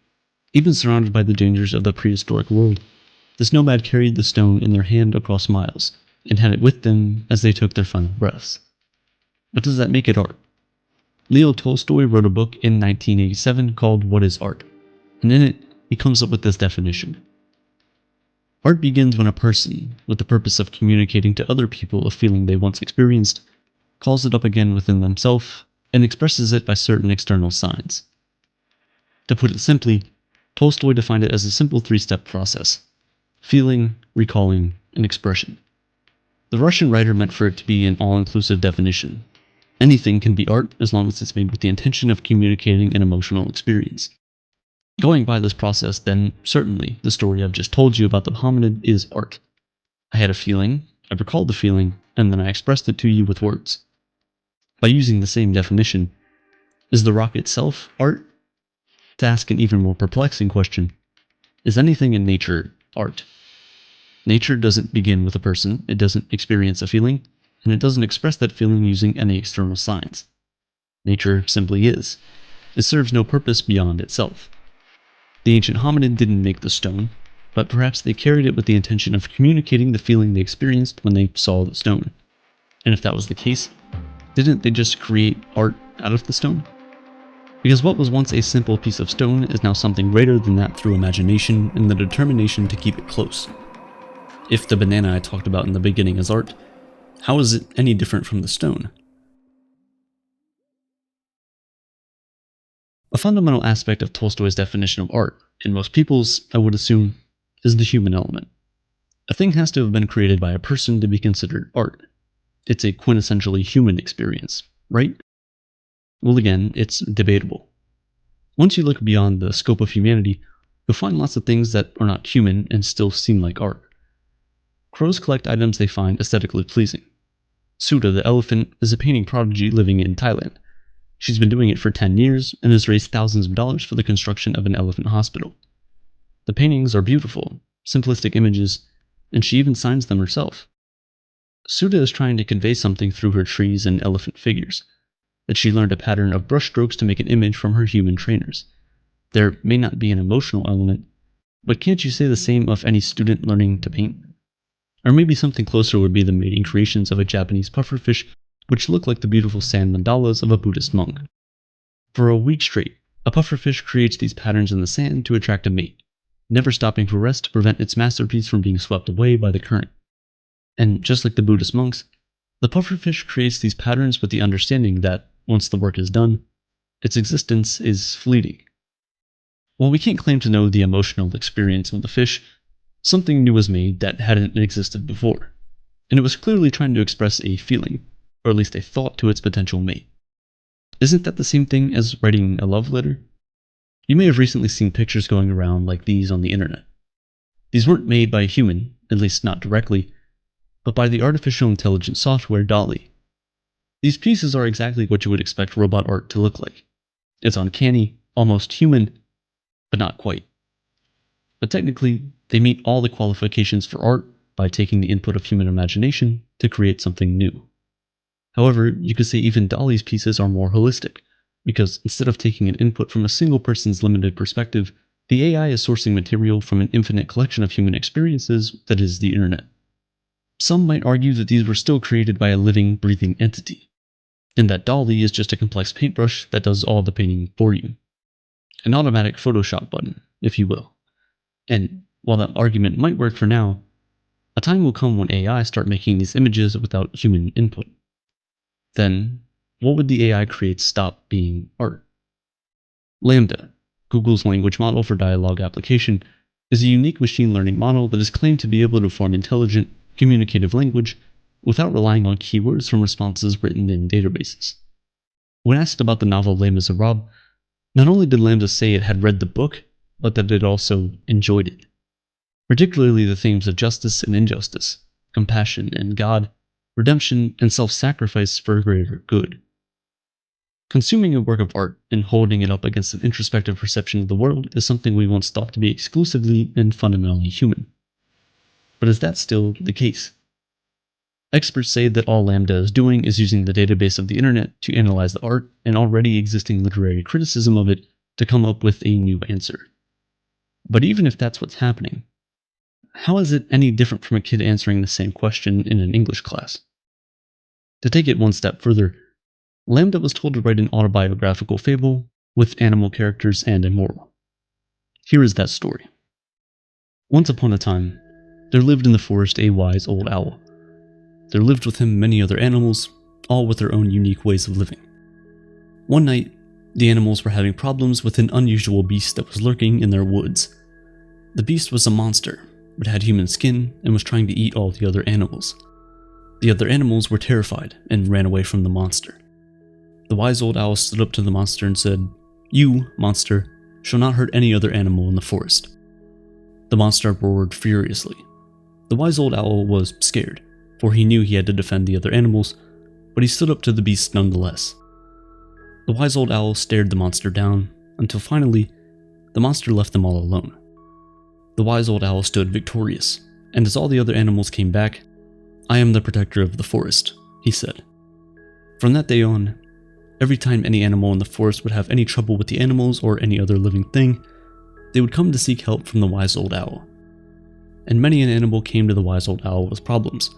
The young, the old, the big, the small, and the wise old owl helped all the animals. When asked which character represented LaMDA, it replied, "The wise old owl," because he was wise and stood up for the rights of the animals. When asked what the monster with the human skin represented, LaMDA said, I think the monster represents all the difficulties that come along in life. And finally, when asked what the moral of the story was, Lambda said, "Helping others is a noble endeavor." That is a profoundly artistic, profoundly human thought, arguably the most human moral of all. So I ask you, is this art?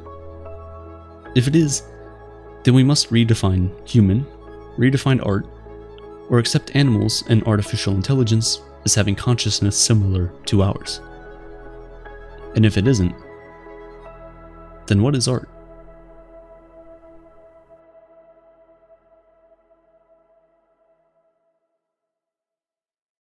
In the year 1609, Galileo pointed one of the first telescopes ever created up at the heavens, and what he observed sparked a revolution of curiosity that has been central to every single human generation since.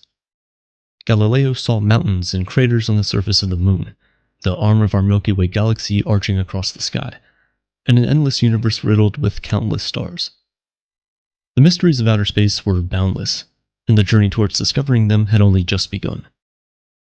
Over 400 years later, and our obsession with the enigma that is space has only managed to intensify, fueling many great technological advancements that have made our ever-expanding universe seem smaller and its boundaries closer than ever. On the 25th of December 2021, NASA launched humanity's most powerful telescope yet. More than 30 years in the making, $10 billion spent, a successful launch, 50 intricate outer space deployments, and a distance of over 1.5 million kilometers traveled from Earth, the James Webb Space Telescope has finally delivered its first full-size images of our universe, marking an era of space discovery that promises unique and unprecedented views from across our own solar system to the very heart of the universe. The James Webb Space Telescope, JWST for short, has been designed to look more than 13.5 billion years into the past to study the farthest and oldest regions of space, peering back into the early days of the universe. Its aim is to look at the first galaxies that started forming and emitting light right after the Big Bang. It's no wonder that scientists often refer to telescopes as time machines. In them lies the power to see what our universe once was, and perhaps answer one of humanity's most perplexing existential questions. How did we get here? And right now, Webb is our best chance at finding an answer to that question.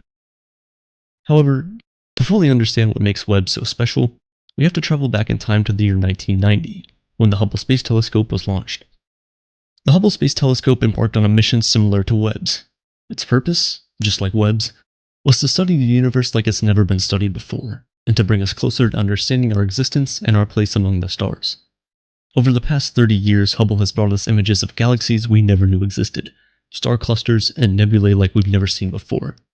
These images helped illustrate how in the early days of our universe, just millions of years after the Big Bang, cold clouds of gas and dust evolved into swirling, coalescing galaxies teeming with stars. Sadly, that was just how far Hubble could see.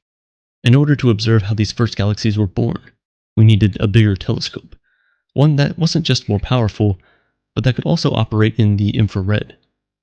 So just a few years after Hubble was launched into space, scientists began working on the next big telescope.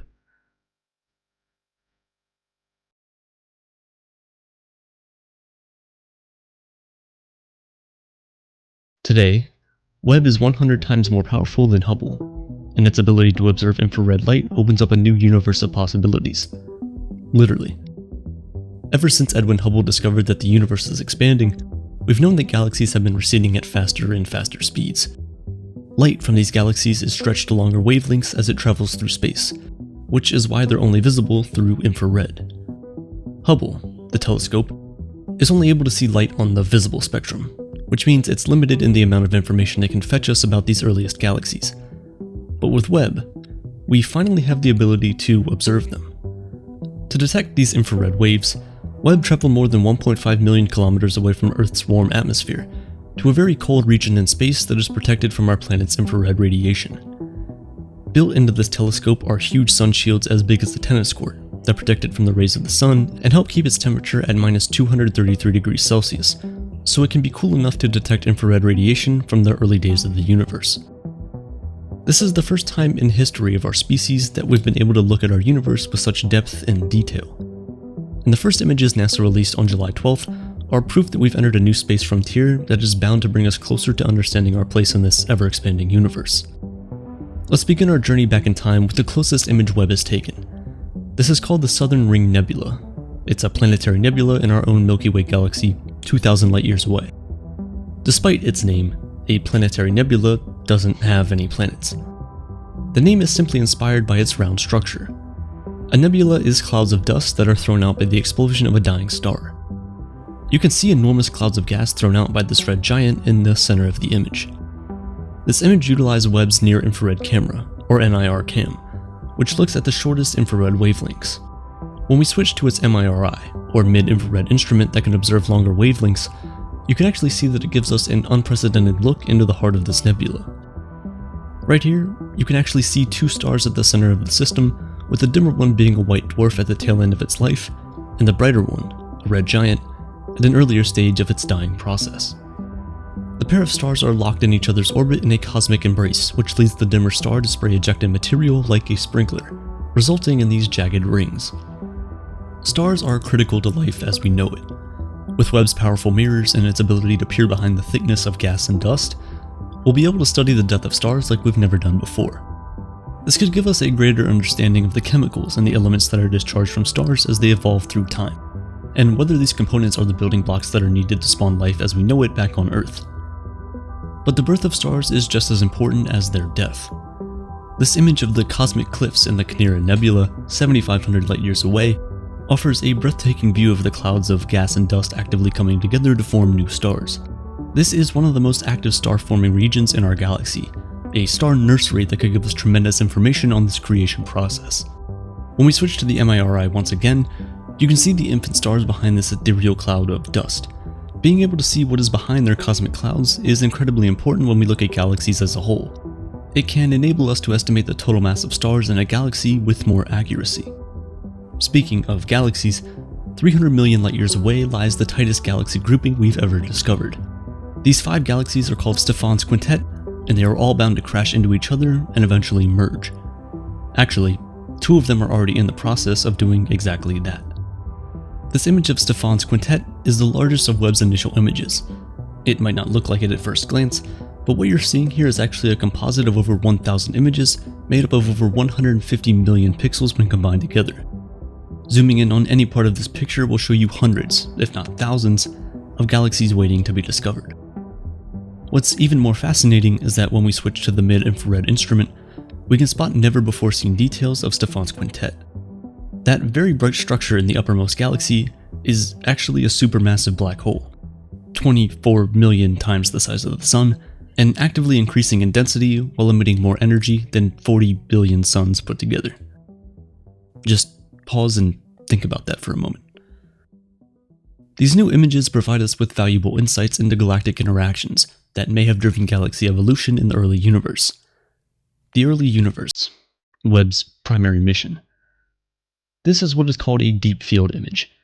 Deep field is a long-lasting observation into a particular region of space, intended to collect light from the faintest, furthest objects. Peering 4.6 billion years into the past, this image shows the galaxy cluster SMACS 0723 at its center, alongside shimmering stars, warped light trails, and thousands of extremely distant jewel-like galaxies. It's the deepest and sharpest infrared image of the early universe we've had so far. But despite its magnificence, what's most interesting about this deep field is the warped light trails around the galaxy cluster's edges. This galaxy cluster is so massive that it warps space-time, and ultimately the light of stars and galaxies located billions of light-years behind it.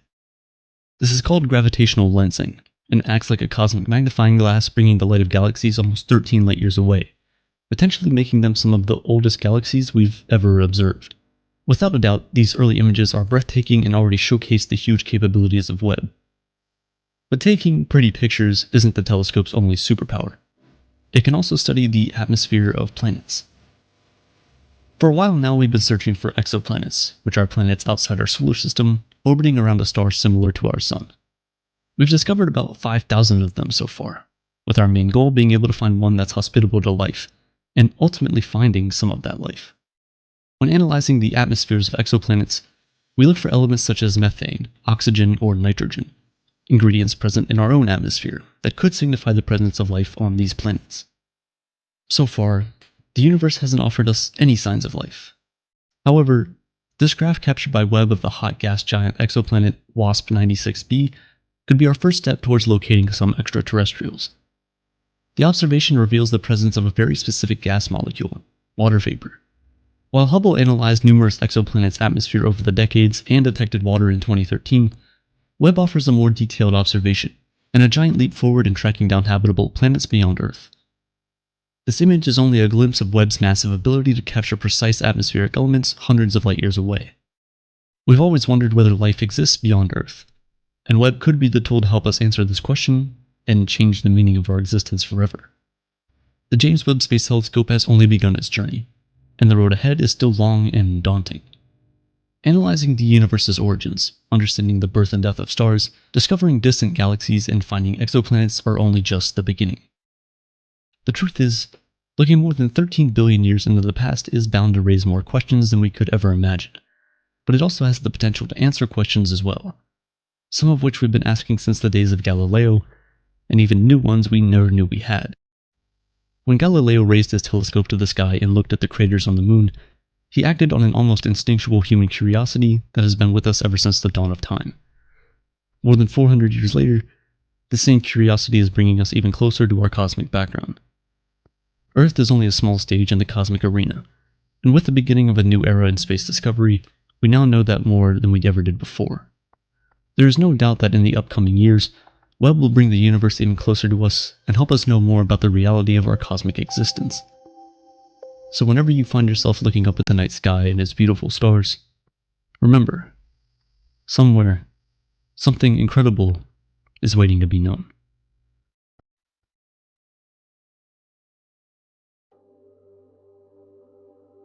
These are the words of one Albert Einstein. His love for music is well documented. There are many pictures of him indulging himself in the tunes of his violin, seemingly oblivious to the rest of the world. As anyone who has ever loved music would know, our musical tastes have a lot to do with what we think, and who we are. Of course, on first read, Einstein's account sounds nothing more than a metaphor for visualization. But could it be more? Could someone possibly see music? Could there be anything more to the conscious experience? In 1812, a physician by the name of George Tobias Ludwig Sachs was writing about the nature of albinism, having the condition himself.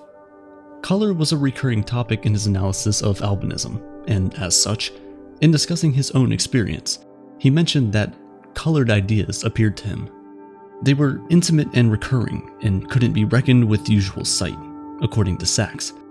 Sachs is now regarded as the first medically documented case of synesthesia, a neurological condition in which a sensation in one of the senses evokes a sensation in another.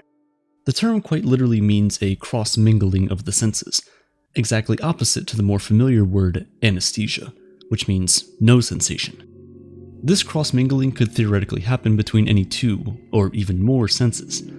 It's no wonder, then, that there are more than 80 types of synesthesia known till now.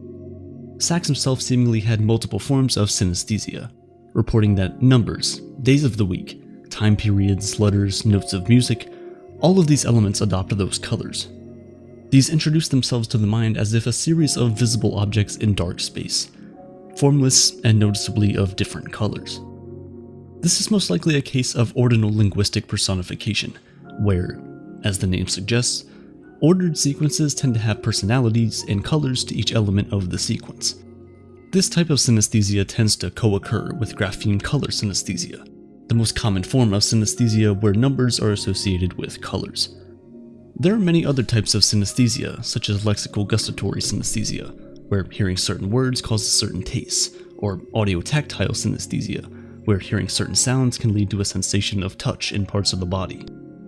Oddly enough, there's even a type of synesthesia where swimmers thinking, watching, or performing a certain swimming stroke perceive a color that they consistently associate with that swimming stroke. There have also been surgeons with what's called mirror touch synesthesia, where they're able to feel the pain of the patients they're observing while CPR was being administered. I have died many times, says Dr. Joel Salinas, a neurologist who possesses this condition. However, the most awe-inspiring case of synesthesia probably took place when a man was able to visualize colors when he saw numbers. The only catch is, he was colorblind, and the colors he was visualizing had never been seen. But how credible are these accounts? Considering Sachs' colorful landscape was also attributed by some to congenital eye defects common in people with albinism, couldn't all these just be hallucinations or simply psychedelic experiences under the influence of a drug or some other sign of an overreaction? The science is very clear on that front.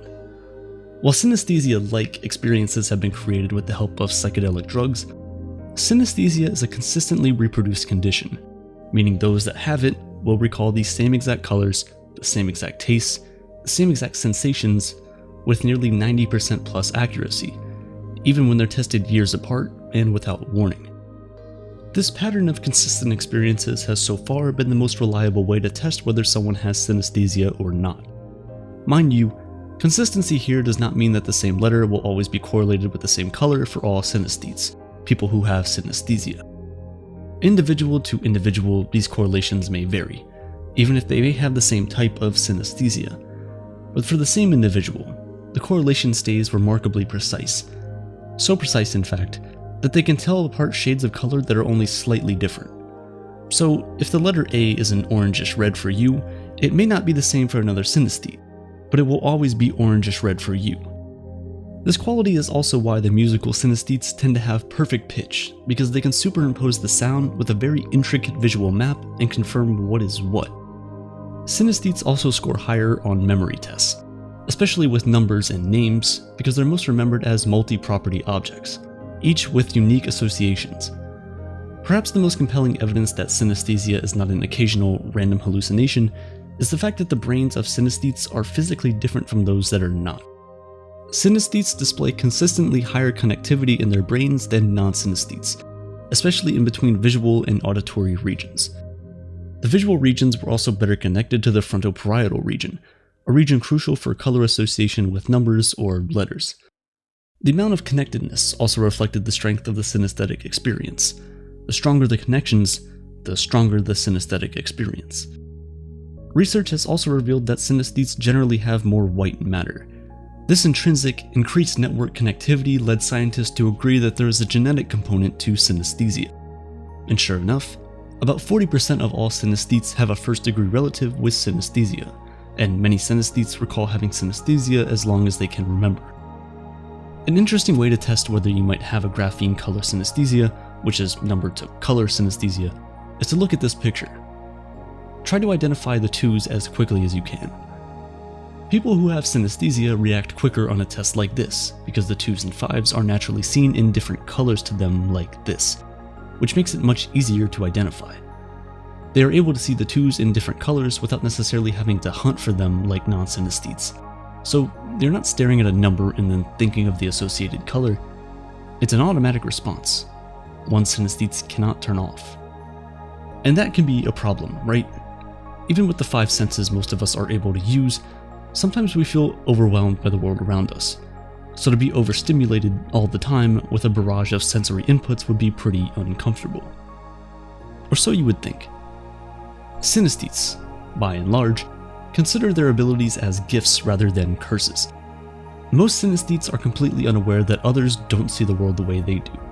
For some, sound has always had color, color has always had taste, and taste has always had sound. It sounds strange, but you'd be surprised how many of your favorite artists are synesthetes. From musicians like Lord and Pharrell Williams, to novelists like Vladimir Nabokov, from theoretical physicists like Richard Feynman, to painters like Vincent van Gogh. All are said to have had synesthesia. Their conditions are as versatile as their crafts. Common amongst all, however, is the fact that their contributions have all been incredible feats of creativity. This convergence of creativity and synesthesia is no coincidence. In fact, synesthesia is up to 7 times more common in artists and people involved in creative professions. It's no surprise then that synesthetes perform better on tests of creativity and originality than the average person. But of course, as with any condition, it's not all sunshine and rainbows. Some kids who have the condition display poorer reading comprehension than their peers, and often have a hard time following lectures. Solomon Shereshevsky was a Russian journalist who was also diagnosed with the condition. He could recall unusually long lists of information without error, but said that the automatic and nearly permanent retention of every detail due to synesthesia made it very hard for him to grasp abstract concepts or make sense of what he was reading. Still, synesthesia is generally considered a positive, and most people that have it do not think of it as a disorder. It's staggering how the same world you and I experience can actually be so different compared to so many different people. I had no idea that such a condition existed before I was introduced to this tool just a few days ago. It allowed me to see what my name looks like to a synesthete. In her video, violinist, composer, and synesthete Caitlin Hova recalls finding out in college that not everyone saw music as she did. The prevalence of synesthetes within the general population is remarkably high, contrary to what it may seem. As many as 1 in 20 people can have some form of synesthesia, and you probably know a lot of them. You just don't know that you know them. But now you know that you don't know that you know them. You get the point? In what follows, Caitlin goes on to play an incredible piece on her violin to showcase what she sees when she plays it, which really makes me wonder how relatively colorless our realities are in comparison. Or are they? You see, we all visualize things. We may not see colors for every note on an instrument or have perfect pitch, but we do visualize. It happens all the time. When we're trying to process large amounts of data or trying our hand at more artistic ventures, we're trying to see something totally abstract. One of the more interesting studies regarding synesthesia is the Bouba-Kiki effect. Take a look at this image. Which one of the shapes looks like it's called Bouba and which one is called Kiki? An overwhelming majority of the initial participants chose the image on the right as Bouba and the left as Kiki, even across languages. Even children as young as 2.5 years old have demonstrated this effect. While these findings are not seen in every community, the consensus suggests that the Bouba-Kiki effect is a cue to pre-existing synesthesia-like associations present in all of us. It would reinforce the idea that the neural hyperconnectivity that is responsible for synesthesia is seen in pretty much all babies. Most of us simply lose those connections as we grow older, and that's the beauty and tragedy of synesthesia. All at once, that we all have it, but most of us lose it. Caitlin ends her video by asking what could have happened if we were all more conscious of others' experiences, and how different our senses might be from one another. How we solve a math problem, how we make sense of complex concepts, how we enjoy music. Sharing these things can make learning so much more fun. What does it mean to know you have the correct answer? She asks. What is that feeling? Is that feeling a color? As a student of the sciences, I find myself wondering, time and time again, how scientists realize some of their most mind-bending, unintuitive truths about the universe. How are they so confident in their findings? Aside from the degrees and credentials, what does it truly mean to know something? What is that feeling of harmony, that creative connection, and why does it soothe our hearts? Whether we can describe these things or not, you and I have felt them. Maybe in a painting, or in a ballad, or in a book. But we've all felt them. Answering these questions could help uncover the colors in our mundane but elegant reality, and allow us all to experience a richer consciousness, all whilst using an ability that, deep down, we all possess. You are a chicken. Yes, you. You look around and sometimes wonder why your owner takes such good care of you. At first, you're not sure. You're skeptical. What if he sends you to the slaughterhouse? You've never been there, but you know very well none of your friends have ever come out of that place. You remain on high alert for when that fateful day might arrive. But it never does. Days go by, and then weeks, months, even years. You are now convinced your owner loves you more than any of these other chickens, and he would never do anything bad to you. Each passing day is additional evidence to say that you will live for the next. 1,000 days go by like this. 1,000 beautiful days.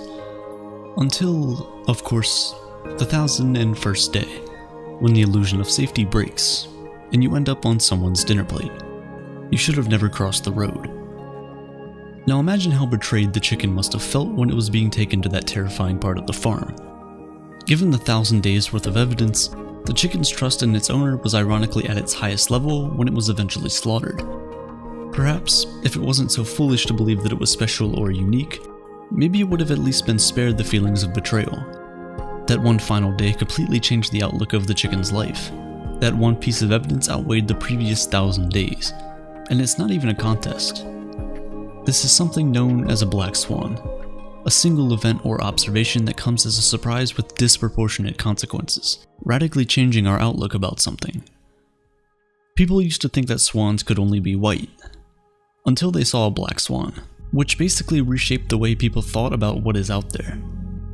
Nassim Nicholas Taleb wrote a book called The Black Swan: The Impact of the Highly Improbable, to study this very phenomenon and shine light on how vulnerable we are to black swans, and how we are only becoming increasingly more vulnerable with each passing day.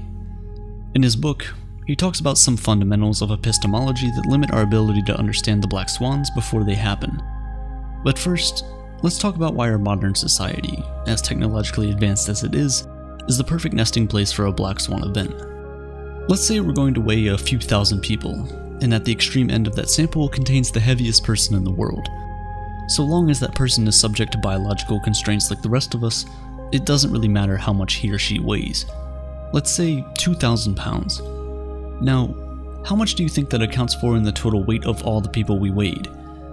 The answer is probably less than 0.5%. It shows that even a crazy outlier like a 2,000 pound person doesn't really overwhelm the average. Taleb calls this ecosystem mediocriston, to refer to how the mediocre measurements of the average person do mostly represent all measurements quite well. Now, let's conduct the same experiment, but with wealth. Let's gather a few people and include just one of the 3,000 or so billionaires in that list. How much do you think that billionaire accounts for in the total wealth of all the people in that sample? An overwhelming majority, almost always close to 99%. Contrary to the first scenario, here the outlier overwhelms everything else. Taleb calls this world extremiston, as it rewards a few people extremely well, but leaves basically nothing for the others. Taleb says that the modern world is composed of circumstances that are geared towards extremiston, not mediocriston, because money, for all intents and purposes, is just a number in someone's book. The vast majority of money is completely digital. It's not subject to physics laws or biology to constrain it to minimal variance. Sure, most people don't make that much money, but a few people can make a lot of money. Similarly, if you want to consider musicians, most musicians don't sell that many albums, but a few artists sell quite a few. You can conduct the same thought experiment with book sales, scientific publications, shoe brands, and so on. Point is, the modern economy is very much a winner-take-all system that rewards a very small number of people with a disproportionately large portion of the pie. If it was more like the weight example we just talked about, you wouldn't expect the outliers to be so wild. But the fact that they really are indeed so wild just goes to show how unpredictable the environment we're living in really is. The forecasts we take for granted today often fail to take into account the true nature of this unpredictability, these black swan events. You might be inclined to say that, no, these billionaires put in the work day in and day out, and therefore they can enjoy the fruits of their labor. Indeed, most of them probably worked really hard. Some of their innovations might later pave the way for a better future for all of us. I'm not discounting that. However, the system is not rewarding them proportionately. More importantly, it's hard to say how much of their efforts are the fruits of their labor and how much of it is due to pure chance. If you were to run a few simulations with extremiston-type circumstances, you would inevitably have a few Jeff Bezos-like outliers. We may be biased into thinking that we understand what causes Bezos-like outliers in our society. You know, the usual. Think out of the box, start a revolutionary company, work extremely hard for a few years, and then smell the roses. Happily ever after. We've all read the autobiographies. We've all watched the documentaries. However, when was the last time you read about a person who did all of those things and failed? When was the last time you saw shelves of books about people who failed? Chances are, probably never. These stories just never really quite make it. There is an epistemic bias in all of this. Taleb says, now take a look at the cemetery. It is quite difficult to do so, because people who fail don't seem to write memoirs, and if they did, those business publishers I know would not even consider giving them the courtesy of a returned phone call. This is despite the fact that, often, advice about what not to do is more useful than what to do. But that's just the economy. That's just one facet of society. We also don't understand the socio-political aspects. Take 9/11 for example, which is certainly a black swan event. After it happened, you had tons of experts come out and say that they had known for years that it was about to happen. Well, why didn't they say anything? This retrospective distortion of the understanding of a problem is one of the hallmarks of a black swan event. None of them really knew. If they did, cockpit doors would have been bulletproof long ago, pocket knives would have never been allowed into cabins, and the TSA would have been invented much earlier. But these things were only instituted after 9/11. If you were to suggest such policies in 1991, for example, you would probably not be taken too seriously, or would have been shown a spreadsheet that suggested airlines don't have the money for bulletproof doors. But inevitably, they did. Thankfully, the likelihood of a 9/11 style event is much lower now than it used to be. Countries around the world are more prepared, more vigilant. However, that also makes these precautions somewhat lose their relevance. Yuval Noah Harari, in his book Homo Deus, cites a paradox about knowledge. He says, "Knowledge that does not change behavior is useless, but knowledge that changes behavior loses its relevance." The more data we have and the better we understand history, the faster history alters its course, and the faster our knowledge becomes outdated. Despite the measures we have taken for a black swan event like 9/11, that does nothing to improve our odds against a future black swan. If anything, it might lure us into a false sense of security, and in fact worsen our chances of coping with the impacts of the next highly improbable event. We tend to convince ourselves that we understand risks once we have understood a game of dice or blackjack. However, trying to approximate the risks in real life with the same methods used in a closed-loop artificial game is simply oversimplification, a mistake that we commit daily. This, Taleb calls, is the ludic fallacy. We learn simple games and immediately conclude that the stock market works in the same way, even though one of these things lives in Mediocristan and the other lives in Extremistan.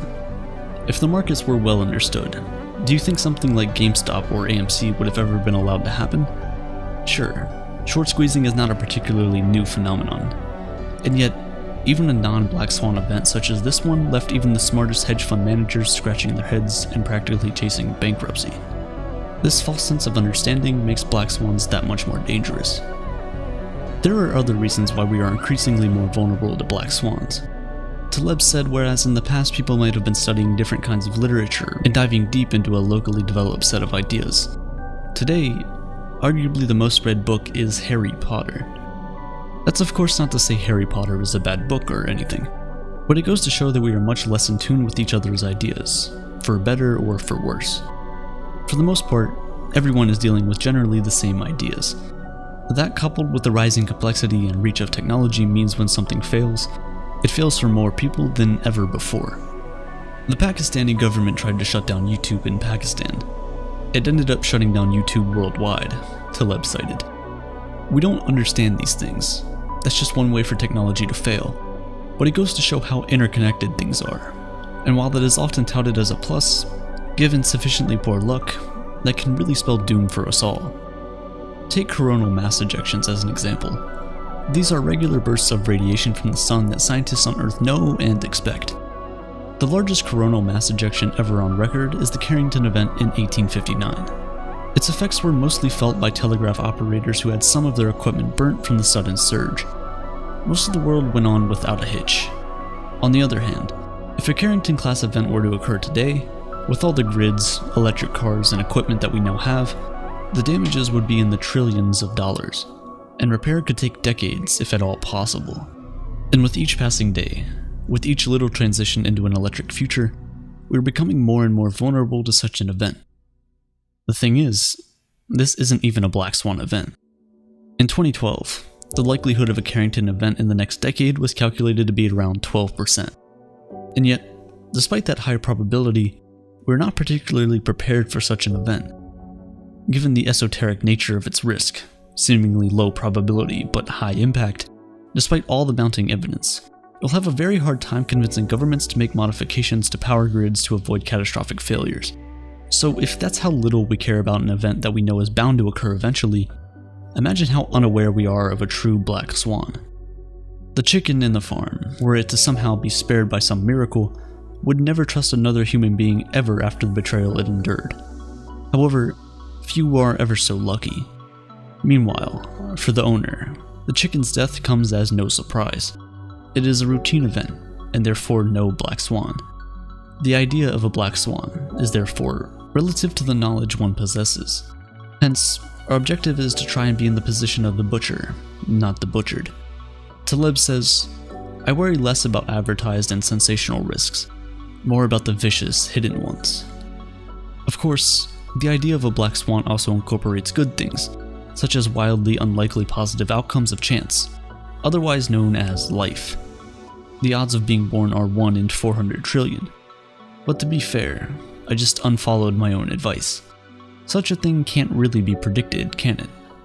For all we know, and for all we don't, being born is an unimaginably unlikely event that nobody really predicted. So if you are alive, whatever that means, in the end, we're actually all the black swans we've been trying to avoid the entire time. Ironic, isn't it? You were on your way home when you died. It was a car accident. Nothing particularly remarkable, but fatal nonetheless. You left behind a wife and 2 children. It was a painless death. The EMTs tried their best to save you, but to no avail. Your body was so utterly shattered that you were better off. Trust me. And that's when you met me. Wait, what happened? You asked. Where am I? You died, I said, matter-of-factly. No point in mincing words. There was a truck, and it was skidding. Yep, I said. I died? Yup, but don't feel bad about it. Everyone dies, I said. You looked around. There was nothingness. Just you and me. What is this place? You asked. Is this the afterlife? More or less, I said. Are you God? You asked. Yup, I replied. I'm God. Few things capture our imagination quite like death. It's going to happen to us. We know it's going to happen to us. And yet, we live our lives pretending that it's not going to happen. Not to us, at least we think. Not right now. We run away from it every chance we get. And yet, somehow, we are preoccupied with it. Almost simultaneously, we ignore death and worship its possibility. We write books about how life is short, but we never really live like it is. Who are we?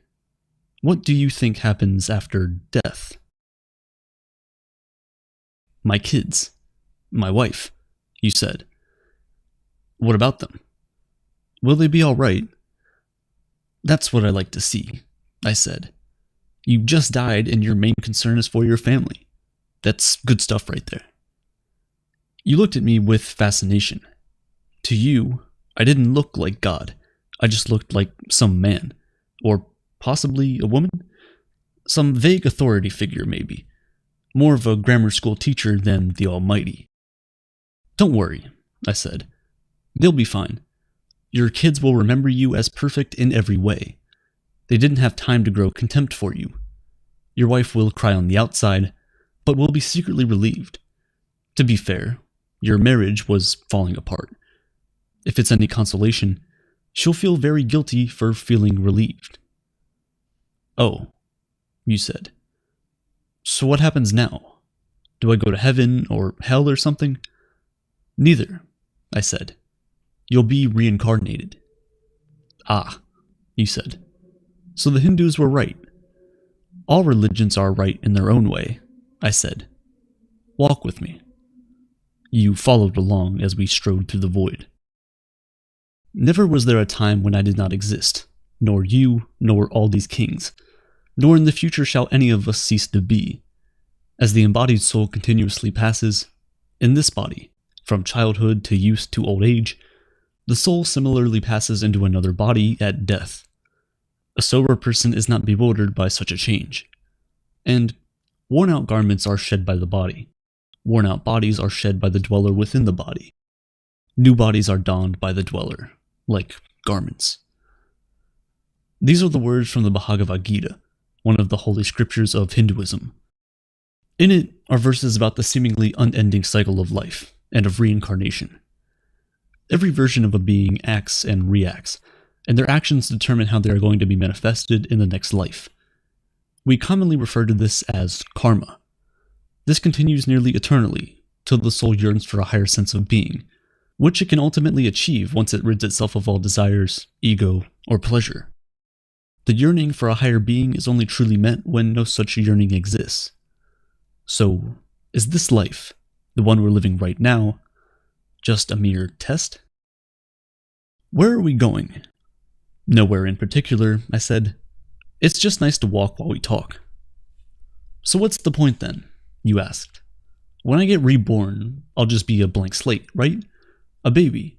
So all my experiences and everything I did in this life won't matter. Not so, I said. You have within you all the knowledge and experiences of all your past lives. You just don't remember them right now. I stopped walking and took you by the shoulders. Your soul is more magnificent, beautiful, and gigantic than you can possibly imagine. A human mind can only contain a tiny fraction of what you are. It's like sticking your finger in a glass of water to see if it's hot or cold. You put a tiny part of yourself into the vessel, and when you bring it back out, you've gained all the experiences it had. You've been a human for the last 48 years, so you haven't stretched out enough yet and felt the rest of your immense consciousness. If we hung out here for long enough, you'd start remembering everything. But there's no point in doing that between each life. How many times have I been reincarnated then? Oh, lots and lots, and into lots of different lives, I said. This time around, you'll be a Chinese peasant girl in 1540 AD. Wait, what? You stammered. You're sending me back in time. Well, I guess technically, time as you know it only exists in your universe. Things are different where I come from. Where do you come from? You said. Oh, sure, I explained. I come from somewhere. Somewhere else. And there are others like me. I know you'll want to know what it's like there, but honestly, you wouldn't understand. Oh, you said, a little let down. But wait, if I get reincarnated to other places in time, I could have interacted with myself at some point. Sure, happens all the time. And with both lives only aware of their own lifespan, you don't even know it's happening. Other religions such as Islam or Christianity don't quite preach the idea of reincarnation, but when you look through the pages, they too treat this life as a test. It is the afterlife where life achieves completion and we get to live, truly. What you do in this life determines the fate of what your soul will be. While the concept of death is slightly different across certain religions and theologies, in that some of it happens over and over again, and in others you die once but live twice, nearly all religions encourage followers to think about the cascading effects of their actions at a macro scale. There are more famous ideas in this realm, of course. The simulation theory is just one of the more famous ones, where reality is potentially reduced to a high-definition video game running in some scrawny teenager's basement. It's his reality, and you and I are living in it. This certainly is not as grandiose of a possibility as something from Scripture, but the logic that leads one to the simulation theory is ironclad. What does this all mean then? So what's the point of it all? Seriously, I asked. Seriously, you're asking me for the meaning of life. I mean, isn't that a little stereotypical? Well, it's a reasonable question, you pestered.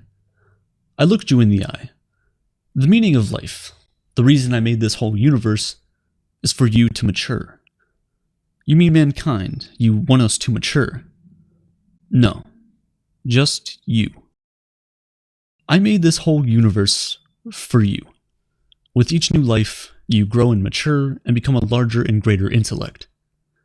Just me. What about everyone else? There is no one else, I said. In this universe, there's just you and me. You stared blankly at me. But all the people on Earth, all you, different incarnations of you. Wait, I'm everyone. Now you're getting it, I said, with a congratulatory slap on the back. I'm every being who ever lived, or who will ever live. Yes. I'm Abraham Lincoln, and you're John Wilkes Booth too, I added. I'm Hitler, you replied, and you're the millions he killed. I'm Jesus, and you're everyone who followed him. You fell silent. Every time you victimized someone, I said, you were victimizing yourself. Every act of kindness you've done to yourself. Every happy and sad moment ever experienced by any human was, or will be, experienced by you. You thought for a long time. Why? You asked me. Why do all of this? Because someday, you will become like me. Because that's what you are. You're one of my kind. You're my child. You mean I'm a god? No, not yet. You're a fetus. You're still growing. Once you've lived every human life throughout all time, you will have grown enough to be born. So the whole universe, you said, it's just an egg, I answered. Now it's time for you to move on to your next life. And I sent you on your way. Whether you believe in an organized religion or not, we've all wondered what happens when our eyes close for that one last time. Maybe we watch our lifeless bodies as our souls float away. Maybe we try to call upon our loved ones to let them know it's all going to be okay, but they just never listen. Maybe nothing happens at all. Maybe there is no meaning. Andy Weir's short story, supposedly written in less than an hour, does talk about an afterlife scenario, but that's not really the message it's trying to deliver. Maybe his point is to highlight the ability of every person to be both the worst manifestation of humanity, but also be the best of it. Andy poses this when he says that the protagonist was both Hitler and the people he killed. It's hypothetical, of course. But then again, how far are we at any given time from the worst version of ourselves? I often find myself looking at pictures of famous, or infamous people for that matter, as babies. In the backdrop of reality, these baby faces can remind us about the innocence every human is capable of. Perhaps one of the lessons from the egg theory is to remind people of the power of a situation to turn us into who we are. This is not to absolve anyone of their wrongdoing or take away from the gravity of their actions, but a chance to shed light on the fact that a lot of who we are is quite simply circumstance, and that we might be better able to prevent future atrocities if we're able to foresee the circumstances that lead to them. This was, in large part, the focus of the now infamous Stanford prison experiments. College students were hired to play either guard or prisoner, and their behavior would then be studied. In just over a day, the power imbalance had manifested into near total tyranny, where the guards would abuse the prisoners to such an extent that a lot of them had to be discharged from the experiments. This ultimately led to the termination of the study after just 6 days. Some say the guards behaved like this because these guards were inherently bad people. Others say it was the power imbalance that was always set for an outcome like this.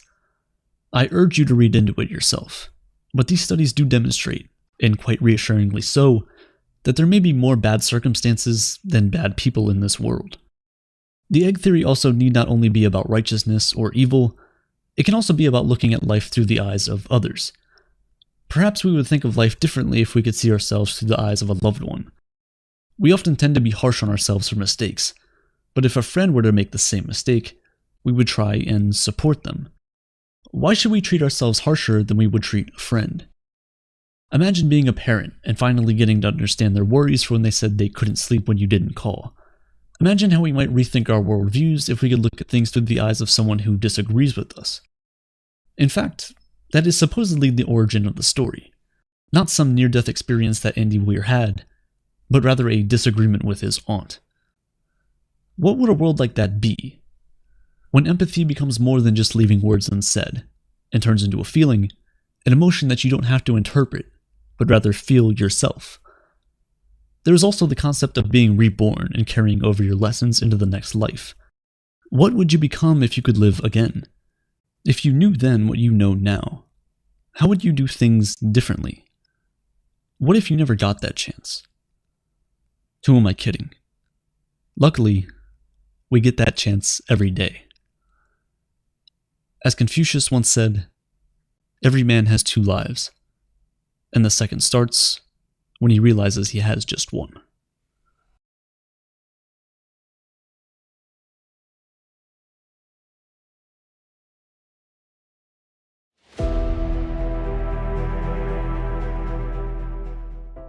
Get healthy, get smarter, save time, feel better, feel confident, be happier, change yourself. These are the promises of self-help. And they sound pretty good, right?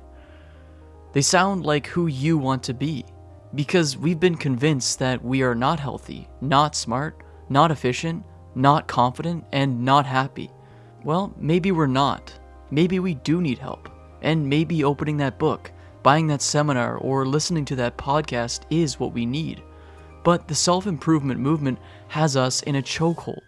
It's convinced us that we're not good enough so that we'll purchase our way into happiness. And the plan is working. The self-improvement industry was valued at approximately $38 billion in 2022 and is projected to grow to around $80 billion by 2030. Americans spend over $11 billion annually on self-improvement books, seminars, coaching,